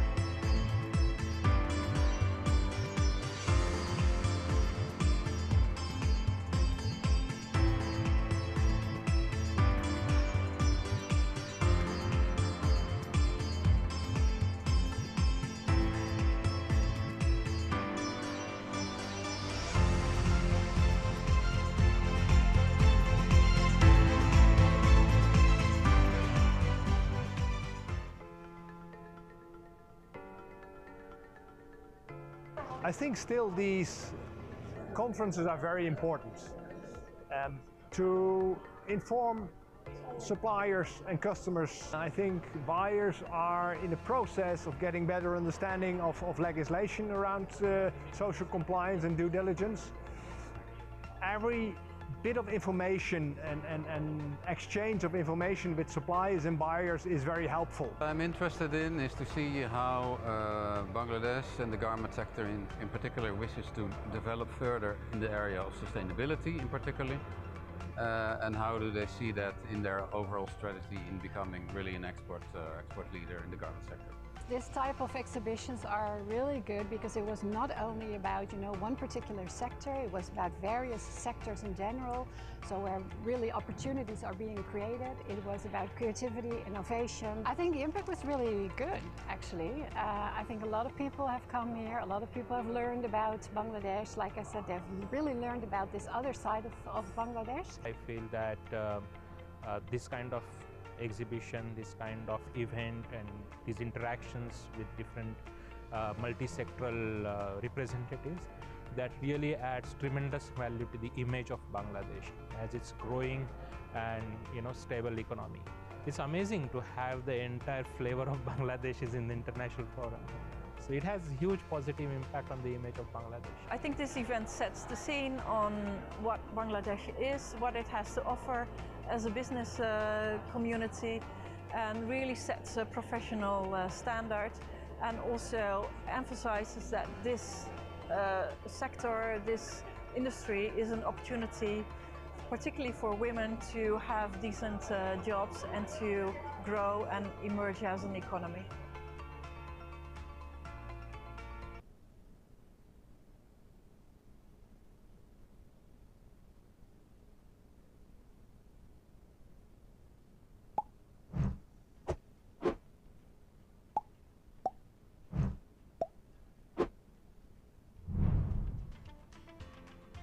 October 4, 2023 marked a pivotal moment as the Bangladesh Climate Action Forum emerged, igniting a transformative surge of awareness and igniting crucial dialogues around the formidable climate challenges ahead. The first edition of this remarkable initiative unfolded just in time as Bangladesh grapples with the impacts of climate change. The Bangladesh Climate Action Forum marked a significant step forward, proactively embracing the journey towards a net zero carbon future. The theme of the Bangladesh Climate Action Forum underscored the role of technology and innovation in sustainable solutions and advocated for collaborative financing efforts to bolster climate action. We were among the first countries that established Climate Change Trust Fund with our own resources, as well as adopted climate change strategy and action plan. The event transpired with clear objectives. The forum culminated in 5 dynamic panel sessions, where experts and stakeholders engaged in in-depth discussions on pressing climate issues, further enriching the collective knowledge and commitment of all involved.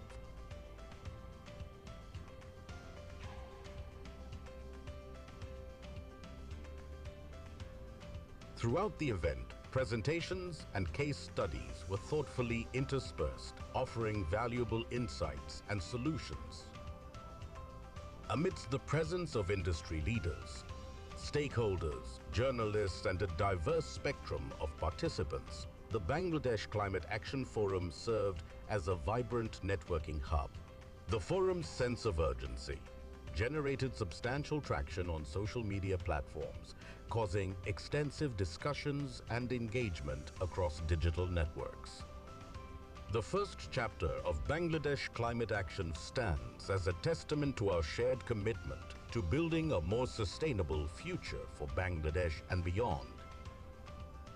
Join us next time.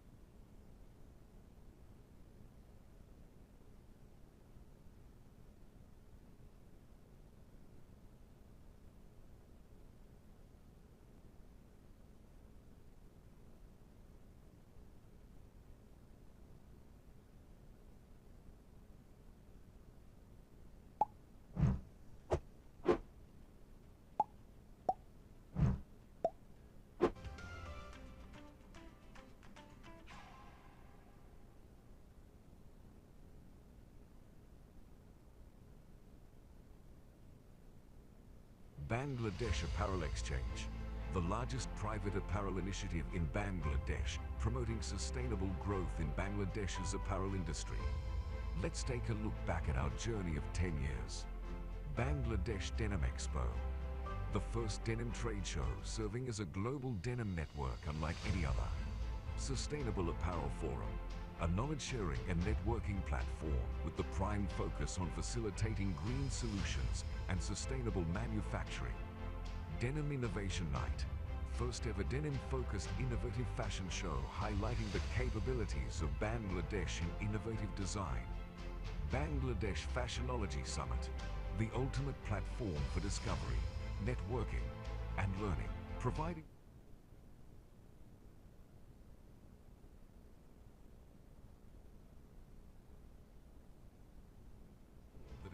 industries to apply circular economy protocols and design circular solutions.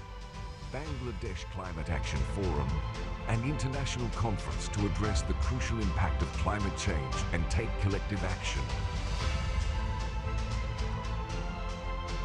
Best of Bangladesh, our global platform to brand Bangladesh, its culture, economy, industries, and limitless possibilities to the world. Made in Bangladesh Week, one of the largest events focusing on the Bangladesh apparel industry. The week-long event focuses on various aspects of our sustainable initiatives, from various events like Dhaka Apparel Summit, Dhaka Apparel Expo, Green Factory visits, and so on, continuously striving to contribute to society, raise industry awareness, and demonstrate our focus on sustainability, circularity, and transparency. Our events have got huge attention from all over the world, attracting 85,000 plus national and international participants from 50 plus countries, 650 plus delegates, and 2,000 plus companies until now. Looking ahead, we will continue extending our reach beyond borders to promote capacity and capabilities of our RMG industry as we have done for 10 years. For us, the journey of revolutionizing the apparel industry of Bangladesh has just started. Join us and be part of the exciting future that we build together.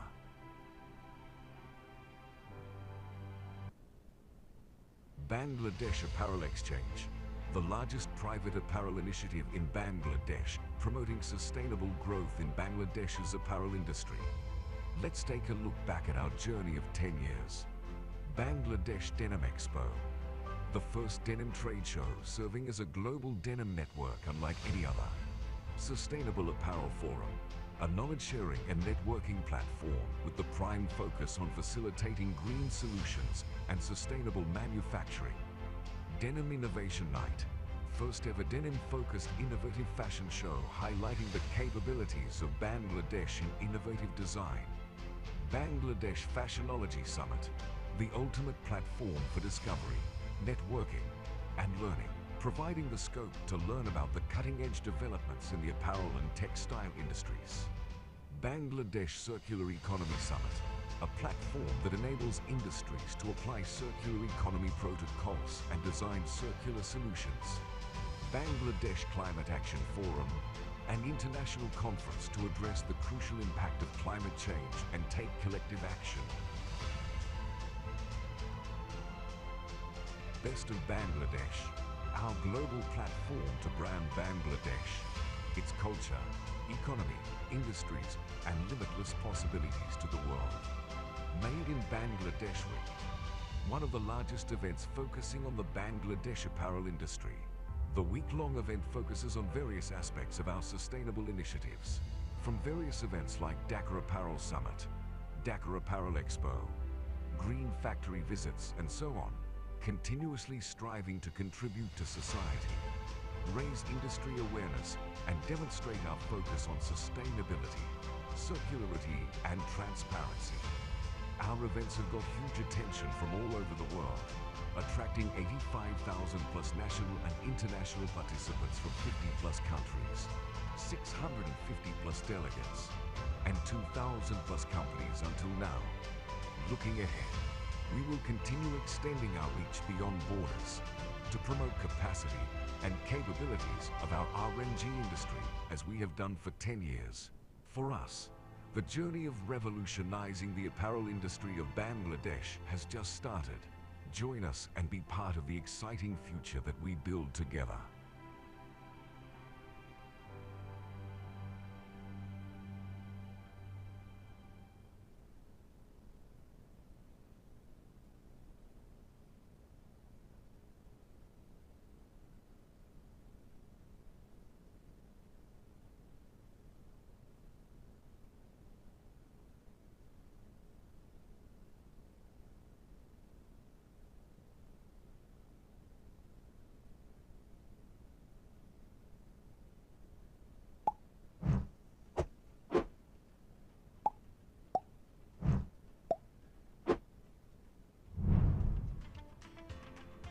October 4, 2023 marked a pivotal moment as the Bangladesh Climate Action Forum emerged, igniting a transformative surge of awareness and igniting crucial dialogues around the formidable climate challenges ahead. The first edition of this remarkable initiative unfolded just in time as Bangladesh grapples with the impacts of climate change. The Bangladesh Climate Action Forum marked a significant step forward, proactively embracing the journey towards a net zero carbon future.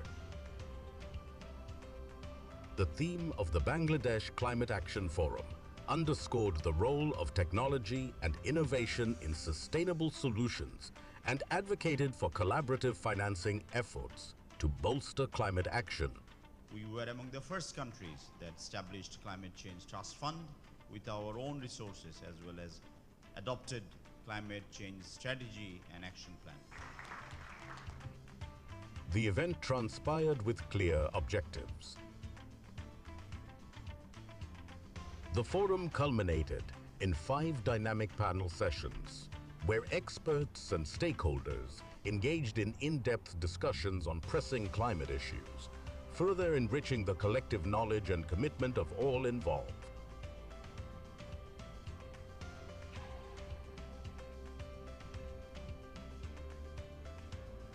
Throughout the event, presentations and case studies were thoughtfully interspersed, offering valuable insights and solutions. Amidst the presence of industry leaders, stakeholders, journalists, and a diverse spectrum of participants, the Bangladesh Climate Action Forum served as a vibrant networking hub. The forum's sense of urgency generated substantial traction on social media platforms, causing extensive discussions and engagement across digital networks. The first chapter of Bangladesh Climate Action stands as a testament to our shared commitment to building a more sustainable future for Bangladesh and beyond. Join us next time.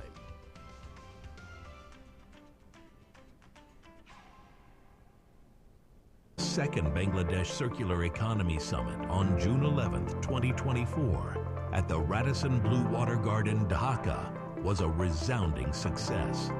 Organized by Bangladesh Apparel Exchange, BAE, in collaboration with the GIZ Bangladesh and in association with the Embassy of the Kingdom of the Netherlands in Bangladesh. The summit brought together industry leaders, policymakers, apparel manufacturers, brands, development partners, recyclers, and textile waste sorters to forge the paths towards a sustainable future. Through panel discussions, presentations, workshop, and networking sessions, the summit explored various aspects of circularity. Mr. Jahangir Kabir Nanak MP, Honorable Minister of Textiles and Jute, Government of the People's Republic of Bangladesh, inaugurated the summit as the chief guest. At the inauguration ceremony, a year-long textile hackathon was launched by Tees Woedstra, Deputy Head of Mission, Embassy of the Kingdom of the Netherlands in Bangladesh, where Jan Janowski, Deputy Head of Mission, Embassy of Germany in Bangladesh, was also present as the special guest. A comprehensive report on fashion circular economy in Bangladesh by Mostafi Zuddin, founder and CEO of Bangladesh Apparel Exchange, BAE, was also unveiled during the inauguration.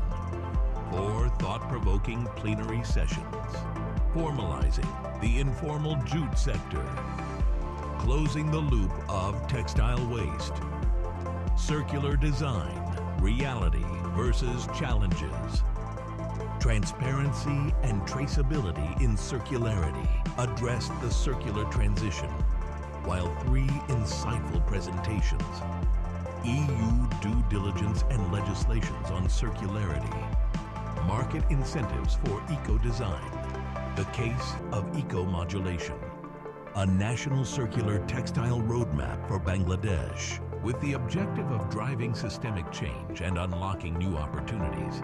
The second Bangladesh Circular Economy Summit served as a catalyst for transformative action towards a more circular and sustainable future for the country's apparel and textile industry and beyond.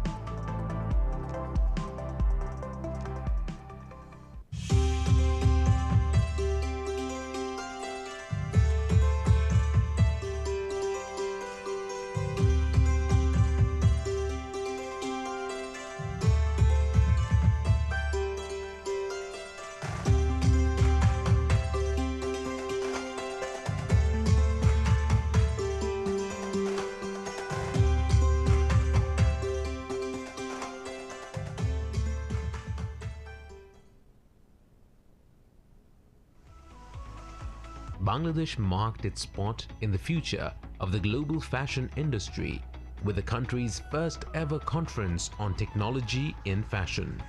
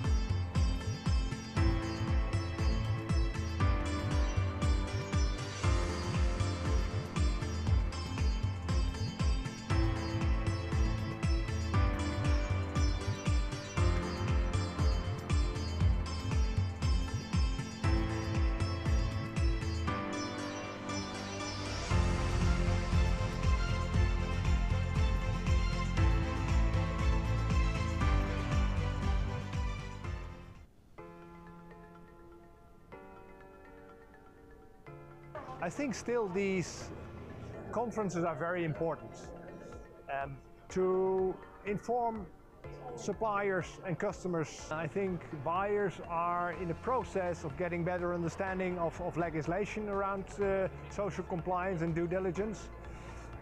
Every bit of information and exchange of information with suppliers and buyers is very helpful. What I'm interested in is to see how Bangladesh and the garment sector in particular wishes to develop further in the area of sustainability in particular, and how do they see that in their overall strategy in becoming really an export leader in the garment sector. This type of exhibitions are really good because it was not only about, one particular sector, it was about various sectors in general. So where really opportunities are being created, it was about creativity, innovation. I think the impact was really good, actually. I think a lot of people have come here, a lot of people have learned about Bangladesh. Like I said, they've really learned about this other side of Bangladesh. I feel that this kind of exhibition, this kind of event and these interactions with different multi-sectoral representatives, that really adds tremendous value to the image of Bangladesh as it's growing and stable economy. It's amazing to have the entire flavor of Bangladesh is in the international forum. So it has huge positive impact on the image of Bangladesh. I think this event sets the scene on what Bangladesh is, what it has to offer as a business community, and really sets a professional standard, and also emphasizes that this sector, this industry is an opportunity, particularly for women, to have decent jobs and to grow and emerge as an economy.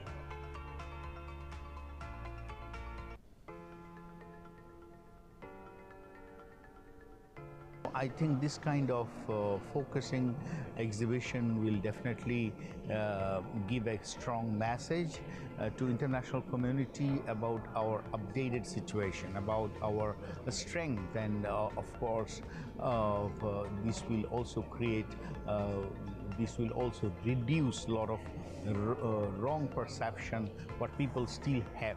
In short, it's a right time approach because we need to approach to this kind of event more and more, and we can connect more people. We can go there. Like earlier, the customer, they used to come and visit us. Now I think it is right time to go and meet them, give them like what we are, what we do, what capabilities we have, and we deliver with responsibilities. And this is a great platform to let people know what Bangladesh is doing in terms of sustainability, circularity, in terms of social and environmental governance and welfare. It's an amazing opportunity for us to show our capabilities in the heart of Europe and uplift our country and also our company. Bangladesh is developing very fast, so it's nice to attend the event. First time, in Europe, based of Bangladesh. It's a good platform. First time we can see in Europe, countries like in Netherlands, it's happening. They have done a very great job. We have got a huge, I think, responses from the visitors here. First of all, the name, Best of Bangladesh. So on that yes, we should showcase ourselves, what we are doing. It's a big platform for European people to come here and to see what Bangladesh is doing. And the name of this platform is Best of Bangladesh. So what Best Bangladesh is delivering to the world. So it's the best platform to showcase. This is a powerful exhibition. We can provide the powerful and positive message to the global audience, global consumers, so to make Bangladesh branding. So this is very important and powerful platform, I must say, and we are quite happy to be part of this.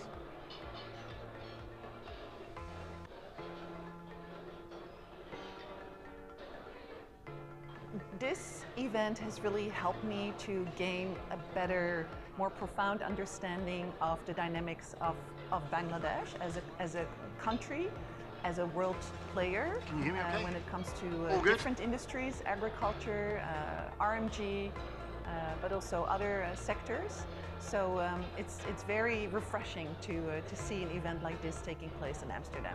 A lot of people like to know Bangladesh a little bit more, and I think this is a way the organization has been able to reach out to the community and say, hey, we are here for the world. We are open for business. We know the challenges what we need to work on, but we also know the strength that we can offer to the world. I think events like this say to the international community that Bangladesh is on a growth trajectory. It's willing to do what it takes to retain its leadership in the climate space as well.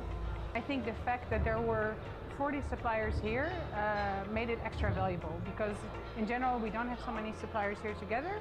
And I think the organizers brought everyone together and we really had fruitful discussions. So I think people that don't know Bangladesh really got an idea of what Bangladesh was about. It's given me a really fantastic opportunity to have my eyes open to the opportunities that Bangladesh offers for businesses such as ours that are looking to innovate in this space. Yes, this kind of exhibitions and discussions, conferences is really good for the challenges we face together.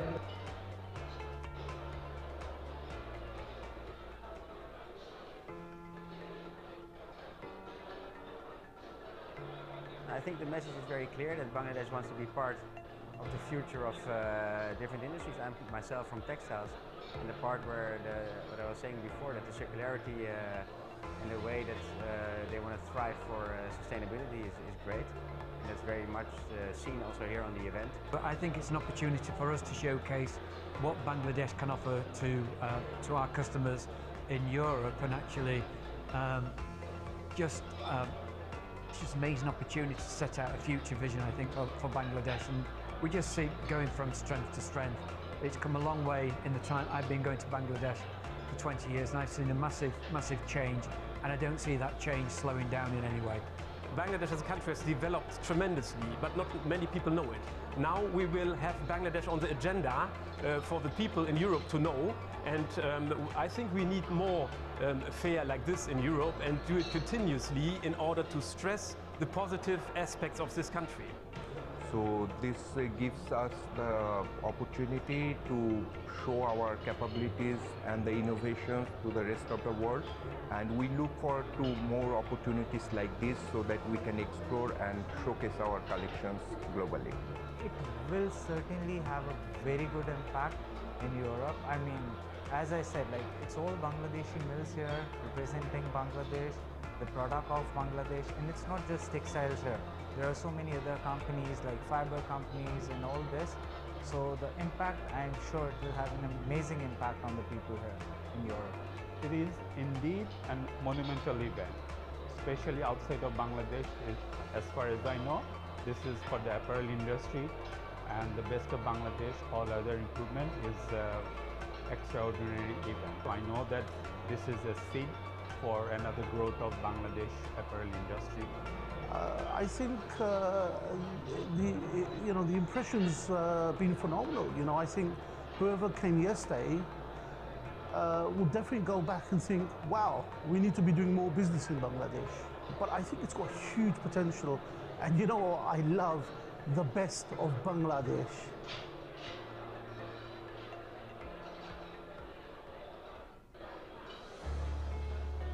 This is the first edition of a conversation on circular economy or circularity. The fact that we could begin the conversation is a great step.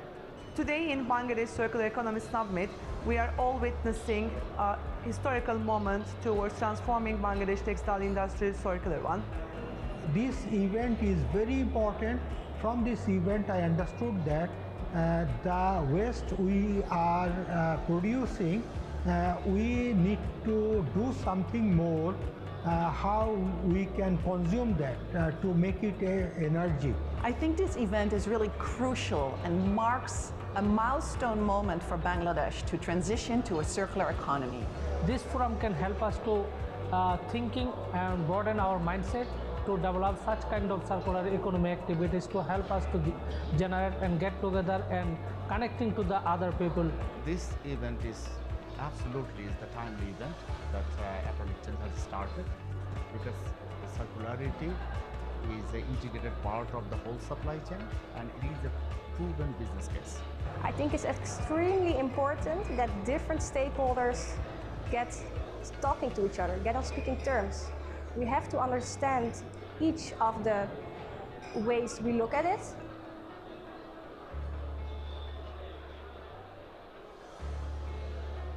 I think it's a great platform to bring all the stakeholders together and taking the industry to a completely different level. Circular Economics Summit is a fantastic initiative because circularity is pretty new for us. We haven't done a lot of things. And the most important thing is awareness. Events like this are extremely important to kickstart a very important conversation about circularity that we not only need to start, we actually need to accelerate it. I think this forum is the place where the potential and powerful and at the end of the day the relevant players and stakeholders meet. I think that the summit really shows the expansion of circular economy here in Bangladesh. It has really transformed the textile industry already, and now it has expanded. It was great to see the involvement of the public sector ministries and others, so the commitment between major stakeholders is there. We just have to push circularity to the right direction.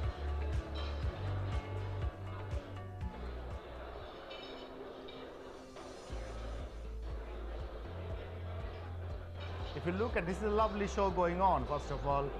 This Denim Expo is no more a local show, it's an international show. It has its own dynamics, it creates its own vibe around the whole world, I would say.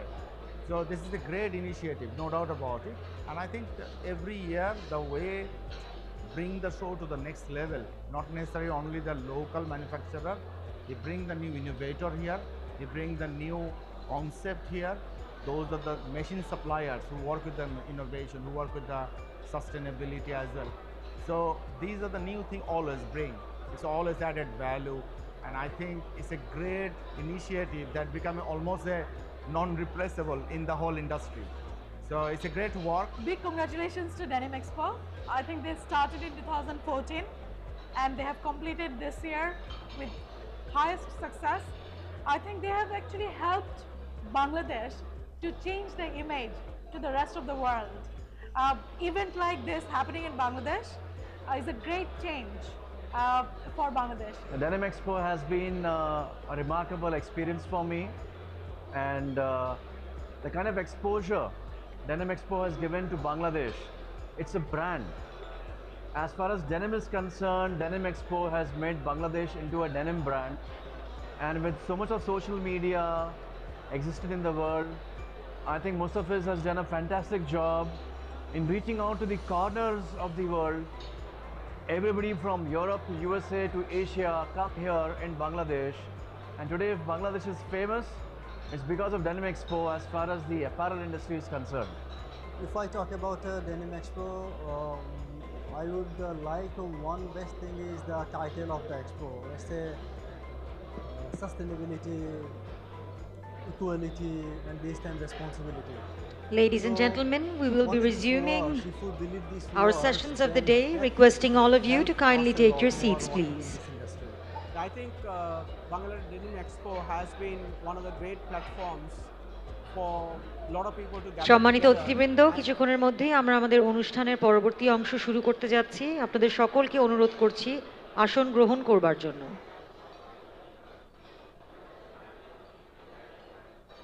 Ladies and gentlemen, we will be resuming shortly, requesting all of you to kindly take your seats, please.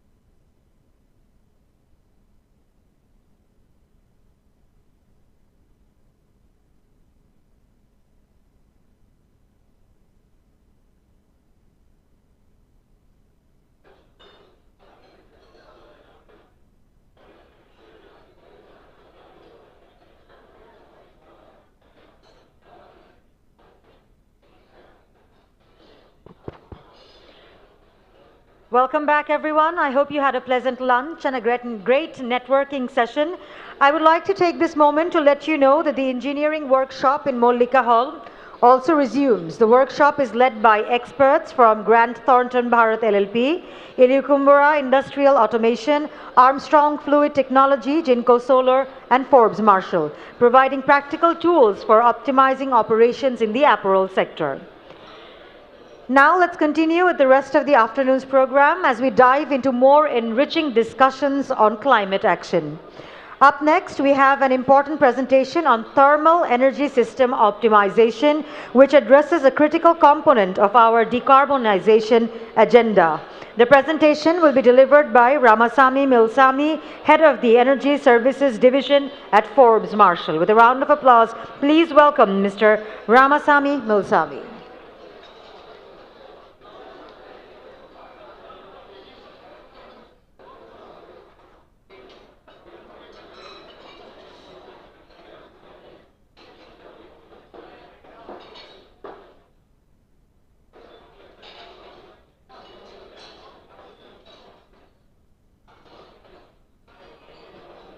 Good afternoon, everyone.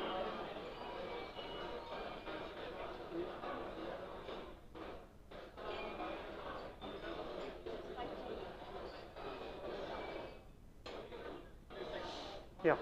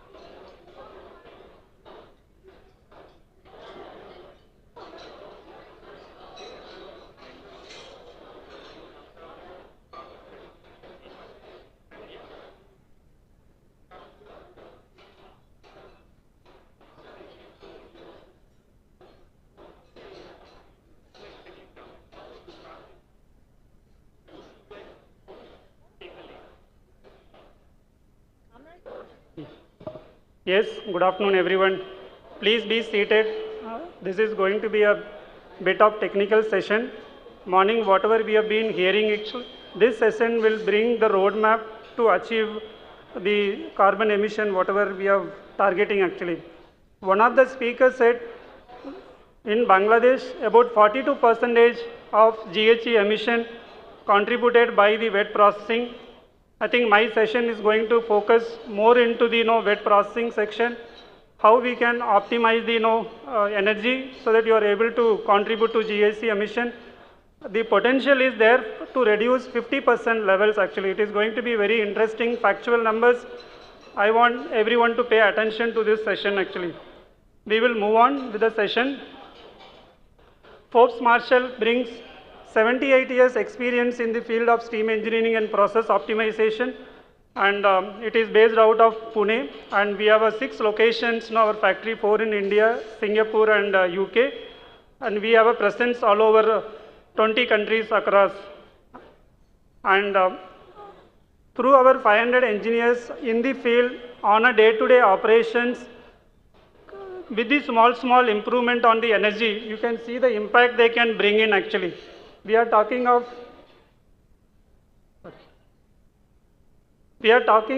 2 million tons CO2 reduction every year on a daily action by making a small improvements actually, and which is equivalent to 98 million trees. There are, you can just see 435,000 cars off the road, and also we are contributing on the water reduction.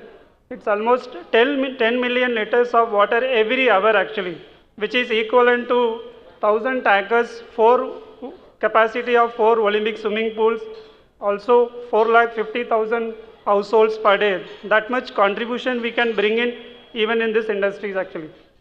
Moving on, Forbes Marshall brings the sort of expertise and steam engineering and the process efficiency improvements. We have a complete solution right from the steam generation like boilers, steam conditioning equipments, process efficiency, and the entire automation and monitoring systems actually. And we also do many services, whether it is audit, consultancy, digital services, working with the customers in optimizing their process efficiency. And textile, I think it's been a long journey. We have been working with, textile.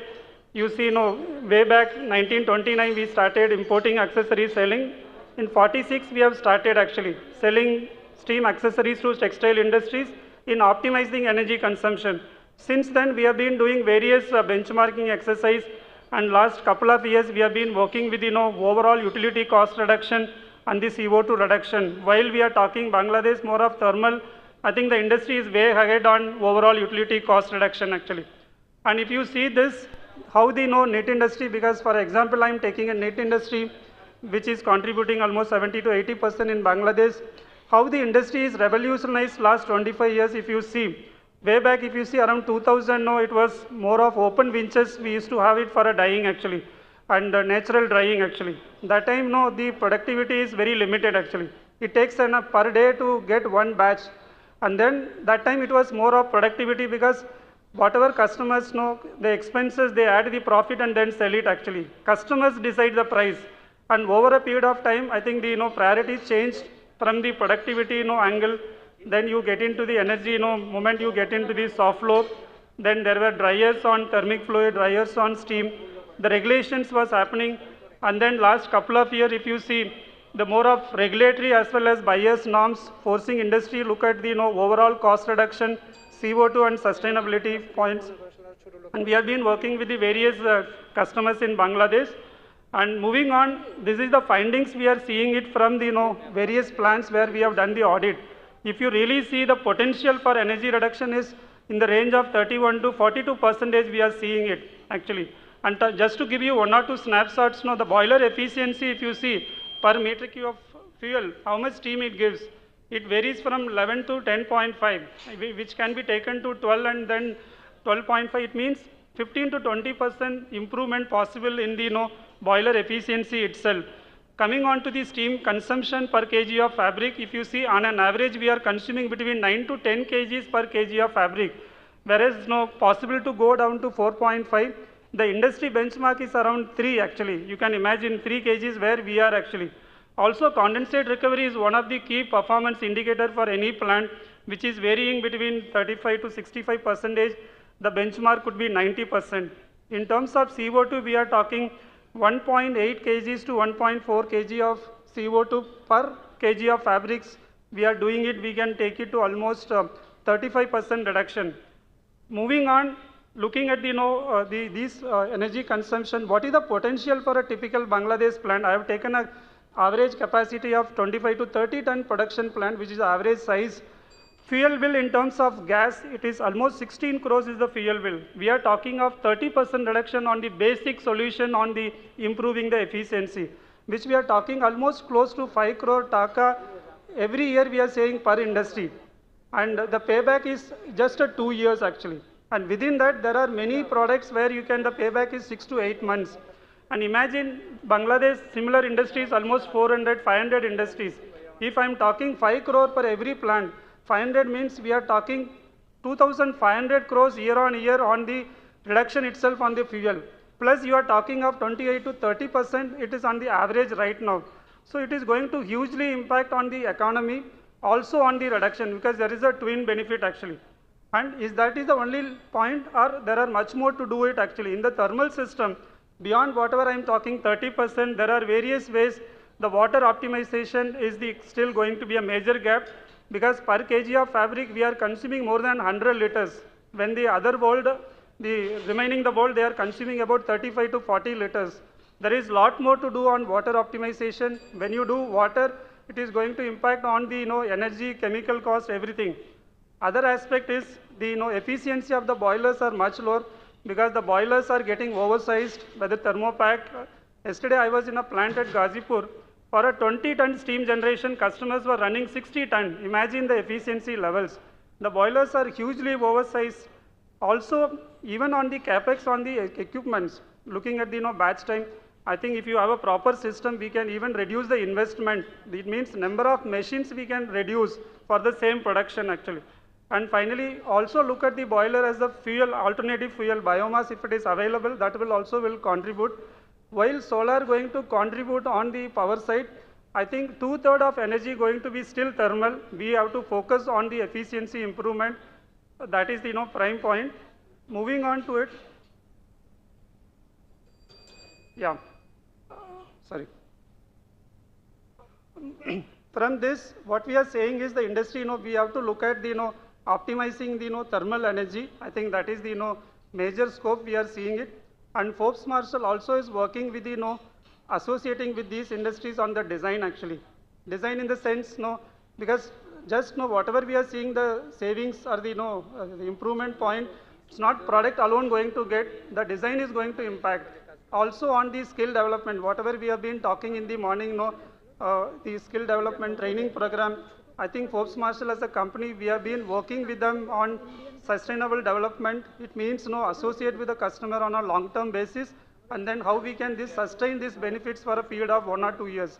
So it is not only delivering a product, be part of it, deliver and sustain the benefit so that customer is going to see the year-on-year savings actually. Thank you.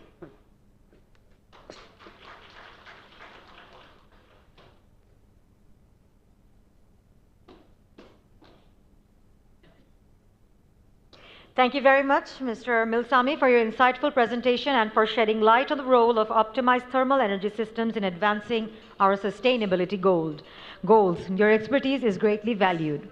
We now turn our focus to the third plenary session, a vital discussion on climate adaptation, mitigation, and resilience, the road forward. As climate challenges grow more urgent, this conversation will explore the strategies that will shape Bangladesh's future in navigating climate impacts while building resilience. It is my honor to introduce our esteemed panelists who bring a wealth of experience and knowledge to this discussion. I would like to request Mr. Riaz Hamidullah, Acting Foreign Secretary, Ministry of Foreign Affairs, Bangladesh, to please come up on stage. To accompany him on stage, I'd like to request Mr. Mohammad Alauddin, Rector, Bangladesh Power Management Institute, Mr. Andrew Martin, Executive Vice President of Cascale, Mr. Mohammad Ziaul Haq, Director, Air Quality and Head of Ozone Cell, Department of Environment, Ministry of Environment, Forest and Climate Change. Requesting all of you to kindly come on stage and take your seats. This session will be moderated by Professor Sarosh Kuruvilla, Academic Director, Global Labor Institute, Cornell University. With a round of applause, please welcome the gentleman on stage.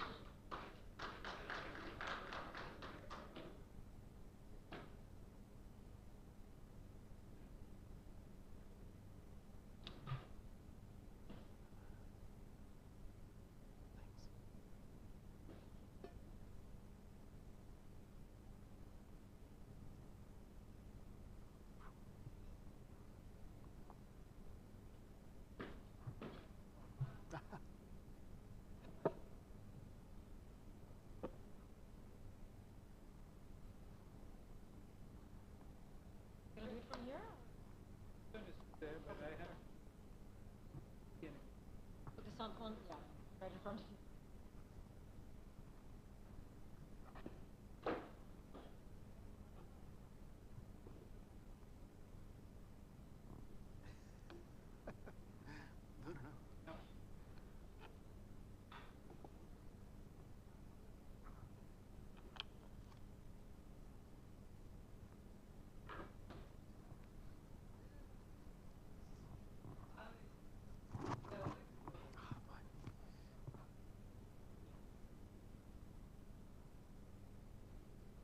Sorry? Please, it's him, not me.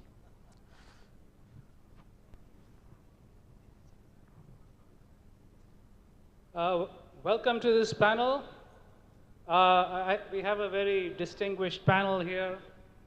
To my immediate left is Andrew Martin, Executive Vice President of Cascale.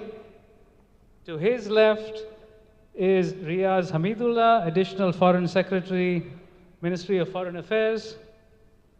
To his left, Mr. Mohammad Alauddin, Rector, Bangladesh Power Management Institute.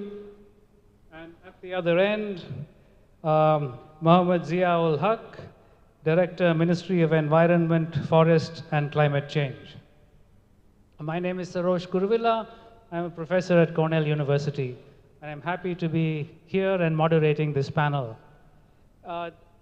Unlike whatever we heard this morning, which is all about mitigation, this is about adaptation, about Bangladeshi profits, exports, and Bangladeshi workers in the ready-made garment industry.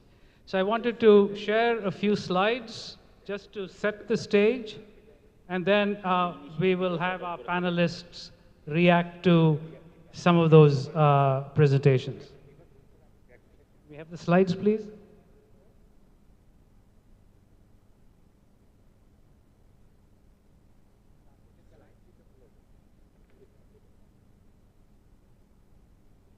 Can we have the slides?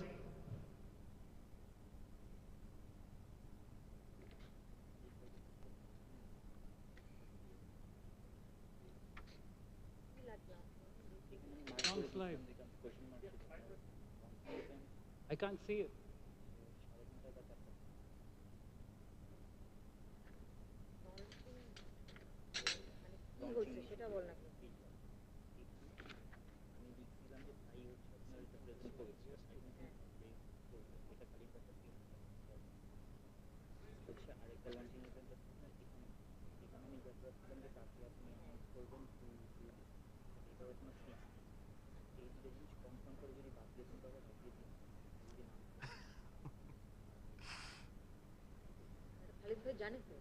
Sorry, we are waiting for the slides.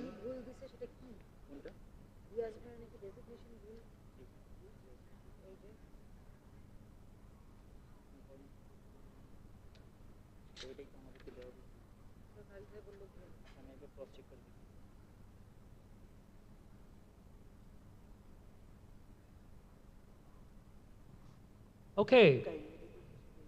So the big issues about adaptation. We have looked, as you all know, the world is getting hotter. And most of the big apparel production centers in the world are in very hot countries that are getting even hotter. So what this slide shows is that the number of days during which wet bulb globe temperatures, that is heat and humidity, exceed 30 degrees centigrade is increasing. In Dhaka, it's going to be about 84 days by 2030, and by 2050, it'll be 120 days. Karachi is even hotter than that. Now, wet bulb globe temperatures of 30.5 and above generally require that workers work for 1 hour and rest for half an hour. Work for 1 hour, rest for half an hour, if you want to maintain their health and productivity. Okay, so that's about heat and humidity. And Bangladesh is just behind Karachi in terms of the negative effects on this. Indoor temperature measurements is not common. Cambodia measures temperatures in each of the factories. Vietnam measures temperature in each of the factories. Bangladesh, we don't measure a temperature at all. People notice a decline in productivity on very hot days, but they don't necessarily link that productivity decline to heat and measure. So it's really important to measure in each factory temperature in different locations. These figures are about flooding. The top is on river flooding in terms of coastal flooding, and you can sort of see on the left side is flooding in terms of 2030. On the right is 2050. All the black dots are garment factories. The bottom two panels are about riverine flooding, and on the left side is 2030. On the right side is 2050. By 2050, a significant number of garment factories in this country will experience severe flooding, and enough to close down production for for several days. So if not several days, several weeks. So that's and we have the data to sort of tell you this factory on this street will get flooded, but this factory on this street will not get flooded. because of the lay of the land and the gradient and so on and so forth. So we can get very, very specific. These slides talk about the economic damage, and I'm not going to spend too much time on it, but for each of these 4 centers, Bangladesh, Pakistan, Cambodia, and Vietnam, we're talking about billions of dollars in terms of productivity loss, production loss, export loss, foreign exchange earnings loss, and so on and so forth. And this is in the report, which is available publicly on our website. The employment, so the flooding effects at home, affect workers' lives in several ways. They can't get to work. They can't, so they lose income. There's sickness. So then factories get absenteeism. They lose production, so on and so forth. When we talked with factory managers, most factory managers said, no, heat is not a problem. They understand flooding is a problem, but they don't understand heat is not a problem. But heat is actually the bigger problem, and it's a consistent long-term problem. So that's what our research shows, and we are hoping that policymakers will start asking factories to measure temperature, link temperature to productivity so that you can make the calculations about how much you want to invest in cooling factories. And that investment has to be passive rather than active, otherwise your carbon footprint grows up. See, these are complicated calculations, but you can't make those calculations until you get appropriate data. So this requires a concerted effort. Governments, private sector, unions and workers have to work together in order to sort of, reduce the burden on workers, but also to improve the productivity and profits of the factories. So I'm going to stop there. I'm sorry you couldn't see the slides very closely. But my first question is to Andrew Martin. Cascale is a leader in the apparel industry with its focus on collective action in climate and decent work. So adaptation needs would be important to Cascale's strategy as well as cross-cutting both working pillars. So can you tell us why adaptation would be an industry priority for both brands and manufacturers, including its relationship to key legislation in the EU, such as CSDDD, and the focus on working conditions and grievances? Super. Is this working or not? This one? No. Can you hear me? Good, okay. Thank you very much, Sarosh. I think actually what I would start with, if you want to read a good answer to that question, read the Higher Ground reports, because they do actually cover it. I'm going to quote, before I get into this, 2 comments from keynote speakers this morning. Why have keynote speakers unless you get to quote them? Mostafiz, in his opening this morning, very simply said, climate action is a business opportunity. Lutfi Siddiqui, Special Envoy, said, you should treat climate action not as a compliance matter, but as a business strategy issue. The reason I put it in that context in relation to climate mitigation, adaptation, and resilience is it's essential for businesses, both brands and retailers and manufacturers, to start seeing this from the business case perspective. And I think if we don't do that, we're never going to get the buy-in and the urgency and the commitment to do the things that are needed.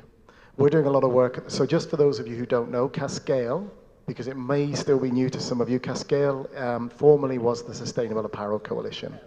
We are a business association, but we do have as members brands and retailers, manufacturers, and a group of non-profit NGOs, academia. So we represent the whole value chain. The reason I think this is an important issue for business is that they need to see it as a business imperative. I actually am starting to think about this in the context of we need to move beyond sustainability aspirations to business imperatives. We need to move away from voluntary targets to business operations. And that's true whether that's in decarbonizing or in mitigation and in adaptation. And so I think there's huge opportunity for business to start to look at, both from a manufacturer perspective and a brand perspective, as to how you look at these issues and address them in the context of other targets, in the context of decarbonization. I mean, a lot of brands are talking about decarbonization, but actually, how can you look at a strategy that also recognizes the opportunities and the risks that you have?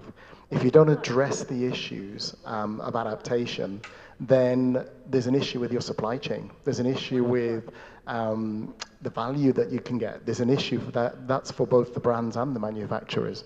So I think really treating this as a business context is really important.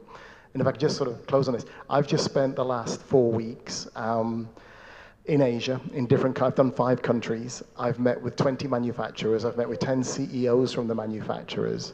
And I have to say that there is an overwhelming buy-in and commitment to this concept of shifting our thinking from just sustainability as a passion and a commitment to actually being a business imperative.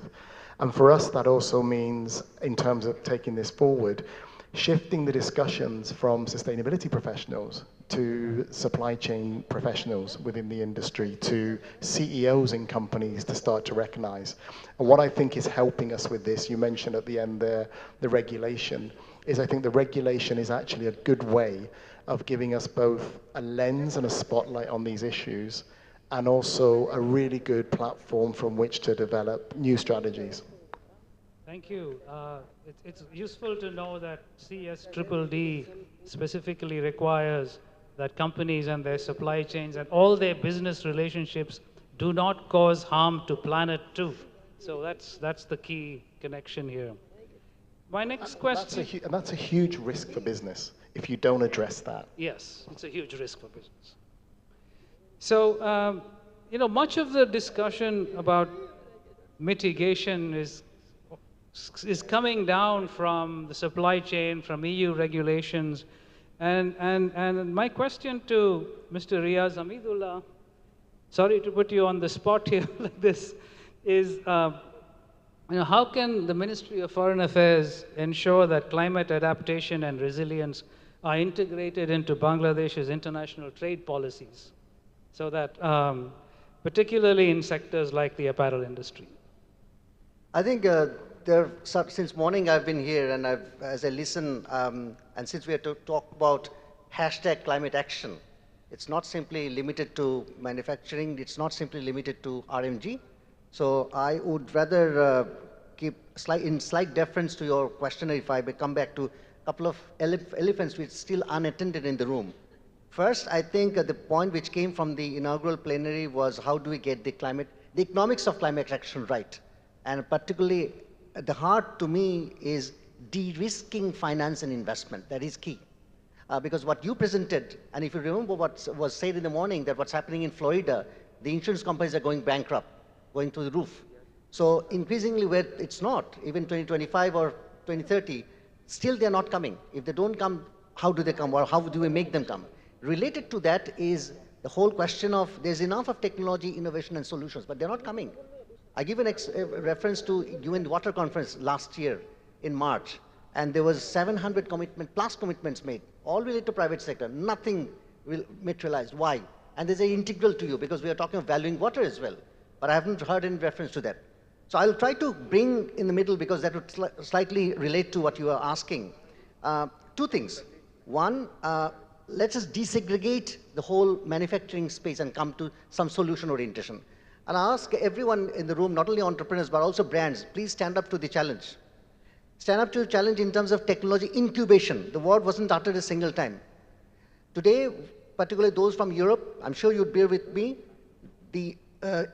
on the other side of the demand side, the consumers and others are asking about the factory structures. I'm sure you'd bear with what kind of rod to be used, cement to be used, what kind of building materials to be used. So next, what we are discussing beyond that, we'll come to that soon. Why not, in good time, we start talking about that? And this would not happen automatically, because if someone develops technology, that will be in his hand, and that will be locked with IPR. Rather, if we can come to Bangladesh, pilot some bit, incubate technology, and create what Mustafiz said, that it has to be a matter of shared responsibility, where both demand side and supply side, it has to be 2 to tango. If it doesn't happen, then we can be left in large. So the other point which I would really humbly put to you, I think there's another big elephant missed out. If you talk about climate action, if you talk about simply in context of apparel or manufacturing, I think that'll be wrong. There are three things to be addressed. Otherwise, we'll be missing the social pillar, big time. So smallholders in a country like Bangladesh, there are 2.5 billion people in the world who are missed out. And that's what European Union is talking about. We are talking also in the presence of informal economy. So that's also something we need to think about. And also there's no reference to SMEs. In an industry as this, SMEs has to be integral. Europe is enoughly experienced on that.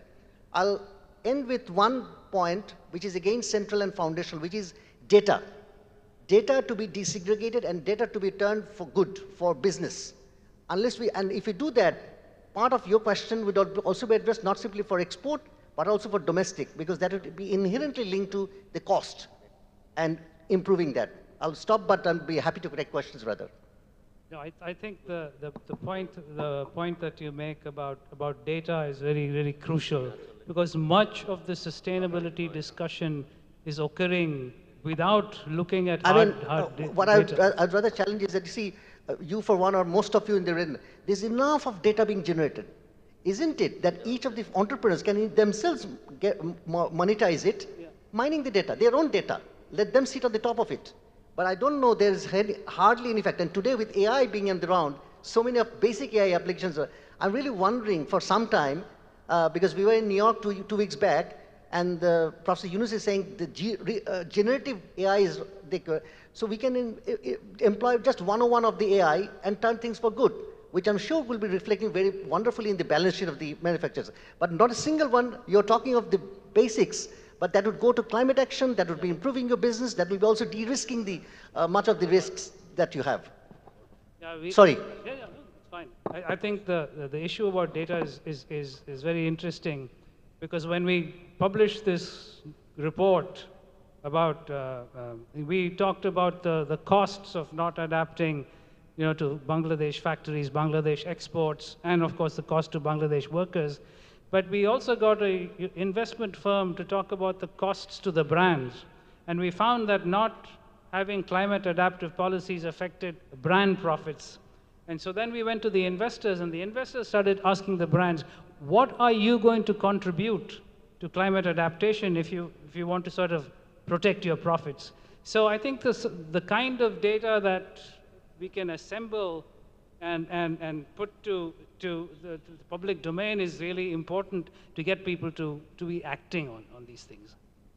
Data is easy, but not enough people act on the data that is already there. Okay, moving on. Question for Mr. Mohammed Alauddin.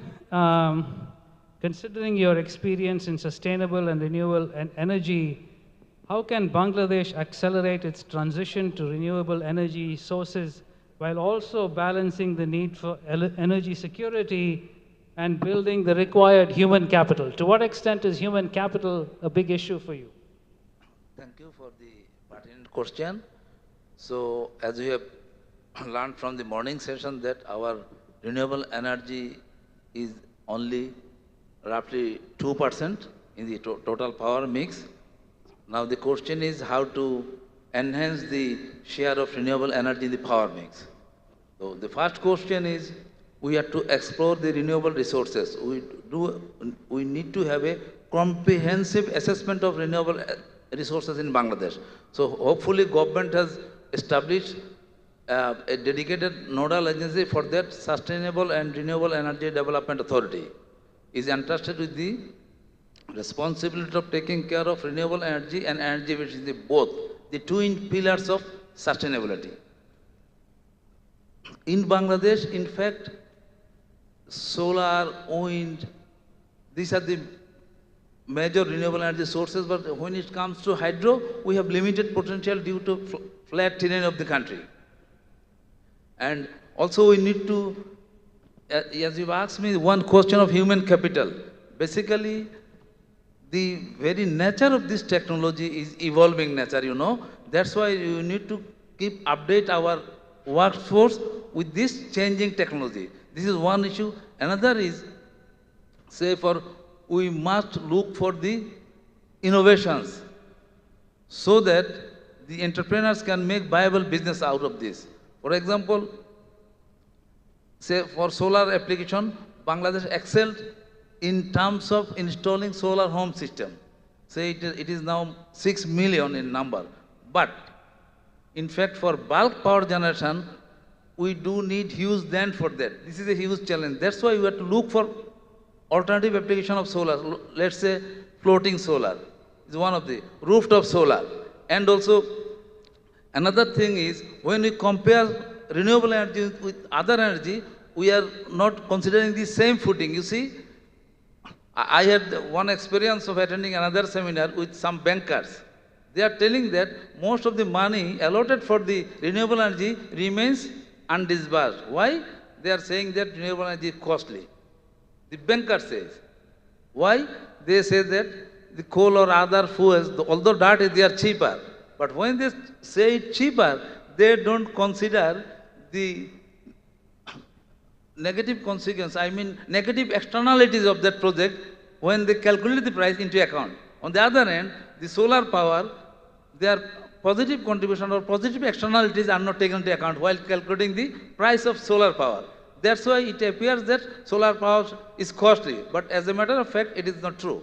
Once you calculate, considering the positive externalities, for example, once you install 50 kilowatt solar power plant on your rooftop, 50 kilowatt, in the 2 years' time, 20 years' time, they can, save your at least 20 ton fossil fuel equivalent. So these prices are not included while calculating this. This is one of the reasons for not escalating the solar power. Another point is we must have business models. Somehow or other we have to come up with business model. Otherwise you cannot attract the private sectors. That's why as a head of a training institute, Bangladesh Power Management Institute, we are basically trying to update our engineers with state-of-the-art technologies, and also we are trying to show them the business model, how they can expand the solar power and renewable power, or in particular. And what is the biggest challenge in educating or updating the knowledge of the engineers? Because one thing I believe, since they are engineers, they have the primary ideas, of course, but they are not specialized in this.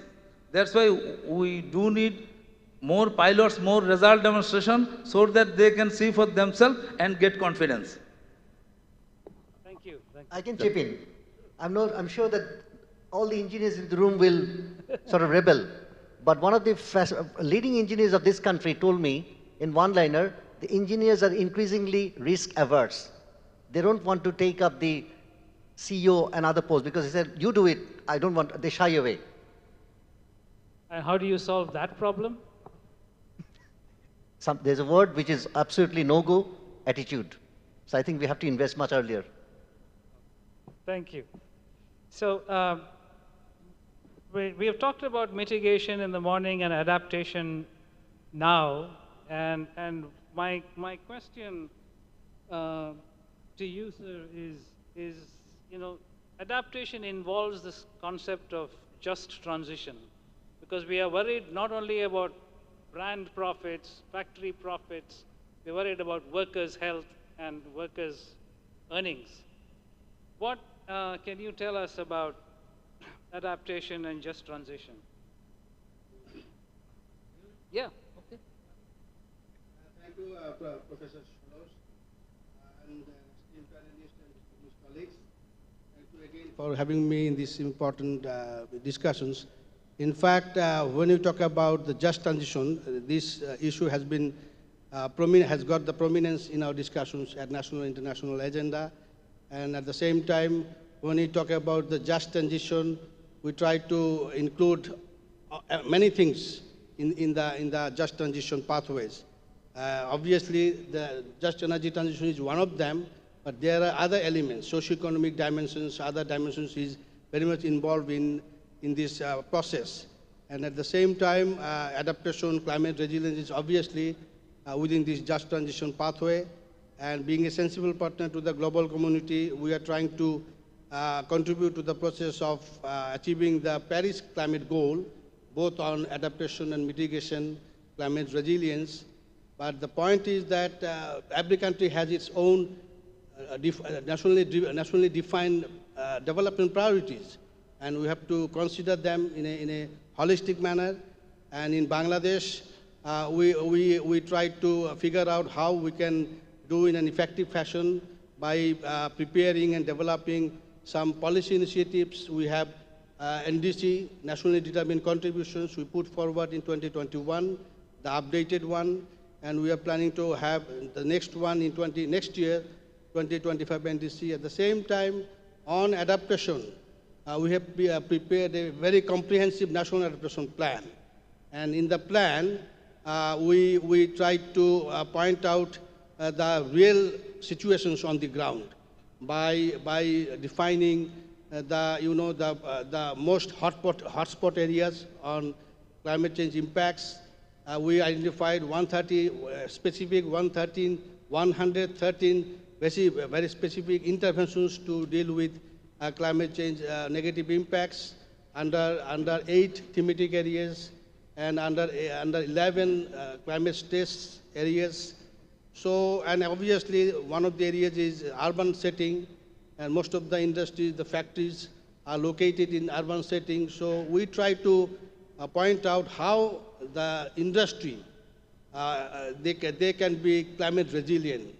As you rightly pointed out in your presentation, that we have to face the flooding, the heat stress, and extreme events.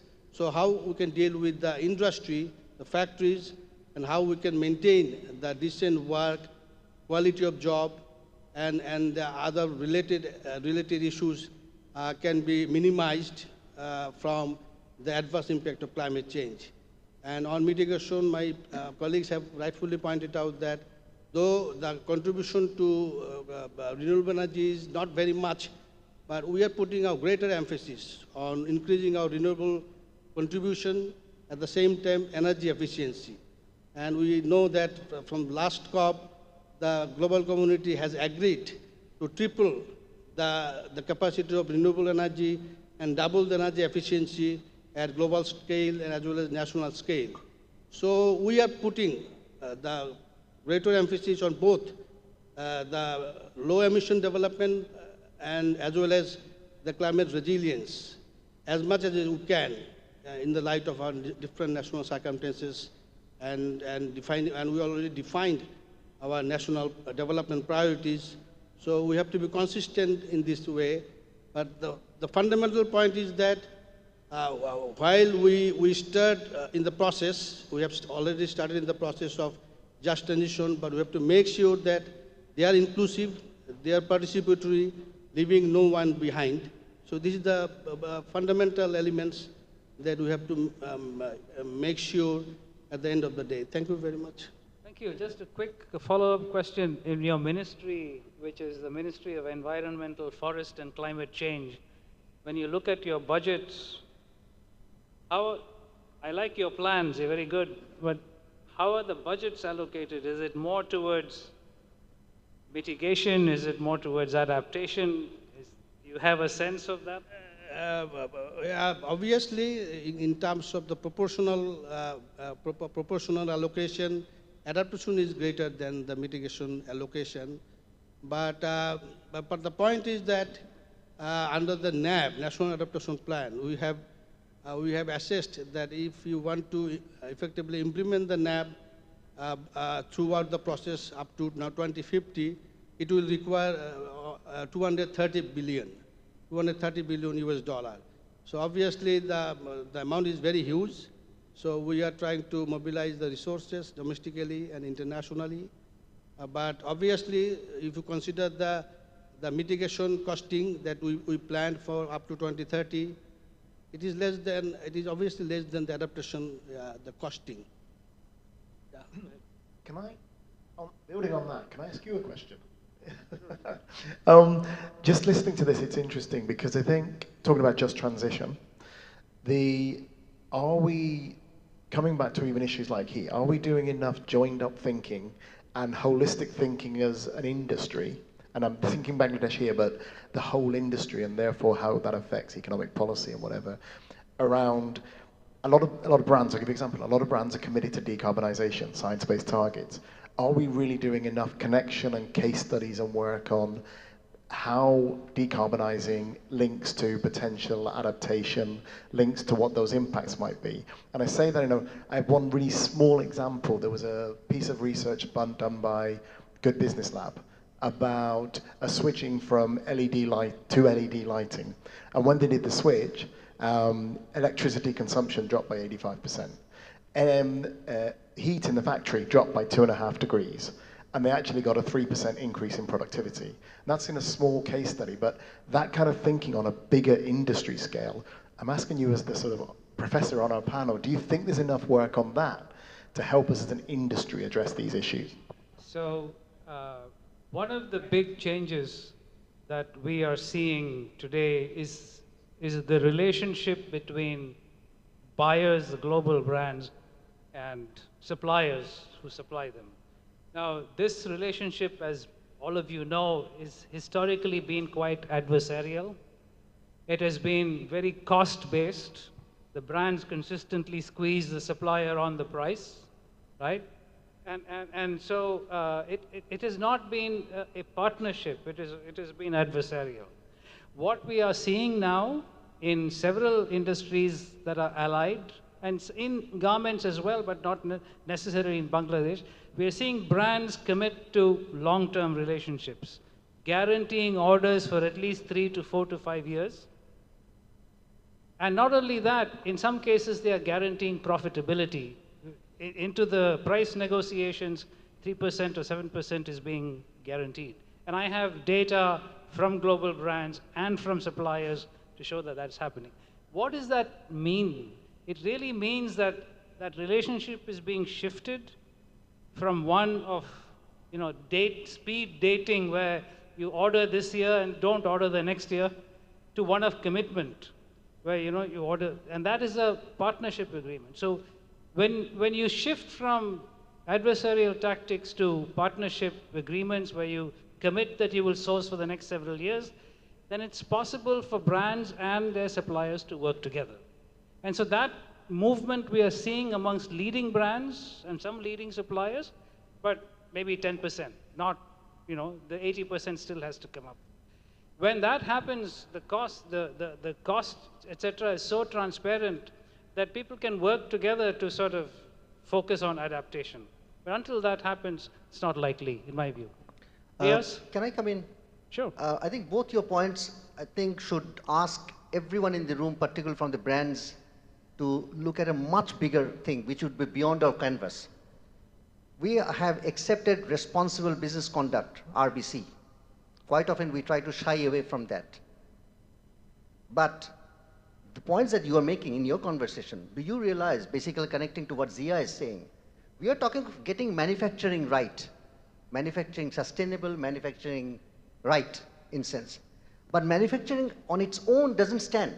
Manufacturing has to come in the intersection of urbanization, what you said, imminently, but also securing biodiversity / natural capital. Quite often, when we conduct ourselves, the actors, we tend to push it aside. And that's why I said that valuing water is increasingly critical. And actually, Roger actually told me a decade back.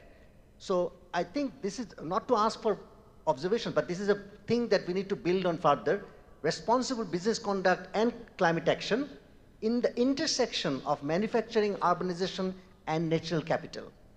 It may be beyond this conversation, but this is something that we really need to take beyond this room, beyond Dhaka, to the global stage, particularly to OECD, and also because if European Union is talking about a Green Deal under President Ursula in particular, I think this is a very fair point that we need to take as much as for Bangladesh, because if you talk of circularity and net zero, how can it work if it only the demand side is going exponentially, whereas the supply side is lagging behind? Just one point I like to share with everybody, that in terms of the individual contribution from industry sector, I feel that we have been promoting the resource efficiency and the recycling, the circular economy, but they have to implement them in the premises. For instance, in terms of adaptation mitigation co-benefits, the greening can do that. if we go for wider plantation, they can contribute to both adaptation and mitigation.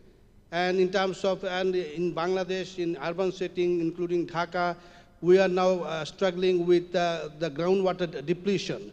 The groundwater is being depleted to a very rapid pace. So we have to control this, the over extraction of groundwater. So water recycling is an important issue, and we can capture the rainwater during monsoon. We get a great deal of rains, a huge amount of rains. So we can capture the rainwater, then we can use this in the industrial process. At the same time, we can use this, if we don't want to use this in our process, we can recharge the water to the ground so that the groundwater depletion cannot happen.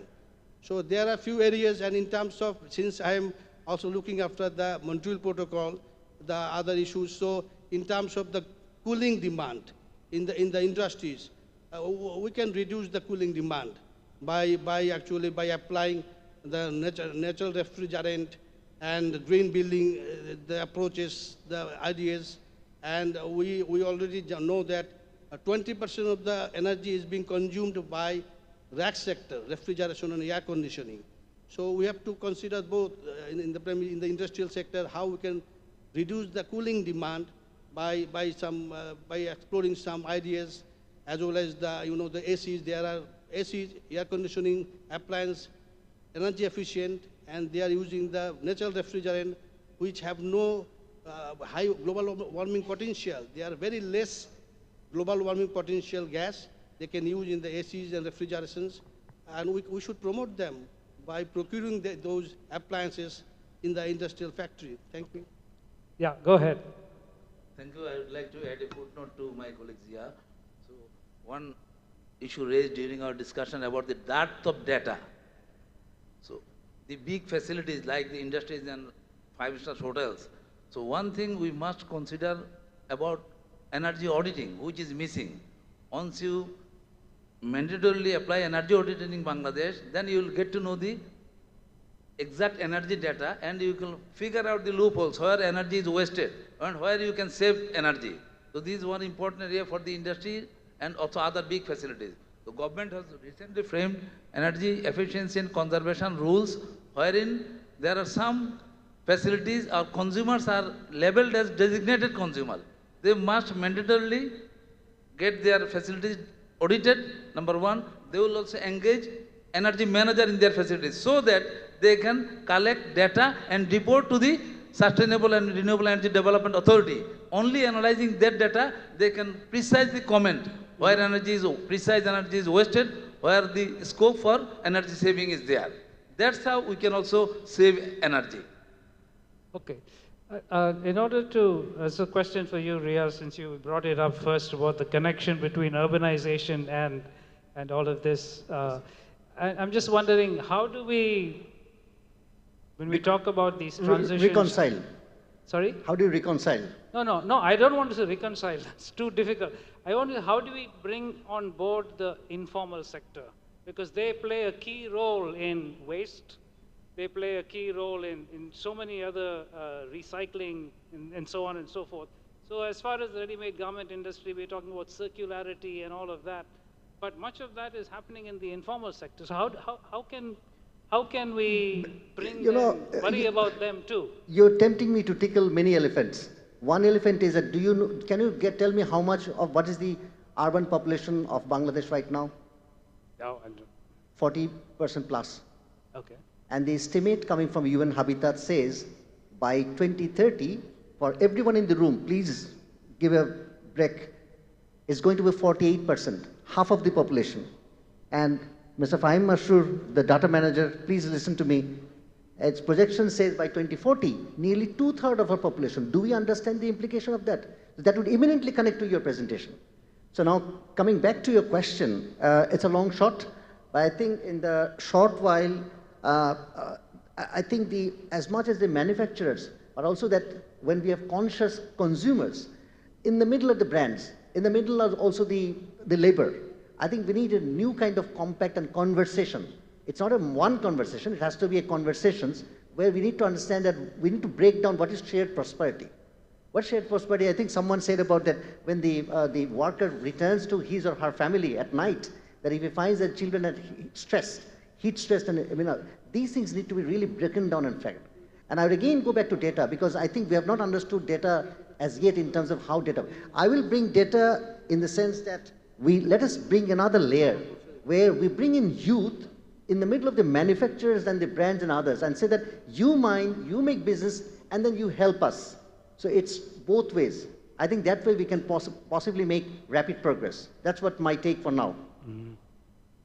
Yes. Can I say on that from a Cascale perspective? Because one of the reasons for me being on this trip in Asia for a month is really to listen and hear. And I think one of the things that's interesting from a Cascale perspective, I don't know if you know, but we represent probably about 45% of the whole industry. We actually, through the tools we have a lot of data. And I think that data then connected with other data, facility data across the industry globally. We have that specifically in Bangladesh. I think we could actually play a role in bringing that data together.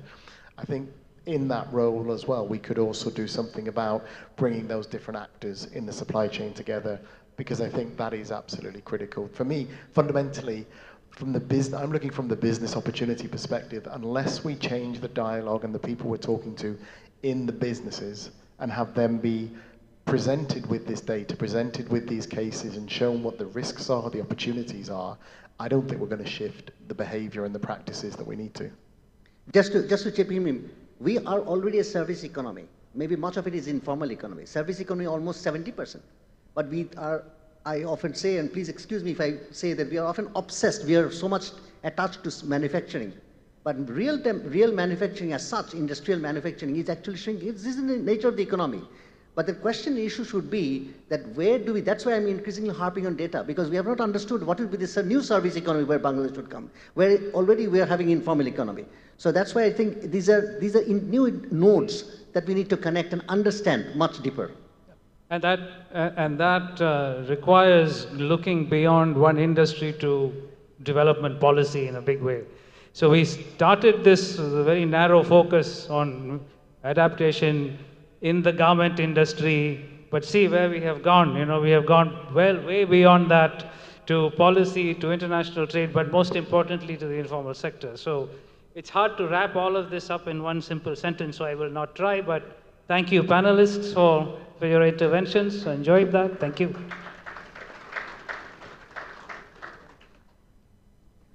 Thank you very much to all the panelists for delivering such an insightful and thought-provoking session. We will be taking a group photograph, requesting you to step forward to the middle of the stage.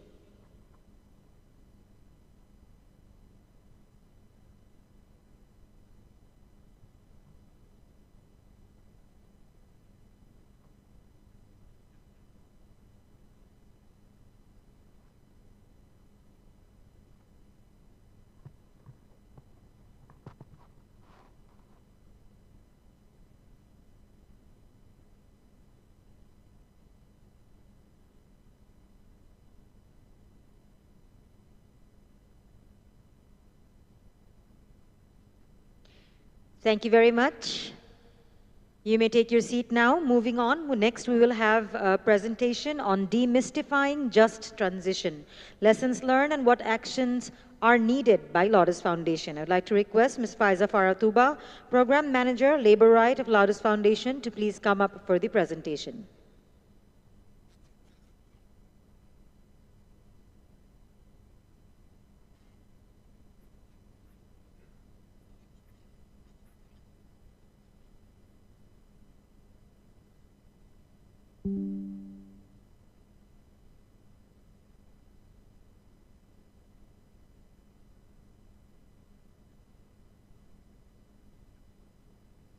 Ladies and gentlemen, we have on stage Ms. Faiza Faratuba, Program Manager, Labor Right, Lotus Foundation.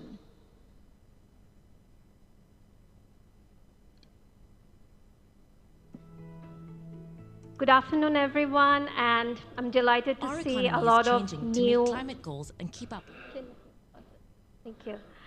I'm glad to see a lot of faces, known faces, after a very long time, and also after lunch, which I think are quite interesting. So Loudest Foundation, together with Wallace Global Fund and Ford Foundation, did a first-of-a-kind Just Transition donor mapping last year. And as of 2023, we found 632 initiatives that speak to Just Transition. And I think last panel was the first one when we first started hearing Just Transition. And when you ask in this forum, different people will say different things, but the principles always remain the same. And what everybody agrees is that workers must be consulted, affected communities must be consulted in Just Transition. And what we also heard about the role of private sector here, that they also want to understand it, but they need support and capacity building for this. And specifically to include the perspective of the just element of it. So, as I said, that only 2% of the initiatives that are Just Foundation focused are based in Bangladesh. Loudest Foundation is now committing to go deeper and exploring this. And to understand the conditions, what would it take to create a multi-stakeholder collaboration?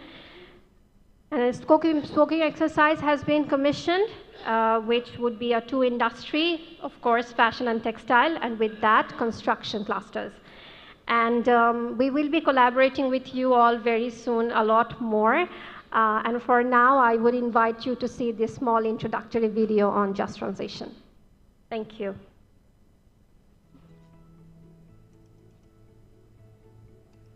Our economy is changing to meet climate goals and keep up with new technologies. This means phasing out high carbon emitting industries while introducing and scaling up greener alternatives.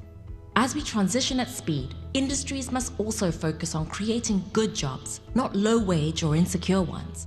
Upgrading people's skills, not leaving them unprepared, and helping vulnerable communities thrive for generations to come. Governments, companies, investors, workers, and societies at large are already planning for this greener and fairer future. But some groups have more power than others to influence how industries transform. The term Just Transition has emerged to describe the complex challenges and risks different groups face during this shift, particularly workers, affected communities, and low and middle income countries. So what exactly is a just transition and how do we accelerate it? A recent study commissioned by the Loudest Foundation, Ford Foundation, and Wallace Global Fund delved into these questions. The mapping examined over 600 just transition initiatives spanning 4 global regions: Africa, Europe, Latin America, and Southeast Asia, and 5 industries: energy, critical minerals, fashion, finance, and the built environment. The goal was to inform funding, collaboration, and further research by philanthropic organizations. As it turns out, the meaning of just transition depends on whom you ask. Even though the interpretation of just transition varies according to context, there is broad agreement on its principles. A just transition should foster inclusion, build agency, and establish accountability for those affected by changing industries. Fostering inclusion means ensuring workers and communities vulnerable to climate change and industrial transformation have a voice in decisions that affect them. Building agency means workers and communities are able to put forward their own priorities and solutions. And establishing accountability means decision makers within companies and governments take responsibility for making the industrial transformation inclusive. Affected communities should be able to hold them accountable for delivering a just transition. Philanthropic funding can play a vital role in accelerating a just transition across industries. Here are 3 actions to consider. First, we must act much faster to deliver industrial transformation that meets climate goals while creating good jobs and improving people's lives. We can start by working together to break down the silos between climate-focused efforts and social equality-focused efforts, recognizing that these issues are intertwined and must be aligned. Second, funders have the opportunity to invest in building the agency of vulnerable workers and communities so that they can work alongside companies and governments in planning and delivering just transitions. Finally, funders can support efforts to encourage governments and companies to collaborate with workers and local communities when implementing climate action that transforms industries. The industrial transformation is well underway. But how can we accelerate the process to achieve a just transition? What conversations need to happen to ensure this change is equitable for all? To learn more about how we can support a fair, green, and inclusive economy, read the Just Transitions Initiatives mapping at www.loudersfoundation.org.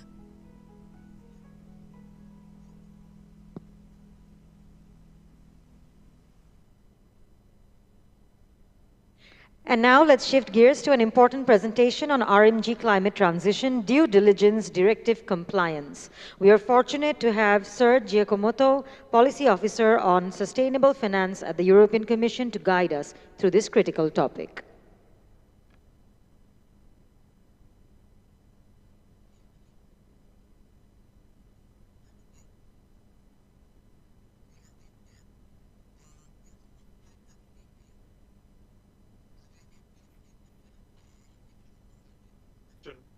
Working on the ways to leverage private finance for the climate transition. And today, I will present to you what the EU is doing in the field of corporate sustainability policies and due diligence. All right. So slide one. Let's start from the beginning. This is a picture of the investment needs that we have in order to reach net zero by 2050. And what we see is that the numbers that we get from the Climate Policy Initiative and the IPCC are pretty consistent. Climate finance represents over $1 trillion annually right now, but it should be around 8 trillion to put us in line with net zero. And of course, this picture only covers the climate component of the sustainability transition. It doesn't cover other sustainability challenges related to human rights, social rights, and it doesn't also highlight the fact that we also need to reduce climate harmful finance. After all, we know today that we're investing far too much still in fossil fuels.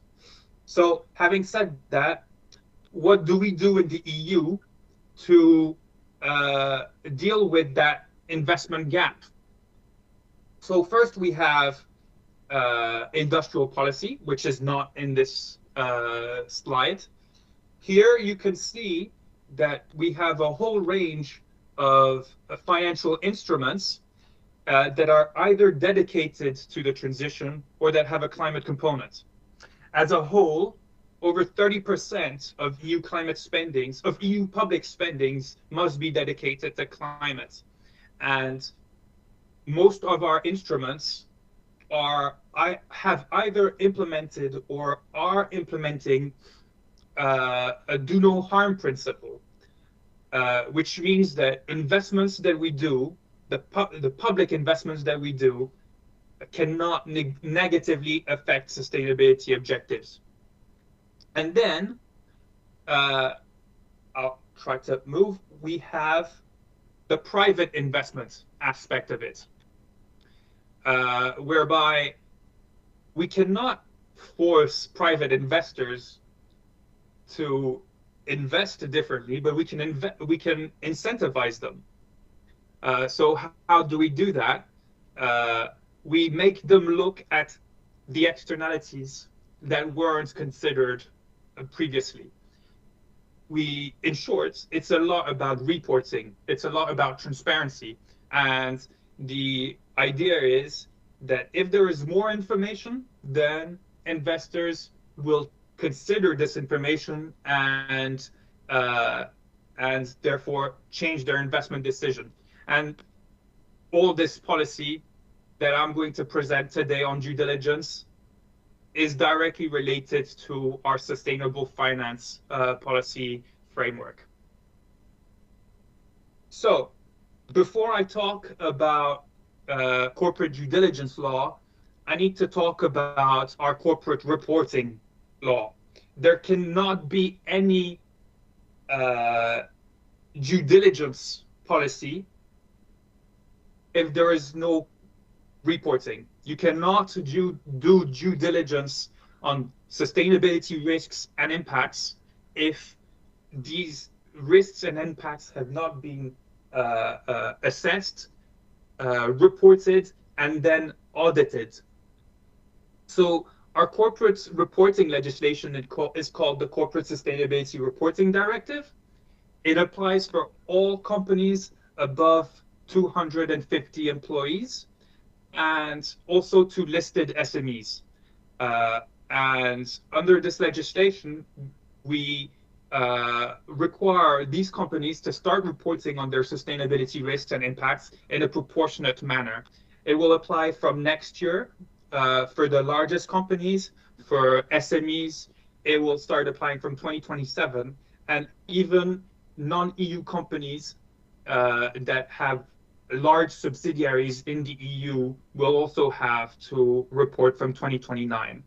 Of course, what a large company and what a small enterprise will have to report is going to be different, because we develop reporting standards for each of these reporting entities that takes into account their capacity to report on this wide range of metrics and KPIs. So what are we requiring them to report on? Here you can see all the different reporting standards that that corporates have to report on. I work on climate policy, therefore the reporting standards that I care the most about is the first topical standard, ESRS E1 on climate change. But you can see that we have about 12 reporting standards covering other environmental considerations like pollution, water, biodiversity, circular economy, and also the social aspects and even governance. These reporting standards are mandatory, most of them, but some of the reporting standards, mostly the social and the environment ones, except climate change, are voluntary. I'll briefly highlight what the reporting standards for climate change looks like, what kind of KPIs you have to report on. You have to report on a transition plan. That's very important. So you report on whether you have a transition plan and whether that transition plan is aligned with a 1.5 degree pathway. And this is a very complicated question. So we are working internally on providing corporates with guidance so that they know how to develop a transition plan with the targets that is aligned with a 1.5 degree pathway. You have to report on your targets. Again, you have to report on your emissions. You have to report on whether you're using carbon credits, whether you're using an internal carbon pricing model. You have to report on your investments. So here we really go into the climate strategy of a company. And to conclude, this reporting, because it is quite heavy, is underpinned by a principle of materiality analysis, where we're requiring companies to only report if they consider that a particular point is material to their business. If it's not material, you don't have to report. Say if you are a small enterprise that works in the field of of shoe manufacturing, and therefore you're not really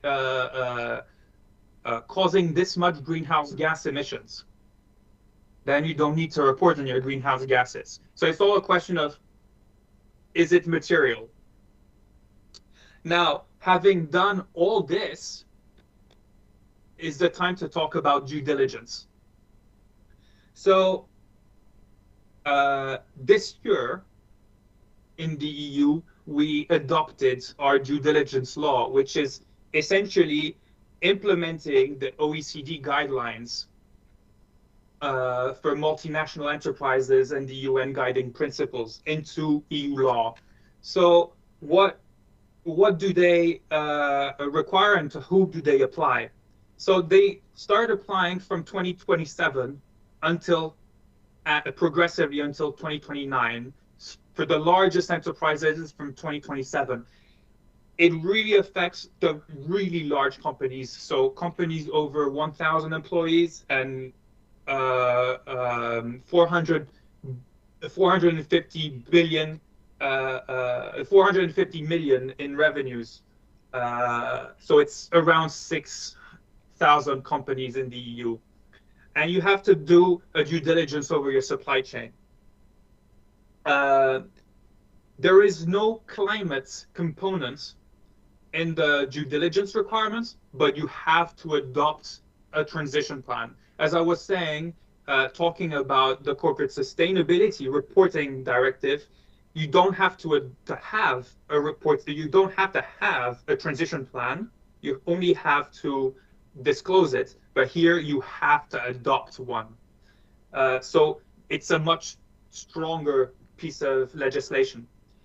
Now, what do we do with this due diligence directive? The due diligence in practice is a multi-step process that requires corporates to identify their footprints, their impacts, to assess their severity, and then implement the appropriate mitigation measures to either end these impacts or to minimize them. So we're talking about investments to end these impacts, new processes. So you therefore have to have a prevention action plan. You have to have a process to receive complaints from stakeholders. And most importantly, you need to assist your business partners in dealing with the impacts. So our large companies will have to take care of their suppliers to make sure that if they have adverse impacts, they know how to deal with them. And most importantly, termination of a business relationship is only a last resort option. You can only terminate a business relationship if every other option has been looked at. You have to have tried to minimize the impacts in other ways. Otherwise, you cannot legally end business relationship on the basis of due diligence. And in that context, this is why we think that the EU due diligence law will lead to more foreign direct investments, in particular in emerging and developing countries, because you have to invest in reducing these impacts in third countries and over the supply chain. I'll end with this. We have other due diligence laws that are more sectoral. We have the EU Critical Raw Materials Act, the Conflict Mineral Regulation, we have the Battery Regulation, the Forced Labor Regulation, and the Deforestation-Free Products Regulation. These regulations are relatively new, apart from the Conflict Mineral Regulation, and they treat due diligence in a different way sometimes, where it's not a company due diligence, but a product due diligence. I will end here. Thank you very much for listening to me.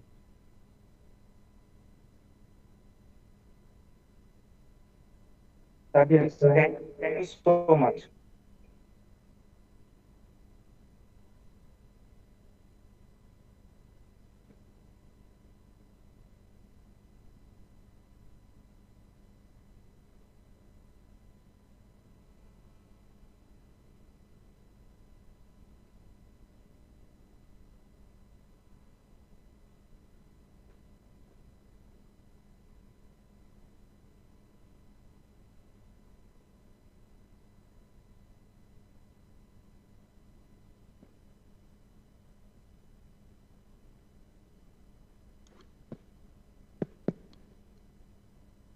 Ladies and gentlemen, we now move to our fourth plenary session focused on the essential topic of climate justice, equity, and shared responsibility.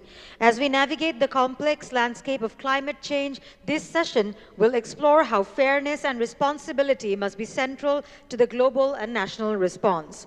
I'm honored to invite the following speakers to the stage. Mohammad Sohail Sadat, Chairman of Shinshin Group and Director of BGMEA, Mr. Edwin Koek, First Counselor and Team Leader of Green Inclusive Development Delegation of the European Union to Bangladesh, Tanzila Tazreen, Senior Policy Advisor, Embassy of the Kingdom of Netherlands in Bangladesh, Tuomo Putiainen, Country Director of ILO Bangladesh, and Kalpana Akhtar, Founder and Executive Director of Bangladesh Center for Worker Solidarity. This session will be moderated by Dr. Mohammad Imran Hassan, Head of Climate Justice and Natural Resources Rights, Oxfam in Bangladesh. Requesting all of you to kindly come up on stage and take your seats, please.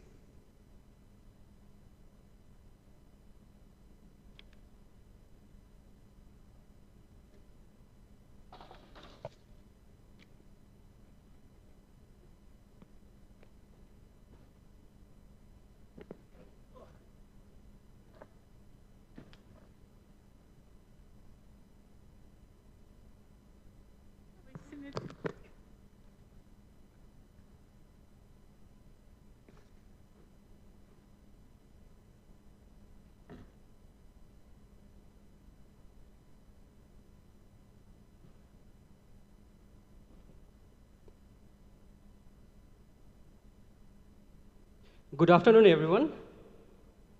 It's my great honor to welcome you all in this, in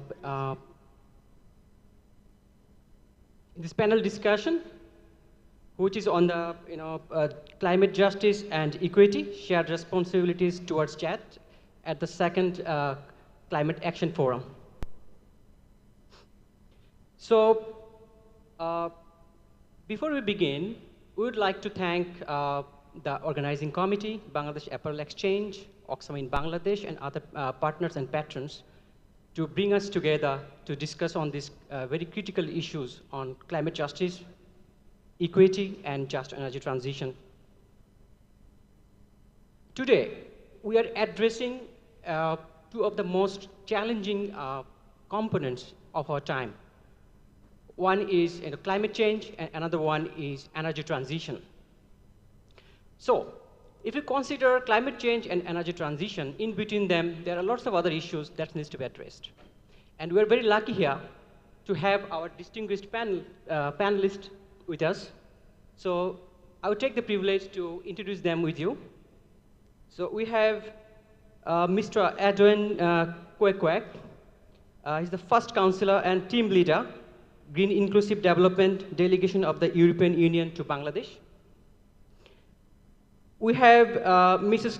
Kalpana Akhtar, Founder and Executive Director, Bangladesh Center for Worker Solidarity.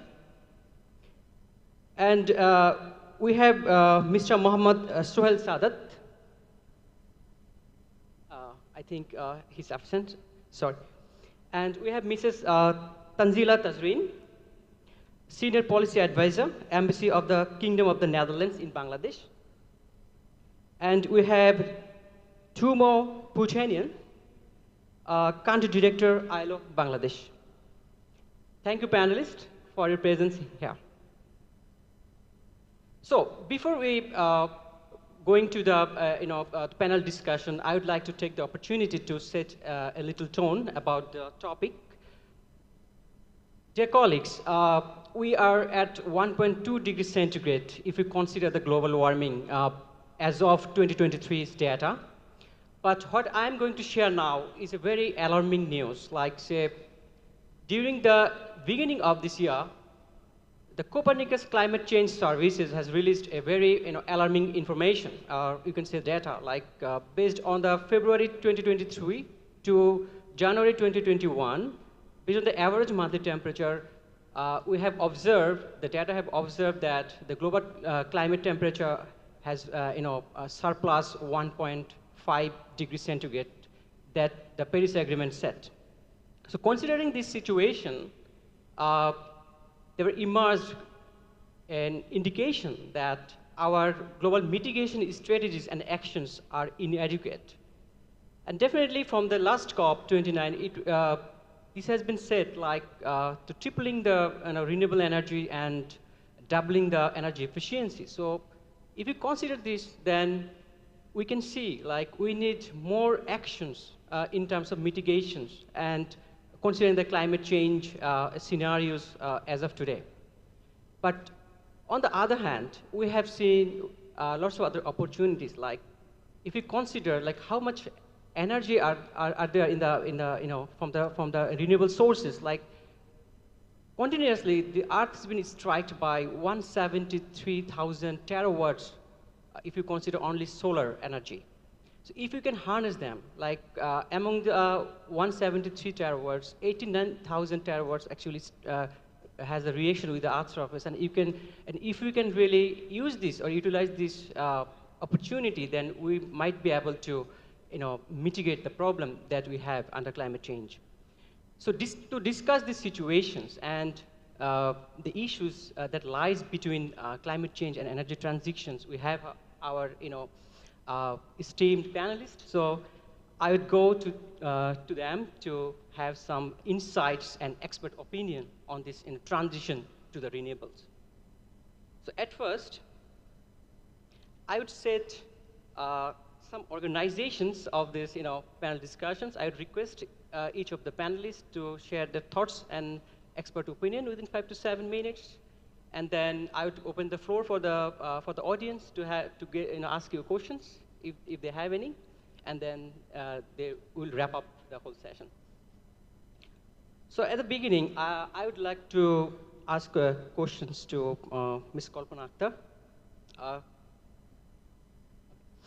So as we transit to the renewables, we assume that there might be some challenges in terms of worker rights, balancing worker rights, because as you know, that transition to renewables might need lots of efforts from different parties, and considering the changing situation, the workers might lose their jobs, and there's some other issues in terms of their rights. So as an advocate of the workers in Bangladesh, how do you see these challenges and whether there is any gender dynamics in there? And what can you propose in terms of policy to address this kind of issues both in Bangladesh and globally?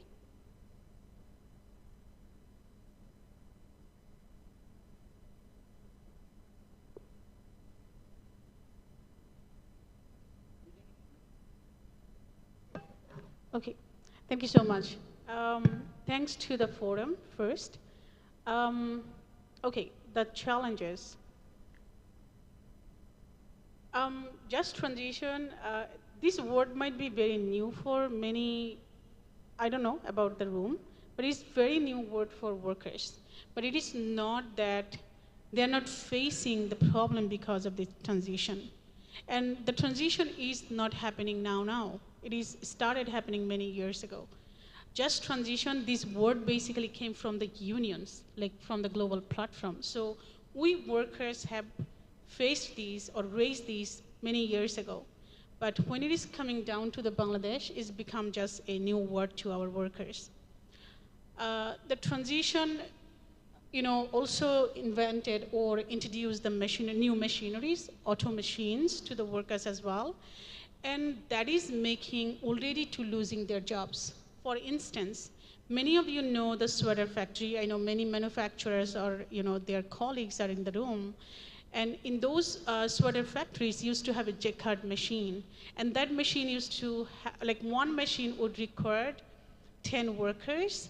Now we need only 1 worker for 1 machine, or sometimes 1 worker for 2 machines. So losing the jobs is already started. There is no dialogue from the, from the manufacturers or from the government or from the brand with the workers to mitigate or to adapt this situation. When we talk about the machineries, there is no discussion about upskilling or reskilling to these workers. Or if even the discussion is started, it is from the developing agencies or from the union or some sort from the ILO. That is the discussion is started. But if we talk about in a real life, if there is any upskilling or reskilling program is started. No, we are still far away from there. And from the previous panel, we already, have been heard that how this climate also make vulnerable our workers. We already have seen the demographic of the heat stress, flash flood. It is all the workers who getting affected. There is a new diseases in the factories that workers are being facing. Like in a hot summer, we used to not get the fever, but workers getting fever, runny nose, red eyes, getting fainted in the production floor. This has become so new. But addressing those issues, the table has not been initiated yet. So those are challenges. And where, if you talk about the gender perspectives, in every natural disaster or every man-made disaster, it is the first who get impacted, that is women and then children. So the gender definitely comes. Like for example, when the flash flood happens in the workers' houses, it is the female workers who need to stay at home and take care of her households. It is not the men workers who do. So she directly face the pay gap problem into that. So there are many gender issues definitely is there. It is great that discussion is started, but it needs to be faster in the country and definitely with action. And that action has to be visible. It is great that the CS3D there and many other European country or some point at the US or in general, northern countries coming with many legislation. But when you come to the production country with those legislation, please bring the adoption plan. And that adoption plan also need a fund. You just should not bring the policies in here and to see the changes without contributing anything. So yeah, we definitely there to contribute, but we need money. There should be a bucket of money to mitigate those problems that we have been facing. Just telling the manufacturers fix this and that should not be done. So a fix or correction need to be with a contributory fund. This is first.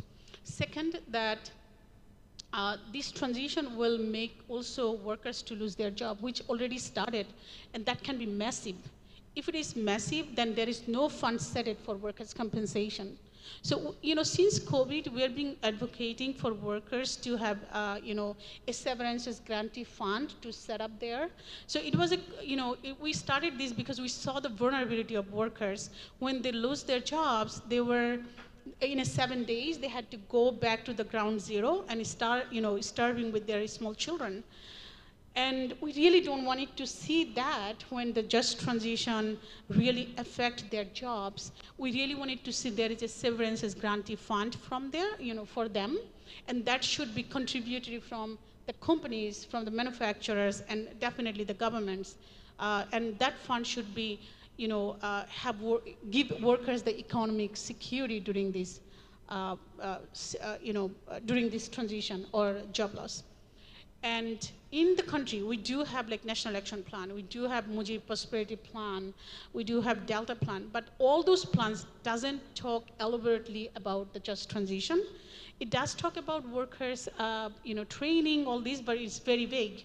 So to the government, they definitely can work together and bring all these plans together and give a very clear action plan, and we cannot wait for that another 5 years. That has to be doing now. Thank you. Thank you, Apa. You have just brought the concept of losing jobs in terms of adoption of energy efficient machineries. But if we consider like there are opportunities also, like with the energy transition, there might be opportunities for creating new jobs. So again, being the advocate of the worker rights, so do you see in your landscape that there might be, or Bangladesh could take on this opportunity to increase the job or workforce within the landscape of energy transition? Yes, definitely. There's definitely an opportunity. Like maybe 30 years ago, we didn't have garments, right? So we have, when garment started in here, we wasn't ready with the infrastructure as well. But now there is a hype to have a green factory and green factory certification. Though I have a different critique on that, that green factories are green, but their jobs are gray. So we definitely can talk about it. But when you say that it can create opportunities, definitely, and we can welcome that. But we need to think that the workers, those are losing their job, they're getting the skill training so they can adopt with the new jobs that are coming to the country, okay? I mean, every jobs, like garment or any other manufacturing, automobile or anyone, no one coming to the country to do the charity. They're coming in here because there is an opportunity. And we definitely can welcome those opportunities, but our workers need to be ready with those skills whenever it comes. Thanks. On this, like you're emphasizing on training, so who do you think would be responsible for providing these trainings in this landscape? You know, when we talk about these skill trainings, definitely, you know, the first focus goes to the government, definitely, but there can be, it can be a joint, you know, stake as well. The manufacturers can put effort on that as well, because it is their workers, like, you know, they are already skilled, and if they can just initiate some other or additional skill, these workers can, you know, just learn very quickly. So definitely it can be, the first it should be coming from the government. They have TBET programs set out there. They can strengthen that capacity, and manufacturers can definitely join, and the developing you know, organizations, they definitely can contribute. And the workers advocate trade union, we are definitely there to help as well. Thank you for your answers. I'll now move to Mr. Edwin Kwekwe. As you know, the EU has strict environmental and labor standards for imports.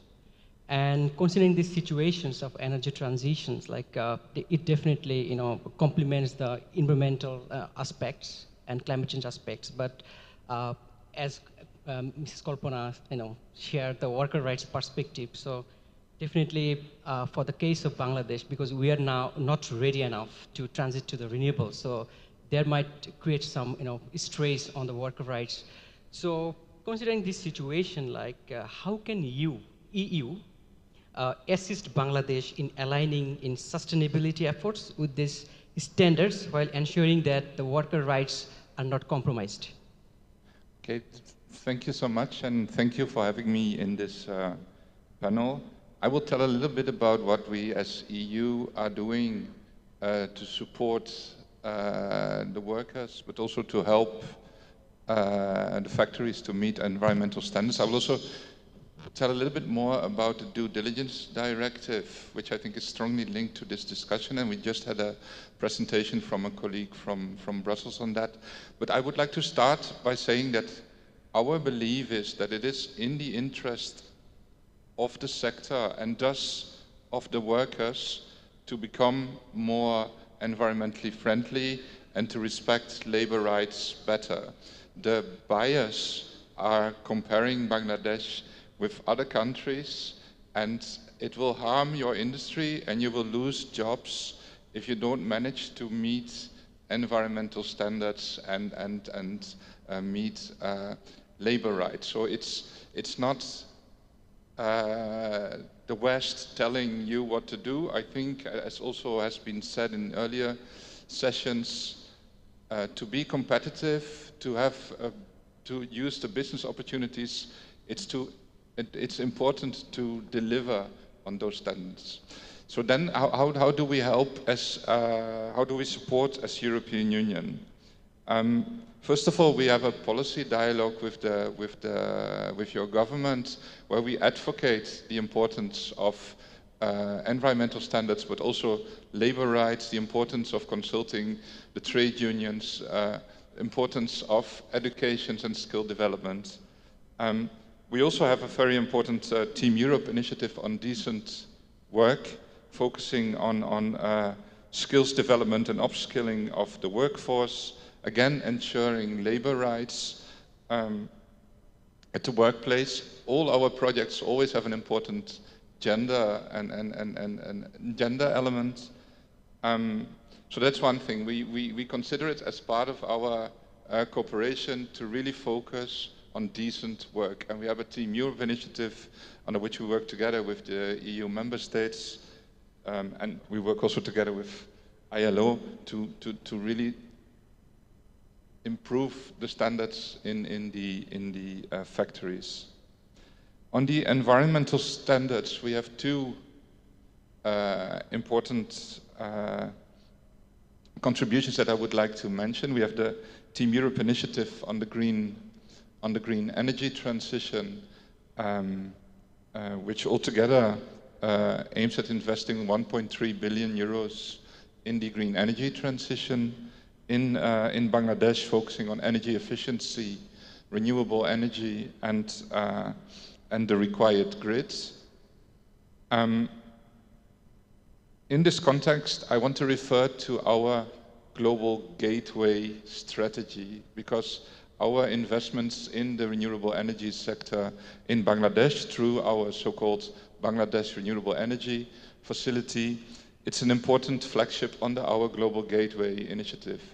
And this Global Gateway Initiative tries to invest in the sectors that we consider relevant for global development, but we try to do that in a responsible way. So the governance needs to be correct. There should be accountability, transparency, corruption should be avoided. But also for all these investments, we need environmental and social impact assessments. So we need to assess how these investments impact the people of Bangladesh. So that's something I wanted to mention. Then the third thing, we have one project that specifically focuses on the RMG sector. It's called it's the SRIA program, Safety Retrofits and Environmental Upgrades. So that focuses on creating a safer working environment, and it focuses on greening the factories by investing in, for example, effluent treatment plants, energy efficiency, and renewable energy. The last point I want to make is related to the due diligence directive. Part of the philosophy behind the due diligence directive is to improve the environmental standards and the conditions on the work floor in developing countries. So we are now saying that our buyers, they should not only take care of what they are doing in Europe, they should also look at the supply chain and should assess whether the workers in, for example, Bangladesh, are working under proper working conditions. And that is a risk because it makes it difficult for developing countries to apply with the due diligence directive. But the principle is it should support the working conditions in developing countries.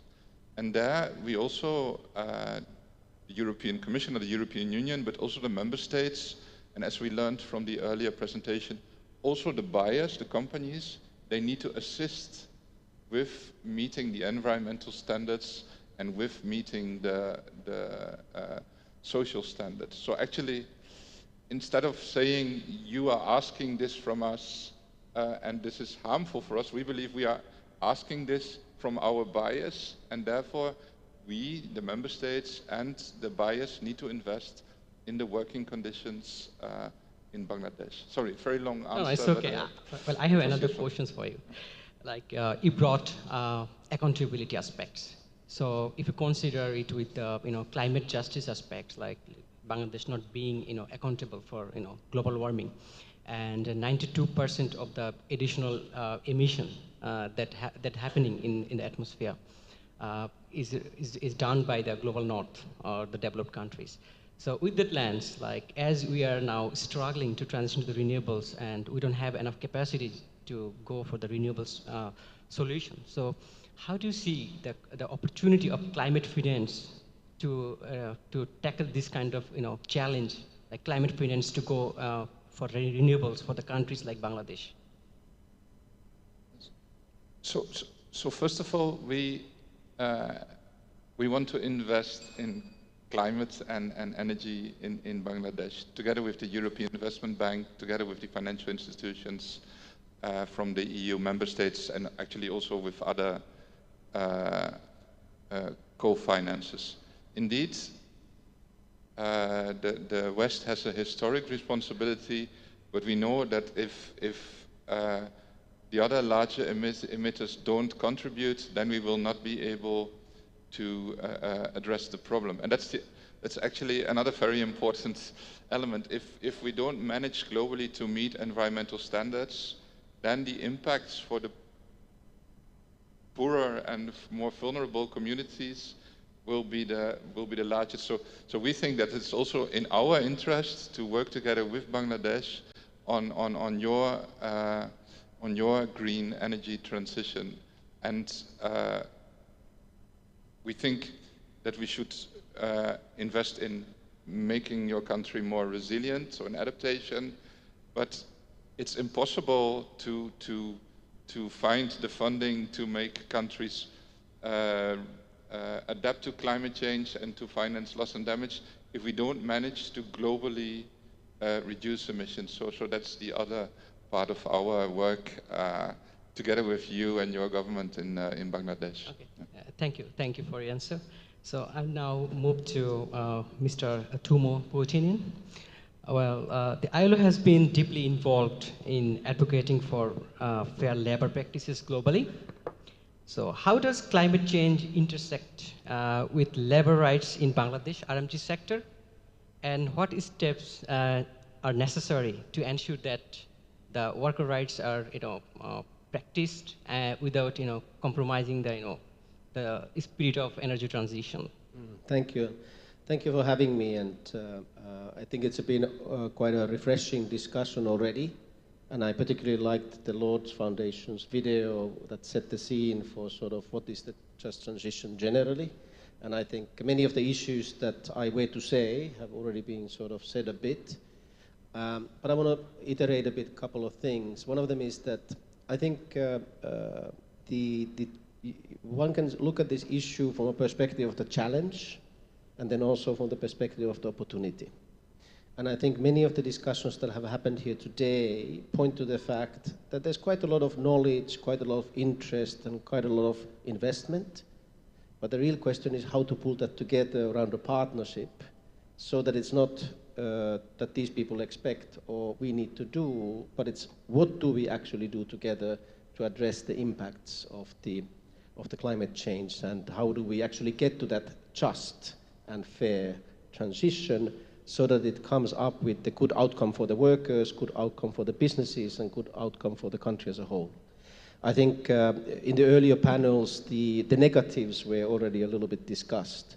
The fact that if the climate change is not addressed, there will be a huge amount of people migrating to urban spaces from climate vulnerable areas, and that will put a lot of pressure on Dhaka and on Chattogram and other places, and that will put a lot of pressure on creation of jobs, not just preserving jobs, but creation of jobs, because you suddenly have a massive amount of people who want to work and need to work. And in that challenge, it's often the women and the youth who are sort of neglected. So there has to be some plan to address that issue. The negatives also include the ambient changes, the heat stress, and the occupational safety and health issues, the absenteeism that is resulted, and also the loss of productivity. I mean, Bangladesh is not a very high-ranking country in productivity to start with.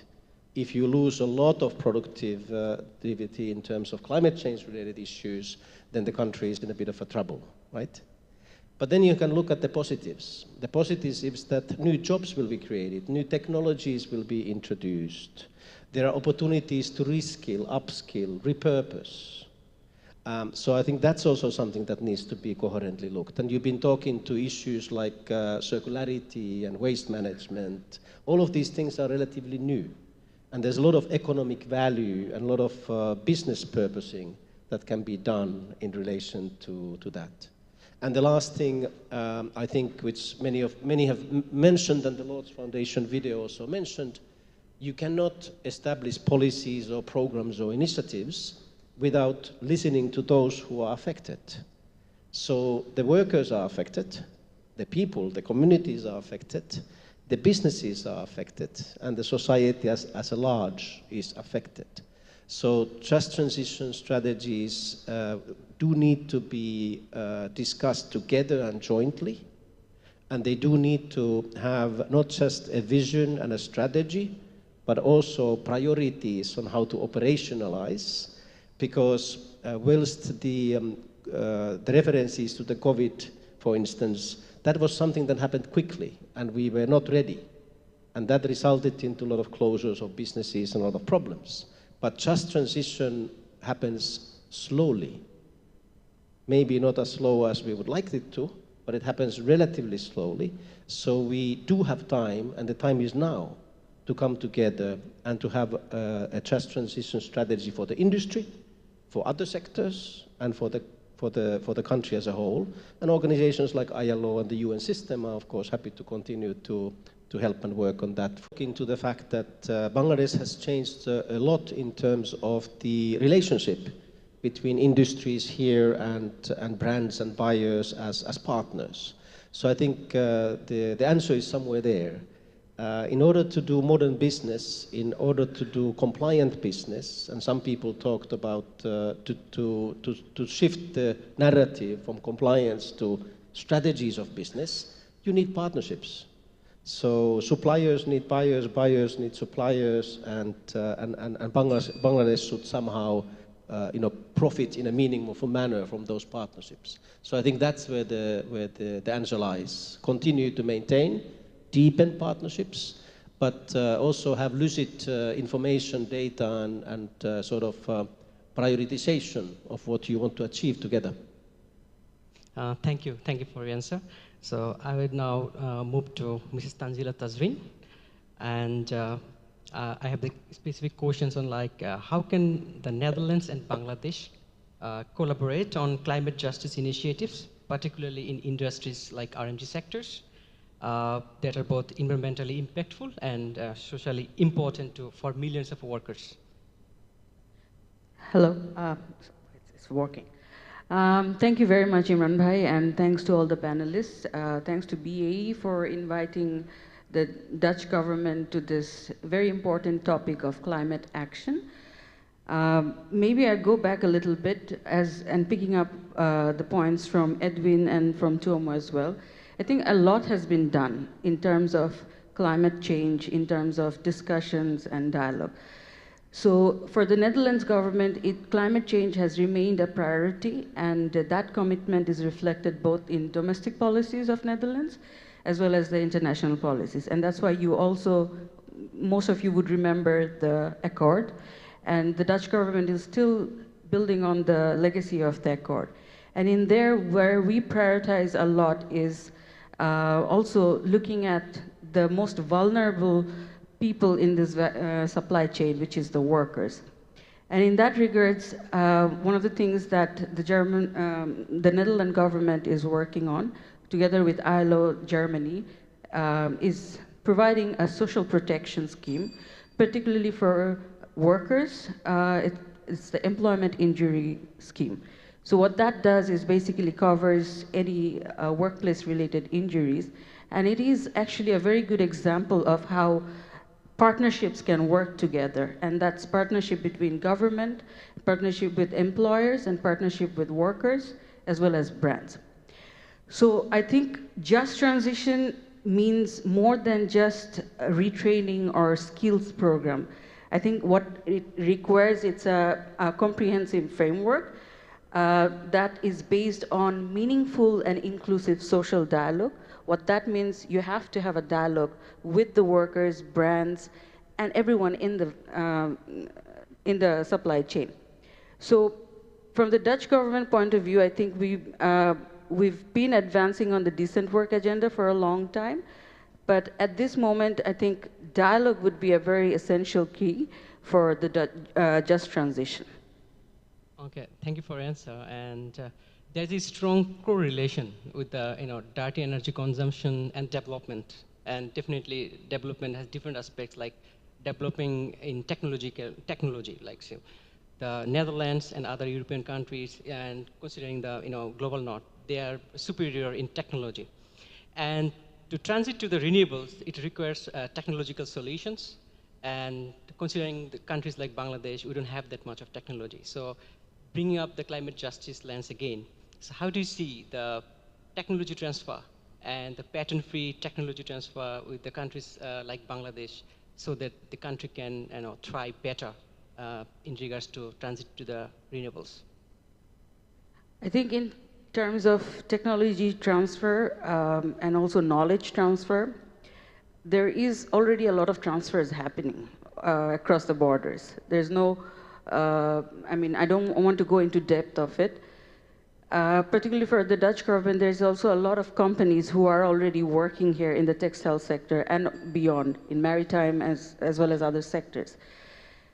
Even in financing, Dutch government has a Dutch Climate Fund as well that is being, and Just Transition Funds that is also used for development cooperation purpose to support the local unions, which is why we also have union-to-union supports. And they're quite strong in Bangladesh as well. So that is one of the things that Dutch government takes into account, but also we have a strategy that we have recently launched as well, and that looks at the circular economy, the circular production process at the same time. And in there, we will also be exploring this technology transfer in a much greater scale and hopefully in a successful case. So in coming years, that's also one of the things that we will be focusing on. Thank you, Appa. Thanks all the panelists for sharing your insights. So I would now move to the audience. So if you have any questions to our panelists, I will just take one or two questions from the audience, if you have any.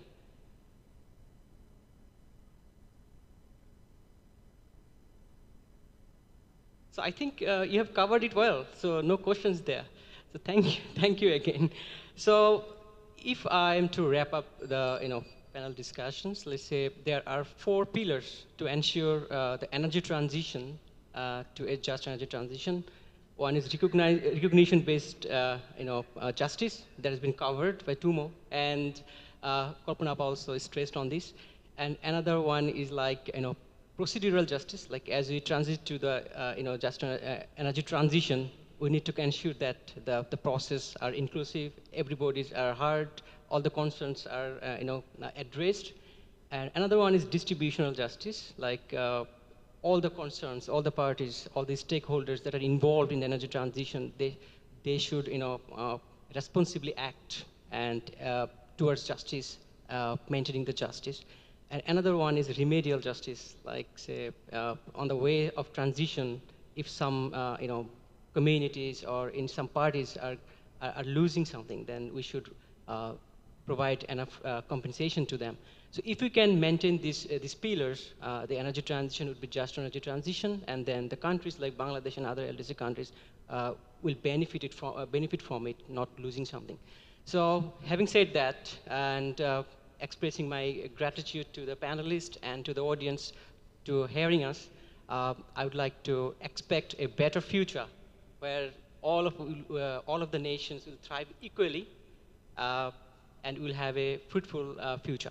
So having said that, I'm just wrapping up these panel discussions, and thank you for listening to us, audience. Thank you, everyone. Thank you very much for such a wonderful session. We will now take a group photograph, requesting you to step forward towards the middle of the stage for the photo.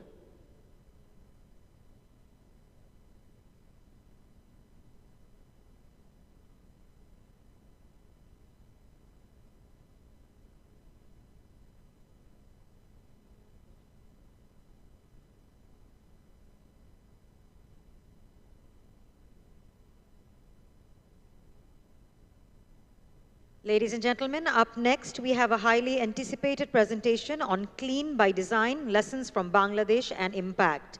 This presentation will highlight key takeaways from one of the most impactful sustainability programs in the region. It will be delivered by Lakshmi Kant Jawale, Regional Lead for South Asia and Southeast Asia at the Apparel Impact Institute.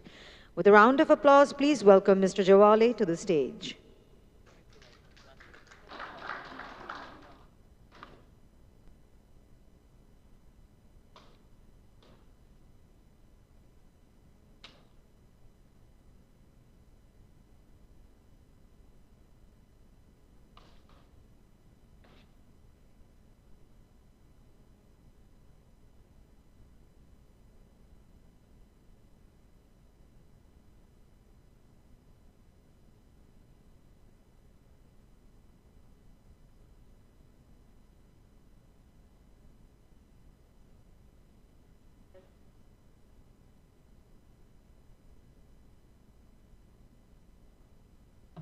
So very good afternoon to myself,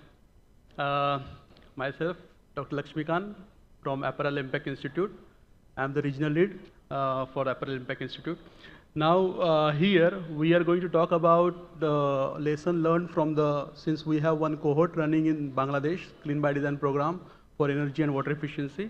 So we are trying to summarize what we have learned for this cohort, and also as an outcome, because this is a one cohort, what are the steps we are going forward to taking to engage more and more supplier, and how we are supporting the decarbonization drive in Bangladesh.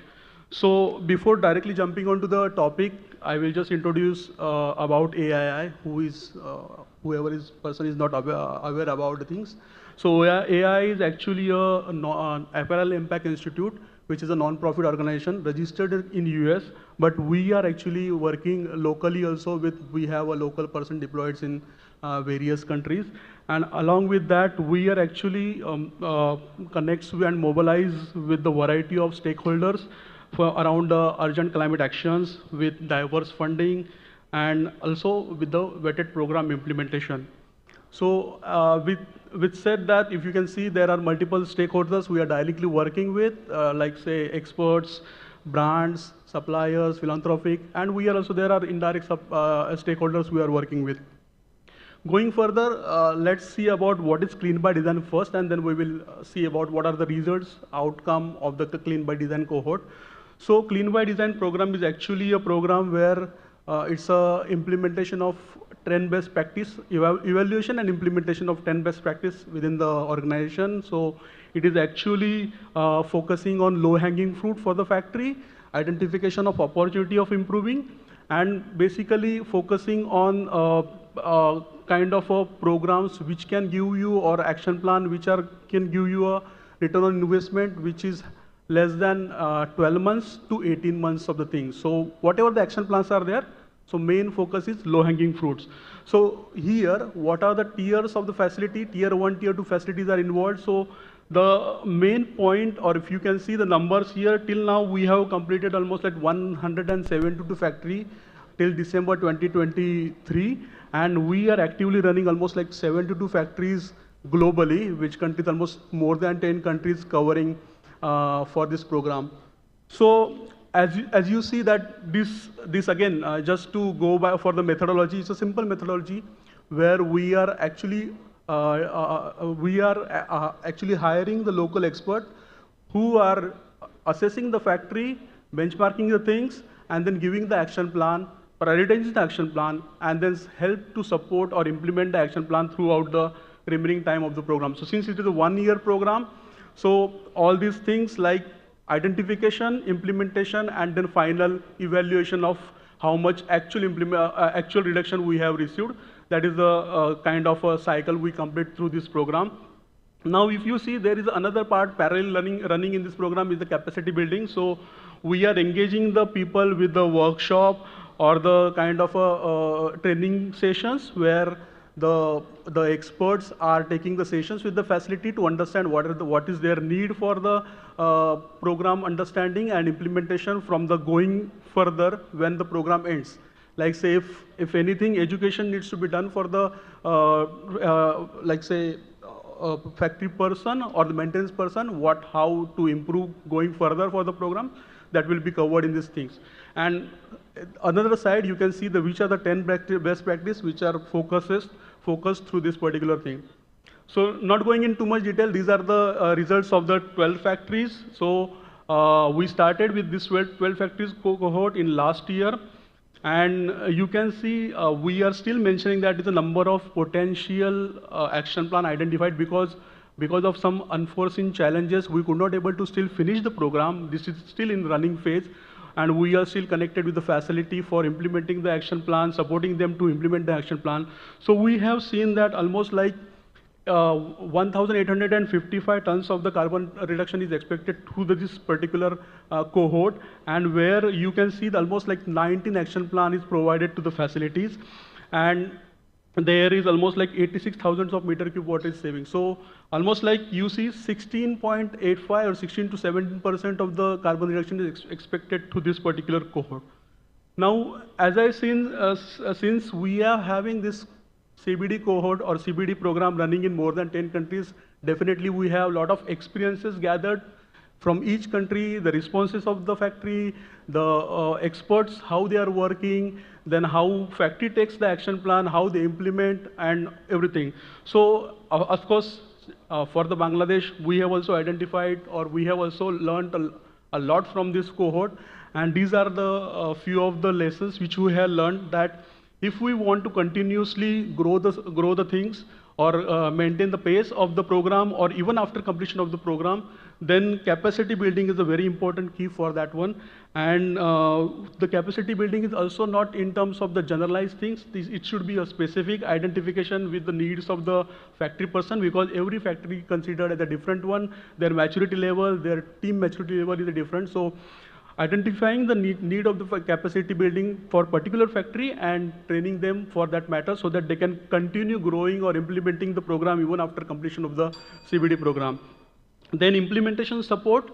Of course, implementation support is very much important, as one size does not fit to all. So based on the factory responses, factory challenges, factory condition, then factory knowledge level, it need to be changed.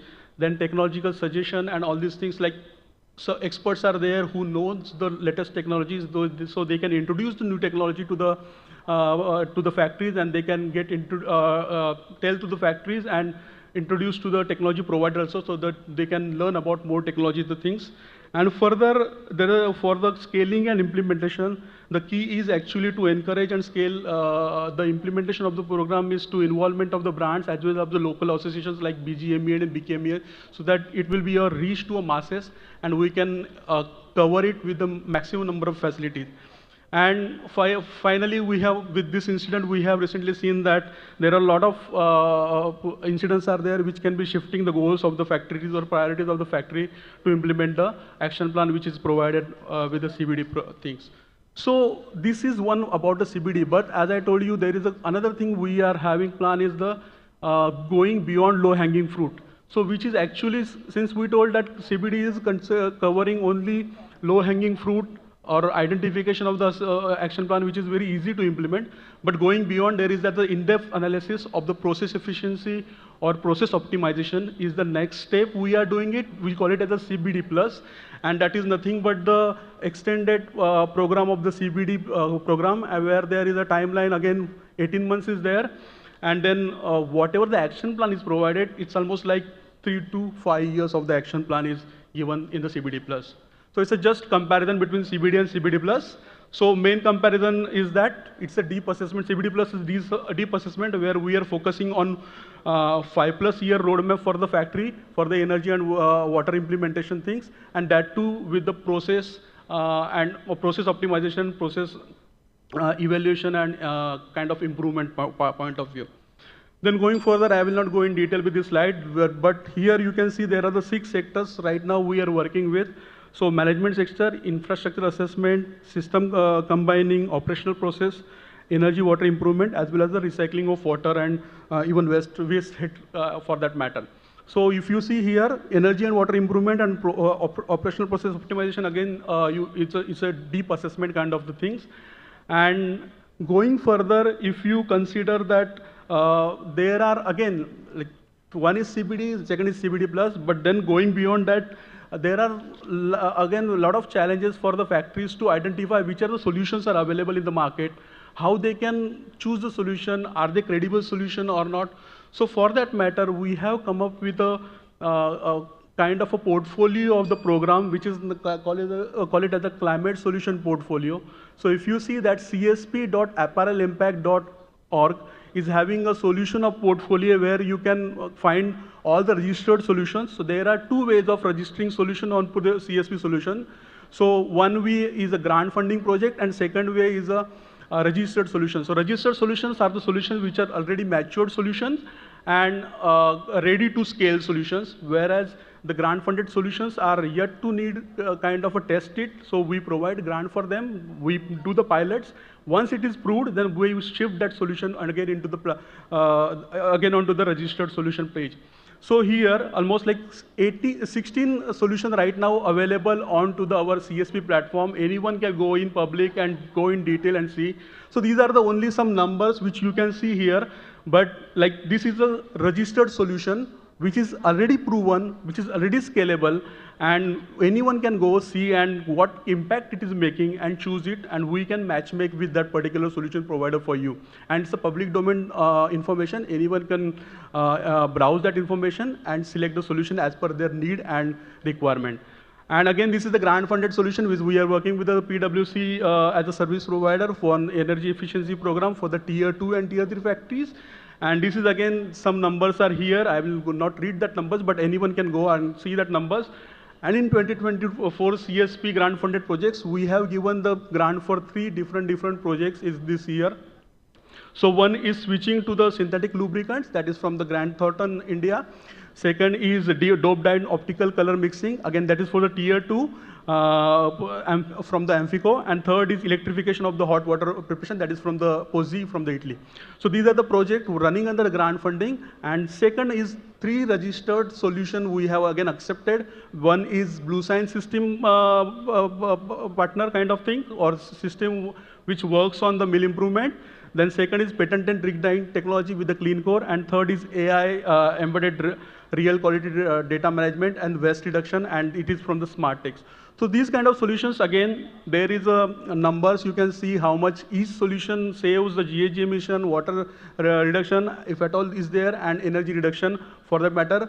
To whom it is applicable, how you can connect with them, everything detail is available. You have to just browse onto the that website. You have to just click find solution and just go and browse the 16 different solution and choose what fits to you.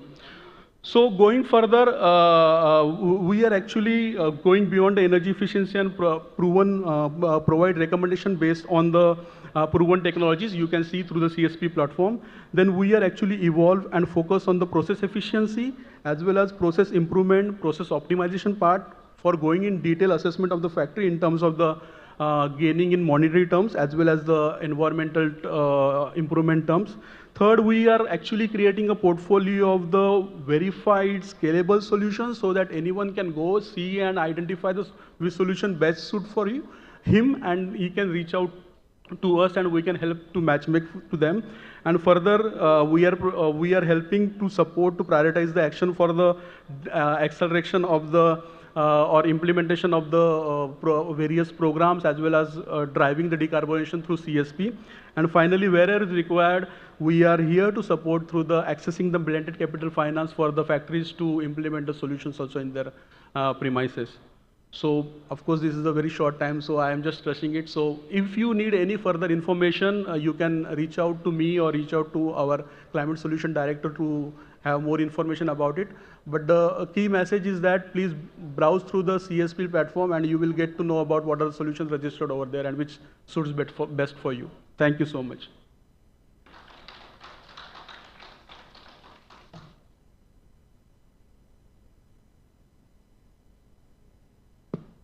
Thank you very much, Mr. Jawali, for sharing those valuable insights and shedding light on the important lessons from the Clean by Design initiative. Your presentation has been truly enlightening. We now have another critical presentation on advancing positive climate action presented by Buddhi Paranamana, Director Sustainability and Innovation, PDS Limited. Ladies and gentlemen, we have on stage Mr. Buddhi Paranamana.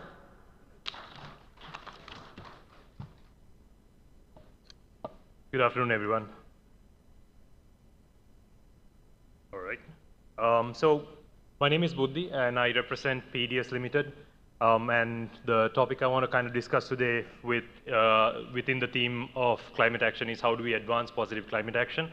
And for this, I want to take the opportunity to talk about how we in PDS, as well as our partner companies and partner associations in collaboration, are doing positive projects and collaborations towards driving climate action. So just to set the context, let me just give a quick intro about the company so that there is some background to it. So this is PDS Limited and all the company and subsidiaries that are within the company, PDS.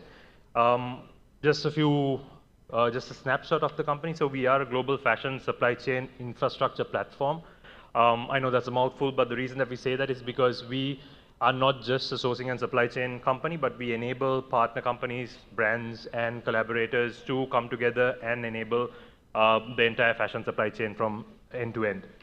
And we, in terms of stats, we're a $2.5 billion company, and in presence in over 24 global locations. And the main thing is that we have 50 plus subsidiaries under us, and that's how we are kind of using that opportunity to drive positive action. This is just mentioning some of the brands that we work with and our 4 business models: manufacturing, design-led sourcing, sourcing as a service, as well as brands. And overall, we work with over 600 partner factories, and that kind of is a snapshot of PDS to just set the context. So let's talk about the topic at hand, climate action, right? And why it's important, I don't need to tell anyone in this room, but how can we do things today, right now, in this industry that we represent is what I want to talk about. So one of the main things that we have done at the moment as a company is publish most of the things I'm going to be talking about in our sustainability report, which came out just about a couple of weeks back, which is in the public domain. So I think the most important thing is being transparent and being able to share knowledge within the industry and peers, competitors, or whatever it is, because we all have to do this together. So this is the first step that we've taken for the last, I think, 4 years or so. We've been publishing things that we are doing, and then that's basically putting out that blueprint out there so that anyone can use that information, get in touch with us, as well as kind of replicate the same scenario through our networks so that they can drive the same amount of change. So out of these initiatives, I want to touch upon just a few things that kind of show how we are driving these goals that we have publicly declared in terms of overall ending at a net zero in 2050 as a company, but how are we kind of achieving that today? One of our main areas of how we achieve this is by form of investment. And we have a PDS Ventures arm, which is a $50 million VC fund. And what we've done with that fund is use that investment money to invest into things as material science innovation. You're looking at alternative materials for your conventional materials that we have today. I've spoken previously in similar forums in Bangladesh itself about some of those commercialized products and materials that we have put out there.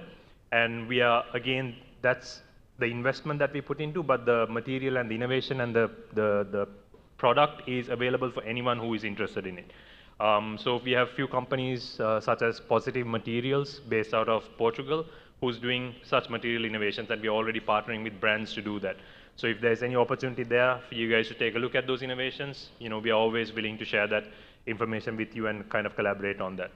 Also, investing into solutions in the sustainability space has been important for us, which is things such as technology solutions, whether it's traceability and transparency, and any other solutions of, a few was mentioned by AII, actually, Amphico and SmartX in the manufacturing side. So it's a collaborative effort. And the investment and the product of those investments, again, like I said, the keyword is collaboration. So our investment is a collaborative approach. We have strategic investors, financial investors, as well as collaboration partners. And why this is important is you see that there are brands in there, you see that there are institutes in there, and you see that there are organizations such as the Climate Fund organizers, as well as guys who are like the Good Fashion Fund, the GFA. So we partner across industry or across the entire industry. One such great example I want to give is just a few months ago, earlier this year, there was the GFA Global Summit, or the Global Fashion Agenda Summit. And in that, we launched a program called the Trailblazer program, which brought together more than 160 innovators in the material innovation space. We had 8 finalists, and then out of that, Bloom Labs was given the award of finalist out of that 160 plus applicants. Now, this is a great example of collaboration because we worked with GFA along with all these startups. And what we provided as the opportunity as a finalist is the network and bandwidth of what PDS brings to the table. We introduce them within our internal network as well as our brand partner network of 300 plus brands, so that you can take that idea to commercial stage quicker, faster, and obviously make it profitable, because at the end of the day, we need to make technologies and innovations in this space profitable for them to sustain in a longer period. And that kind of brings me into another point that I want to discuss about how we drive sustainable climate action is through converting sustainability into profit. Few other case studies that I'd like to explain within our network is two companies. One is called Yellow Octopus and another one called Upcycle Labs under the same umbrella company of Yellow Octopus. These are based out of Nottingham in the UK because of the nature of the business. So they work in upcycling and buyback programs. So Yellow Octopus works with companies like Primark and Asda in the UK to buy back their products, whether it's through the company, to the brand's buyback programs itself, or separate buyback programs that they set. And then we have two avenues of how we extend that life cycle for those products. The first is if those products can be resold to be reused, then we do that through multiple channels, the network that Yellow Octopus has. If they are kind of at the end of the life cycle, then we push them towards the Upcycle Labs company, which is a proprietary technology that they use that can convert any fashion waste, and not just fashion waste, things like glass, metals like zippers and buttons and stuff like that, into a resin that can be molded into things like shop fittings, home deco and stuff like that. And then we can funnel that back into the companies like brands like Primark and Asda, where they sell these things as their hard goods and home goods supplies. So really kind of extending the life cycle as well as trying to close that loop on recycling. But the main point that I want to touch here is how we're making sustainability into profit here. That's how we want to kind of drive this forward. Now, driving this idea starting from the UK, we're pushing this and localizing these ideas. So the same technology that we are using for that products to convert it in for the brands in UK, we've also used that technology to create bricks. And we are setting up the first facility with Conversations in Ghana. The reason is there's twofold. One, there is a massive influx of second-hand garments coming into the Ghana market to be resold and reused, which is great, extends the life cycle. However, there's a big number of that actually is not reusable, but it finds its way there to the second-hand markets. So in that instance, they just go into landfills, and landfills in countries like Ghana are a big problem. So we've identified that as a problem, but we want to convert that into a solution, and a profitable solution. So that solution is basically converting the same technology that we're making the home fittings and home deco. We've created a way to use 75% of fashion waste and then the other 25% to make the brick that we're showing here. And this is being tested according to standards of building requirements for water resistance, fireproof, and things like that. And we are going to use this to solve another problem in the region, which is obviously low-cost housing, and how we can drive the low-cost housing through that. So these are some examples of how we are using technology and localizing that technology, and then also driving profit through that, which in turn makes the technology more sustainable and last longer. Finally, I wanted to come towards where the forum is today and how we are driving positive climate action in Bangladesh as well. This is just one example of such that we are having. It's more recent, so I thought it will be relevant for this conversation. So we have a factory just a couple of hours north of Dhaka called Good Earth Apparel, and this is just kind of, it was purposely built with sustainability building practices in mind, so it was already a LEED Gold certified factory. And as you know, in Bangladesh, this is nothing new. There's 213, I believe, last I checked, LEED certified factories. So why am I talking about this? I think the important thing is now having that information or having those facilities locally, how do you drive the differentiate and how do you kind of keep innovating in that space? So what we did was we also took that challenge and looked at, okay, it's already got the LEED certification. It already has a 1 megawatt solar system, covers pretty much the entire roof.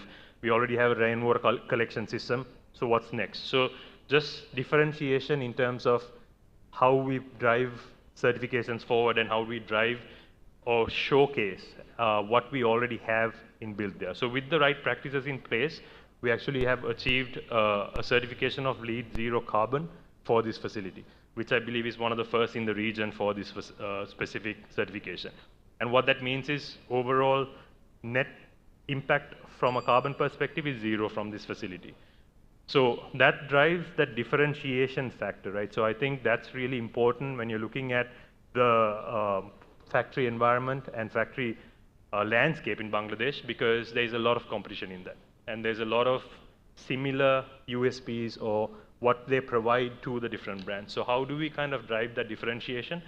And this is something, like I said, is knowledge sharing, and it's how we can use this and have other factories follow the same suit. So that's something that we want to encourage and keep driving forward. Whether it's, how do you provide leadership in sustainability? How do you bring operational excellence because of the sustainability feature, right? And that's essentially what we want to drive forward. So that basically comes towards the end of what I wanted to share with you. Again, kind of recapping on the points that was discussed is how we are driving positive climate action today by taking necessary steps, whether it's in the form of investments or whether it's in the form of using already existing facilities, and how do we reposition them to show more value addition in the climate action space, and obviously promoting the idea of collaboration and knowledge sharing across the industry as well. Thank you very much. Thank you very much. Ladies and gentlemen, now it's time for one of the most exciting moments of today's event, the official launch of a critical initiative that will drive significant change in the fashion and apparel industry. And for that, I would like to request Mr. Salim Reza Hassan from Solidaridad Network Asia to please come up on stage. I'd also like to request Ms. Sarah Van Hoeve, First Secretary, Economic Affairs of the Embassy of Kingdom of Netherlands, to please come up on stage as well.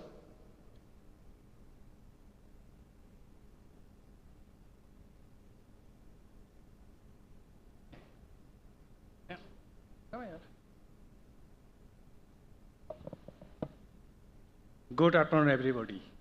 So first of all, I would like to thank you all for actually this the Bangladesh Climate Forum event, and also it's our pleasure to actually say something about our initiatives, the Better Meal Initiative project that we are implementing with support from the Netherlands Enterprise Agency. So basically, Solidaridad, we are an international civil society organization working across 40 countries.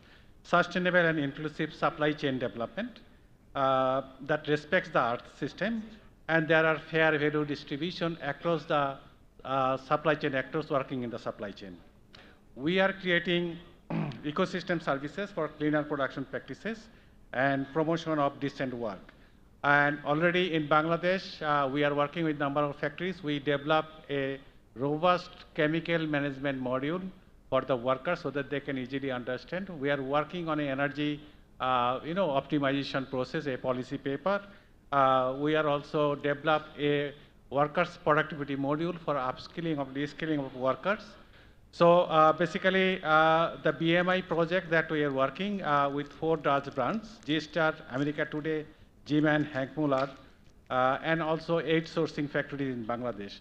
So basically, what we did, actually, we did a depth of assessment in terms of the factories, in terms of the water use efficiency, energy efficiency, chemical use efficiency, occupational health safety, and also GHG emissions. And we developed a self-assessment tool. So over the next couple of months, we'll be working with these 4 factories and these 4 Dutch brands, how we can improve their compliances in terms of this, cleaner production technology adoption and also workers' productivity. So basically, the tool we develop is a more sort of self-assessment tool. So each of the factories will assess themselves where they are in terms of the compliances, the environmental compliances and the social compliances. And we see that this tool actually help each of the production facilities to comply with the EU CSDD compliance. Thank you. I now hand over Shara to formally, kick off of our BMI project. Thank you all.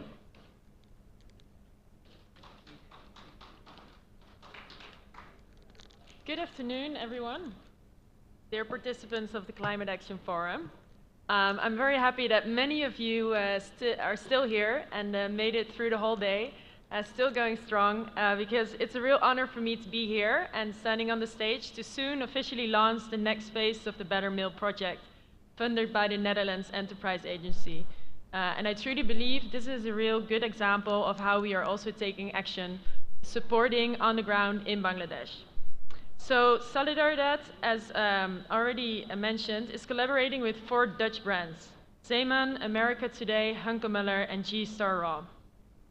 Before I get to the real launch, which is of course the best part of it, I'm happy to share a few words with you on the significance of the project.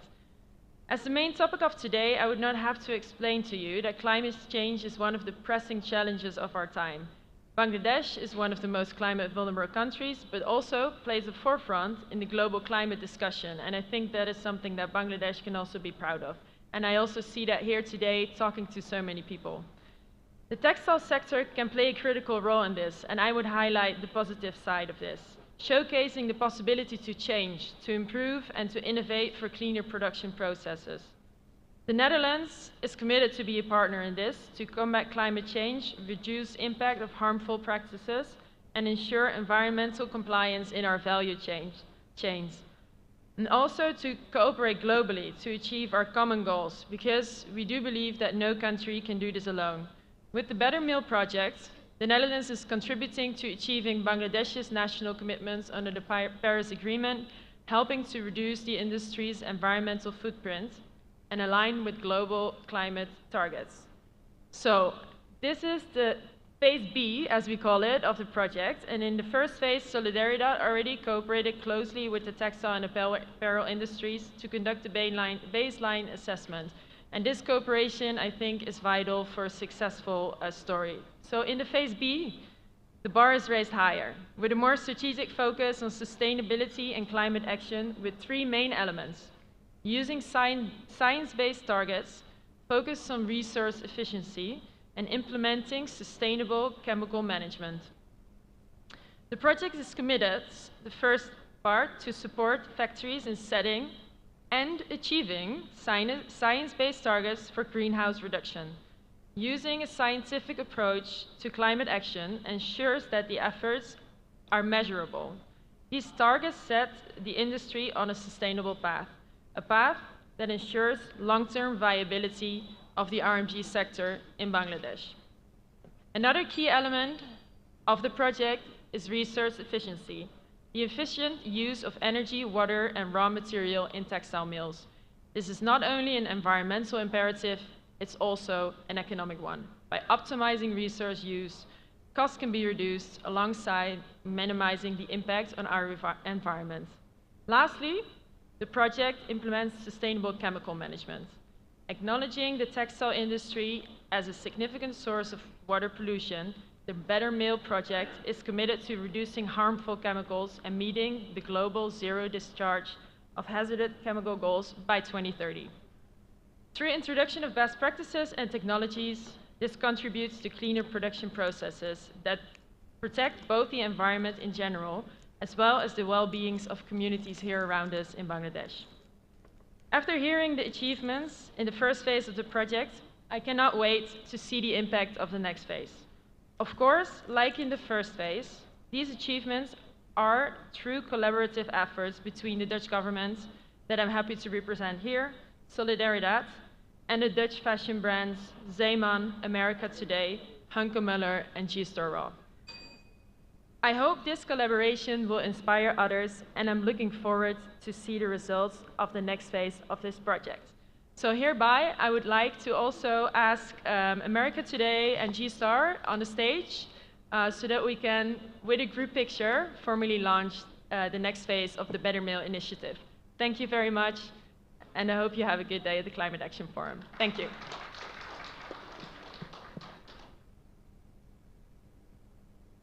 Requesting Imran Bhuiya from American Today and Mainul Hassan from G-Star, as well as Mohammad Yusuf Abdullah Khan from Solidaridad Network Asia to please come up on stage for the photograph.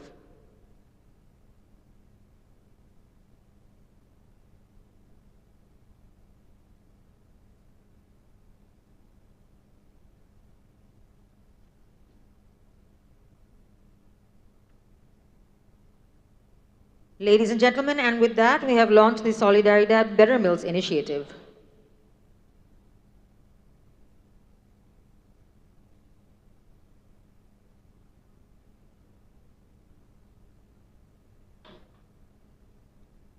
Now it is my pleasure to invite on stage Mr.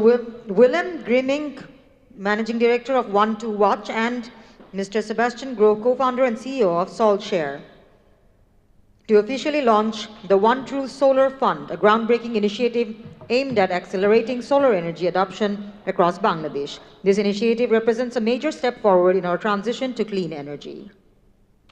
Hello everybody, my name is Willem and I'm also from the Netherlands. I'm not the first here on stage from the beautiful country, although sometimes I think there was a mistake to be born there. I've been here in Nepal, in Bangladesh, working in Nepal and Myanmar and India, and been living in this area for more than 15 years. And I like the culture and your food. And yeah, so the only thing I have back home is your clothes to wear, but I'm very happy about that. It's good to be here. It's a little later in the day, but it's good to be here today on this auspicious day of Ma Durga.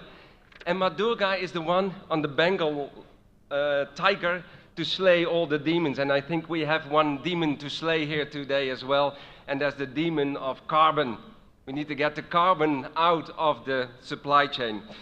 Earlier, my Dutch fellow man said there was 2 billion tons of carbon in the global fashion industry. Bangladesh is contributing about 5% to that global number, and we want to help to reduce that for brands and factories in Bangladesh, and eventually for the people of Bangladesh, of course. How we're doing that? We want to launch a financial vehicle.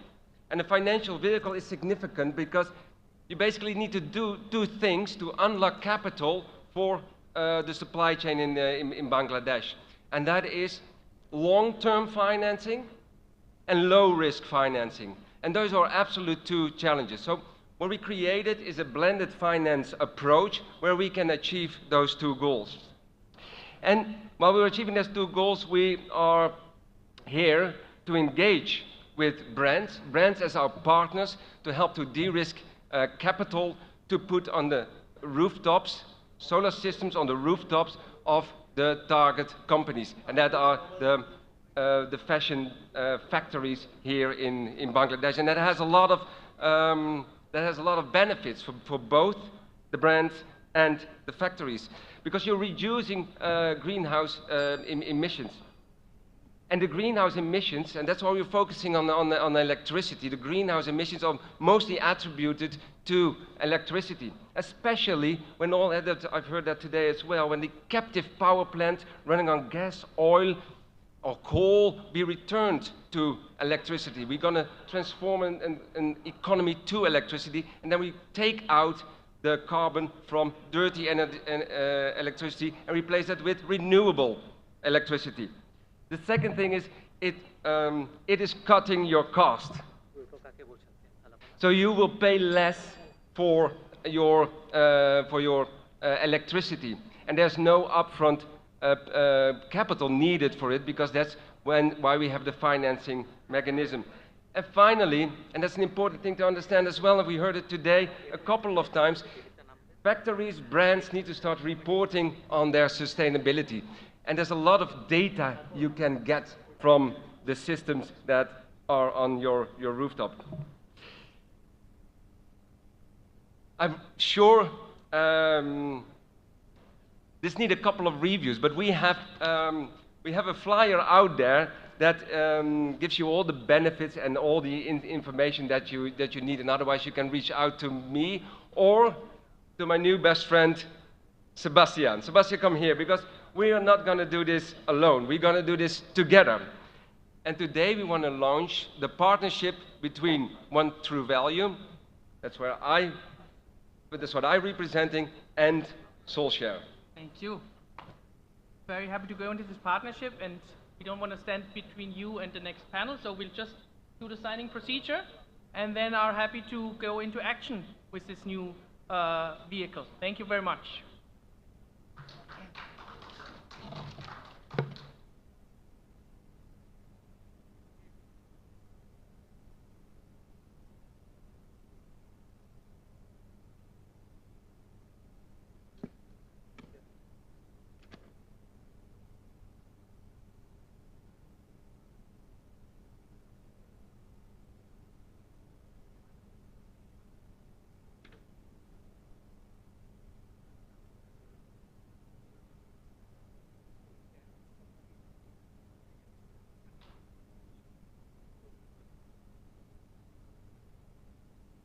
Ladies and gentlemen, and with that, we have officially launched the One True Solar Fund. Can we please have a round of applause? Up next, we have a highly relevant presentation on solar rooftop system optimization. We are pleased to welcome Shihan Talagala, Sales Director at Jinko Solar, who will walk us through the strategies for optimizing solar rooftop systems. This will be an online presentation.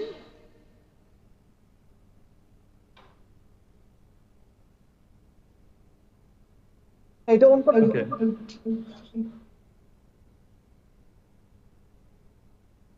Wishing a wonderful evening to the distinguished guests who are there, and it's such a pity that I was unable to join today, but it was wonderful listening to all the innovative and interesting ideas. And I'm Shahan Talagala, joining from Sri Lanka. I'm the Sales Director for Jinko Solar. Let me start off with a quick intro about Jinko and what we do. So Jinko Solar is the largest solar panel manufacturer in the world. And right now, and I mean, we were talking about all the problems we are facing in decarbonization and how to improve sustainability. So out of almost 2,000 gigawatts of solar installed globally, more than 1 in 8 solar panels has been supplied by Jinko Solar. So we are the clear leader in terms of trying to find a solution for a problem that we are trying to tackle collectively. And in addition to this, I mean, as a company, we remain financially sustainable as well. And we will look at further on, like, what we are doing as our part in promoting sustainability and decarbonization. So if we look at the global picture, you look at the 10 largest GDP countries in the world, and all these countries are rolling out their climate commitments, net zero targets. So you can see that most of them plan to get there by 2045 to 2060 time period. So that's 30, 40 years away from now. And let's see what Jinko is doing to support the apparel industries, support these global entities, what we can do in our fight against climate change. So you are seeing now by this year already that the total cumulative installed capacity of solar is overtaking that of installed hydro capacity. And by 2026, we expect solar capacity, installed capacity to overtake natural gas. And hopefully by 2027, we'll be overtaking the more dirtier coal in generation capacity. And this is driven purely by financials as well. The solar panels are becoming more and more efficient, more reliable, and most importantly, you are getting the best levelized cost of energy using solar.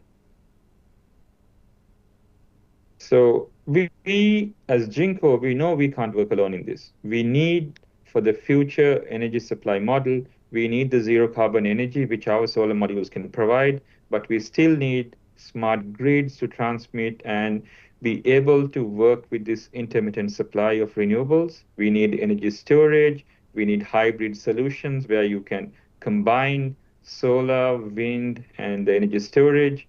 We need IoT, the energy internet, and also the PCS systems where you can have bidirectional inverters, charging and discharging, and sharing the electricity that's being generated. So Jinko is really focusing on how can we help create zero carbon cities, how to really push the idea of the energy internet.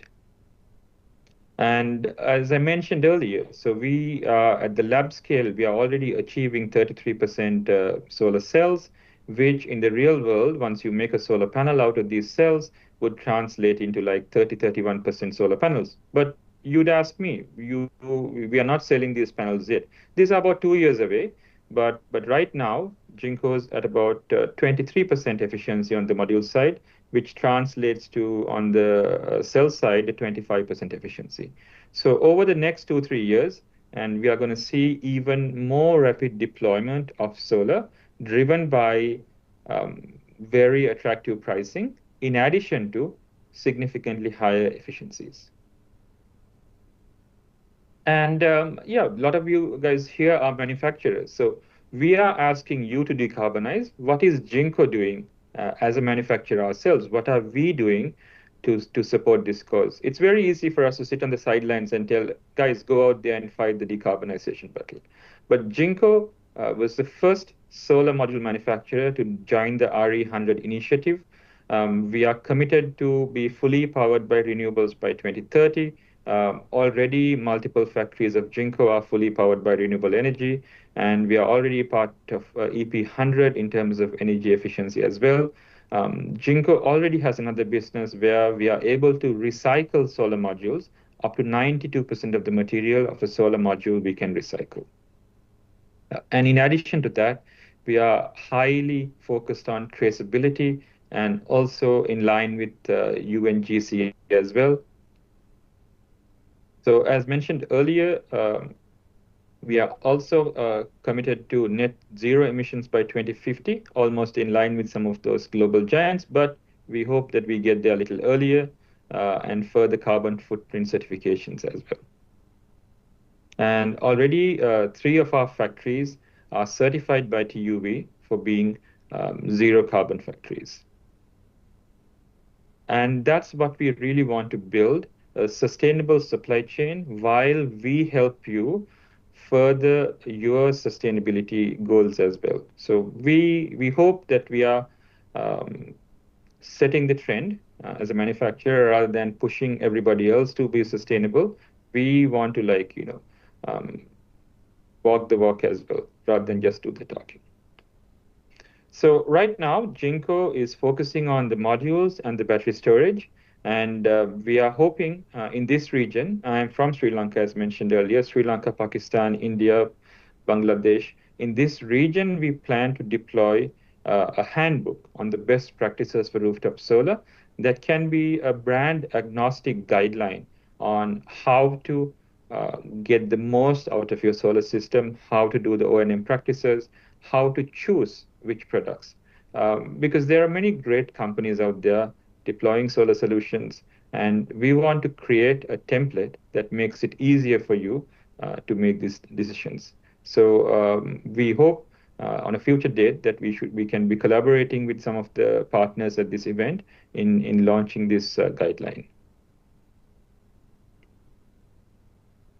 So we hope that this collaborative effort in launching this guidebook will help promote Jinko's commitment on optimizing the energy portfolio and taking the responsibility for enabling a sustainable future.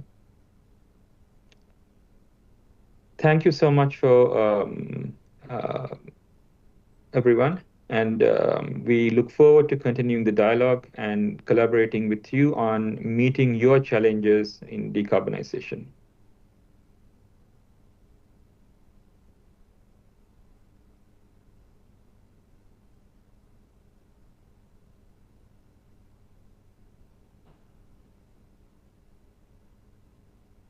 Thank you very much. We are now heading into our final plenary session of the day titled Funding Decarbonization. Please join me in welcoming our esteemed panelists to the stage. Can we please have Mr. Ali Mushtaq Bhatt, Head of Trade Mission, Embassy of Denmark in Bangladesh, Julie Endor, Head of Economic Department, Embassy of France in Bangladesh, Elvan Gedik Duval, Sustainability Manager, Bangladesh and Pakistan, H&M, Rosalind Islam, Director of Jomuna Group, Engineer Abdus Sobhan, Managing Director, Oko Tex Group, Roshan Tamanna, Senior Investment Officer, International Finance Corporation, and Sebastian Grove, Co-Founder and CEO of Soulshare. This session will be moderated by Vidura Ralapanawe, Executive Vice President, EPIC Group and member of Board of Directors, Cascale. Can we please have a round of applause?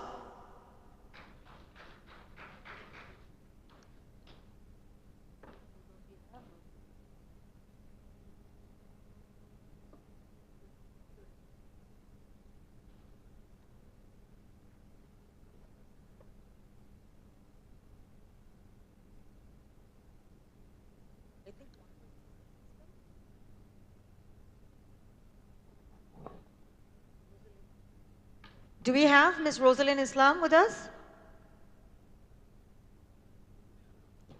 She's probably not there.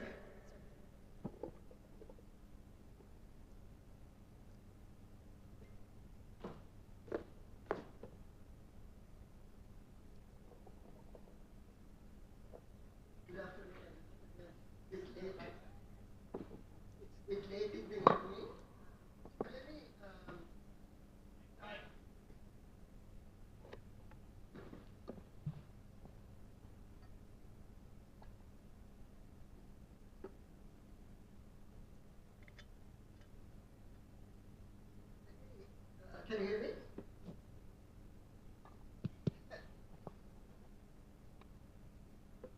So let me start by giving a bit of a context onto how I approach the funding question. Earlier in the year, I was part of a group called Fashion Producer Collective, which is a group of manufacturers who actually looked at the funding challenge in the fashion industry and asked what are the specific issues we need to resolve. And one thing we found out was that there were two key assumptions that were persistent in the industry when we talk about funding. The first one was it was all about debt. And the second one was that a lot of the programs that was out there focusing on debt was also focusing on perhaps the top 5% of the fashion industry. The challenge in terms of studying this, and we created a model to analyze this, and we asked, in terms of funding, first, is the funding available for suppliers? Second, is the funding affordable for the suppliers? And the third one is the funding accessible. And the accessibility question was perhaps the most interesting one, for the sole reason that quite a lot of manufacturers were heavily leveraged, so they were not in a position to accept more debt into their portfolio. And our industry, as you know, is quite volatile. So being in a volatile industry also has its constraints because you are hesitant to take out additional commitments in terms of finances to address that. Now, I represent a large company, and we have not had huge challenges in accessing funds, and quite a lot of them in either sustainability-linked loans or green financing options. But I want us to kind of think about the agenda for the day as to being, we are not trying to really resolve a problem for the large companies who have good balance sheets. If they are not taking climate action, it's not because they don't have access to funding. But what we are here is to solve a climate problem, and solving a climate problem for the industry requires us to decarbonize across the industry. So the question really is that, is the funding that is coming from all the organizations that we are talking about really reaching the people who need it? Or is it making companies like us a little bit more profitable because we are getting a little bit more cheaper funding? So I want us to bear this in mind as we speak, because the challenge with climate is kind of interesting, because either we succeed collectively or we fail, right? It's not about whether me as a company can decarbonize or H&M as a brand can decarbonize the supply chain. It's how we look at decarbonization in a much more broader. So I want to start the questions. I want to start with Mr. Abdus Subhan. I think it'll be good as a manufacturer to hear what are the key sustainability funding challenges you have as a company, and being a large company at that. And I want you to address maybe two things. One is, within the sustainability space, there are two types of investments. One is investments that actually have a payback, and one is the investments that may not have a payback but might also increase operational cost. And we also spoke a little bit about adaptation. Now, anything that we do in adaptation space is also going to increase costs as opposed to giving a payback. how do you see the landscape? What challenges do you have that you can see, and what might be the solutions that is in front of us? Thank you. Thank you, esteemed audience, panelists, and the organizers. Special thanks to Mustafazuddin, who has taken all the efforts to organize such effective event. And it's me, Abdul Subhan, I'm Managing Director of Architects Group. Regarding the decarbonization investment challenge, we as a manufacturer, what we face firstly is, in true sense, easy access to the fund management.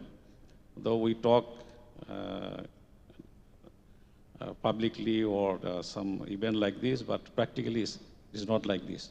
So there is a lot of bureaucratic drugs, though we have some great funds in central bank, maybe with the help of our developing partners, but we have some bitter experience that to approach this fund, it's a very, very, very long and very complex bureaucratic drugs is there behind the scene. So I think concerned authorities, especially government, should look forward to make it more easy. And at the same time, we as a investor, we have some financial limitations. So investment in decarbonization or greenhouse gas emissions, which we discussed and we hear today, Thomas. We need this kind of policy support and real sustainable policy support. And we as a company, sometimes we are not convinced that we should invest largely without having no return directly in short time. But we feel that as a responsible manufacturer, it is our duty to think forward for a better tomorrow. So as a part of that, directly maybe we do not feel that there is a good impact in our business, but in long term there is a good impact in the business that we as a responsible manufacturer, if we think this way, then our market share in the eco-friendly markets will be more, of course, because we are very much optimistic that the new generation especially, they are more focused on these issues and they want to see the sustainable tomorrow, and this buying group is increasing day by day. And awareness and mindset is another challenges, I think.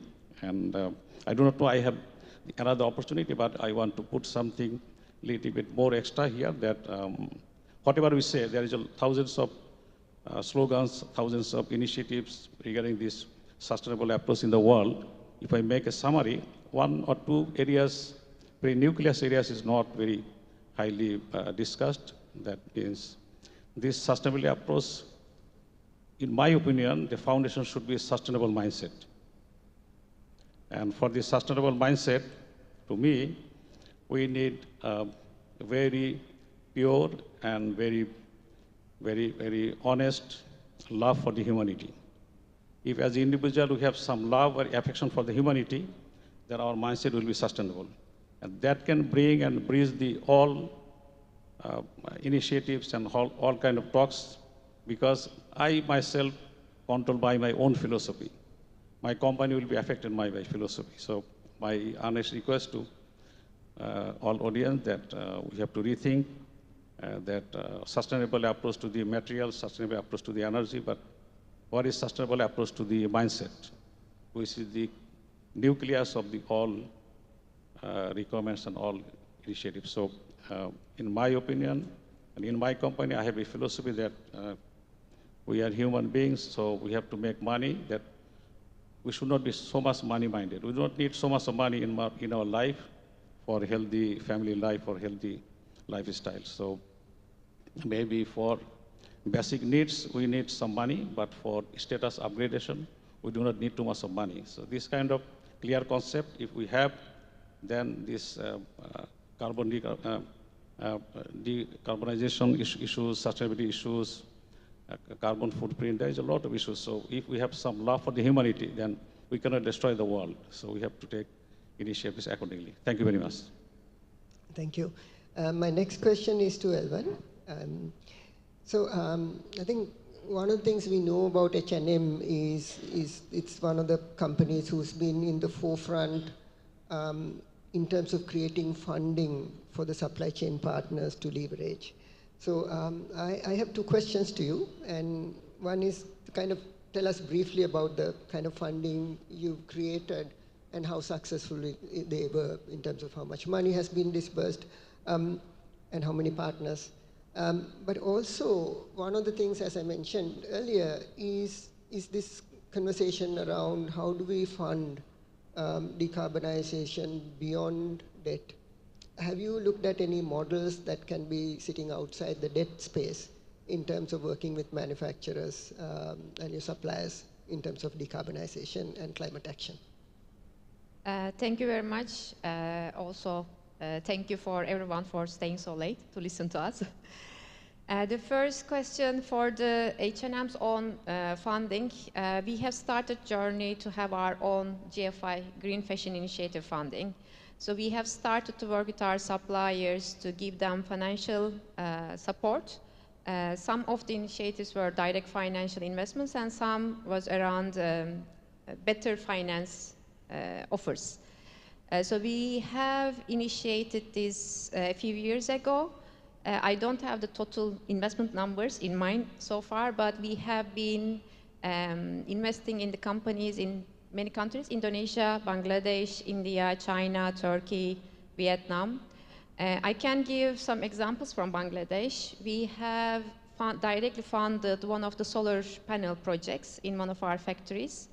Especially we want to prioritize the innovative and new technologies, because this is what we also believe the technology needs to come together with the investments. So we have invested in the thin solar panels where we know that there was a challenge in our factories for decarbonization due to shed loading.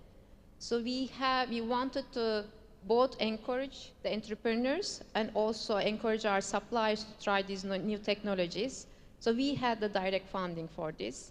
The panels were installed a few months ago, and as we know, they are operating fine, and the suppliers are getting the impacts. We will see their results, carbon reduction results, by end of the year. Another investment we have done together with the Chorka. We are now supporting 3 innovative technology: Revozona, Imogo, and Pluvia. So the first time in the world, these 3 technologies coming under the same roof, and they will be assessed in the Chorka facilities. With this one, we are aiming to have a dramatic energy, water, and chemical reductions. And this one is full collaboration with our supplier, where H&M is also contributing in the funding. And we have some other suppliers where we are working with the financial support on the biomass boiler. So we have many examples also on that technology. So this is more internal support, but we have also started to collaborate with broader groups. We have been part of Apparel Impact Institute's Fashion Climate Fund. Also, we are now partnering with several brands. Maybe if you heard it, the Future Supply Initiative. So going through to your second question, in the bigger scale, what can be done? I think the most important part is how to collaborate several partners together, because it's not going to be only one party's funding solutions. This needs to come from collective and collaborative approach. That's why some of the finance institutes and some of the brands came together, and we are going to create a funding for some shared suppliers to reach out to a bigger group, also to provide technical support and technical assessment to them. I think this kind of examples and practices is going to help in the industry level decarbonization to be easier. One thing that also we want to set example by the wind farm. You may have heard that together with Bestseller, we have signed the letter of intent to co-invest in the wind farm in Bangladesh. So this is facilitated by Global Fashion Agenda and also Copenhagen infrastructure partners. So beyond our own supply chain, also to support the decarbonization in the country, we are also looking into how we can invest in the renewables, because we believe we need to have investments, policies, and regulations enabled in the country, and people or companies like H&M needs to set the example. So that can be scaled up later, and hopefully more examples are going to follow. Thank you very much. I want to turn to Sebastian. So what was interesting talking to you is about the kind of innovative model of financing that you have created, which is not really based on debt, which is what we are currently taking on. And I think there's a kind of an interesting challenge with it, because if you look at Bangladesh and its current financial position in terms of the macroeconomic, attracting the kind of funding that is needed for decarbonization, it has to come from outside, but bringing that in also has its very serious consequences, because it really increases the country's debt rate. So I'm quite interested in one of the, in the way that your project is structured. So the question is, can you explain to everyone how that is done? And where do you see that model can be deployed outside the solar space in terms of the larger investments that's needed for climate action? All right, that's a handful. Thank you, Vidura. And thanks to the German Embassy, GIZ, and Mustafis, of course, for having me here. Just to relay a little bit on what you said before, Vidura, I think there's a bit of a fallacy if we tend to quote how many of the top 10 factories in the world are in Bangladesh, and that's great, but we tend to forget that there are a couple of thousand factories. And as you said, even if those funds exist, who has access to them? And even if they do, and we just heard it from you, sir, how complex and how long does it take? And the result we see, the result is that we have just 100 megawatt peak plus instead of a couple gigawatts. And often when we right now talk to factories and we ask a simple question, do you want to do an OPEX or a CAPEX project? And then, no, we do CAPEX, we can do it. I do think that many fundamentally underestimate what it means to manage such an asset for 20 years, which is approximately the lifetime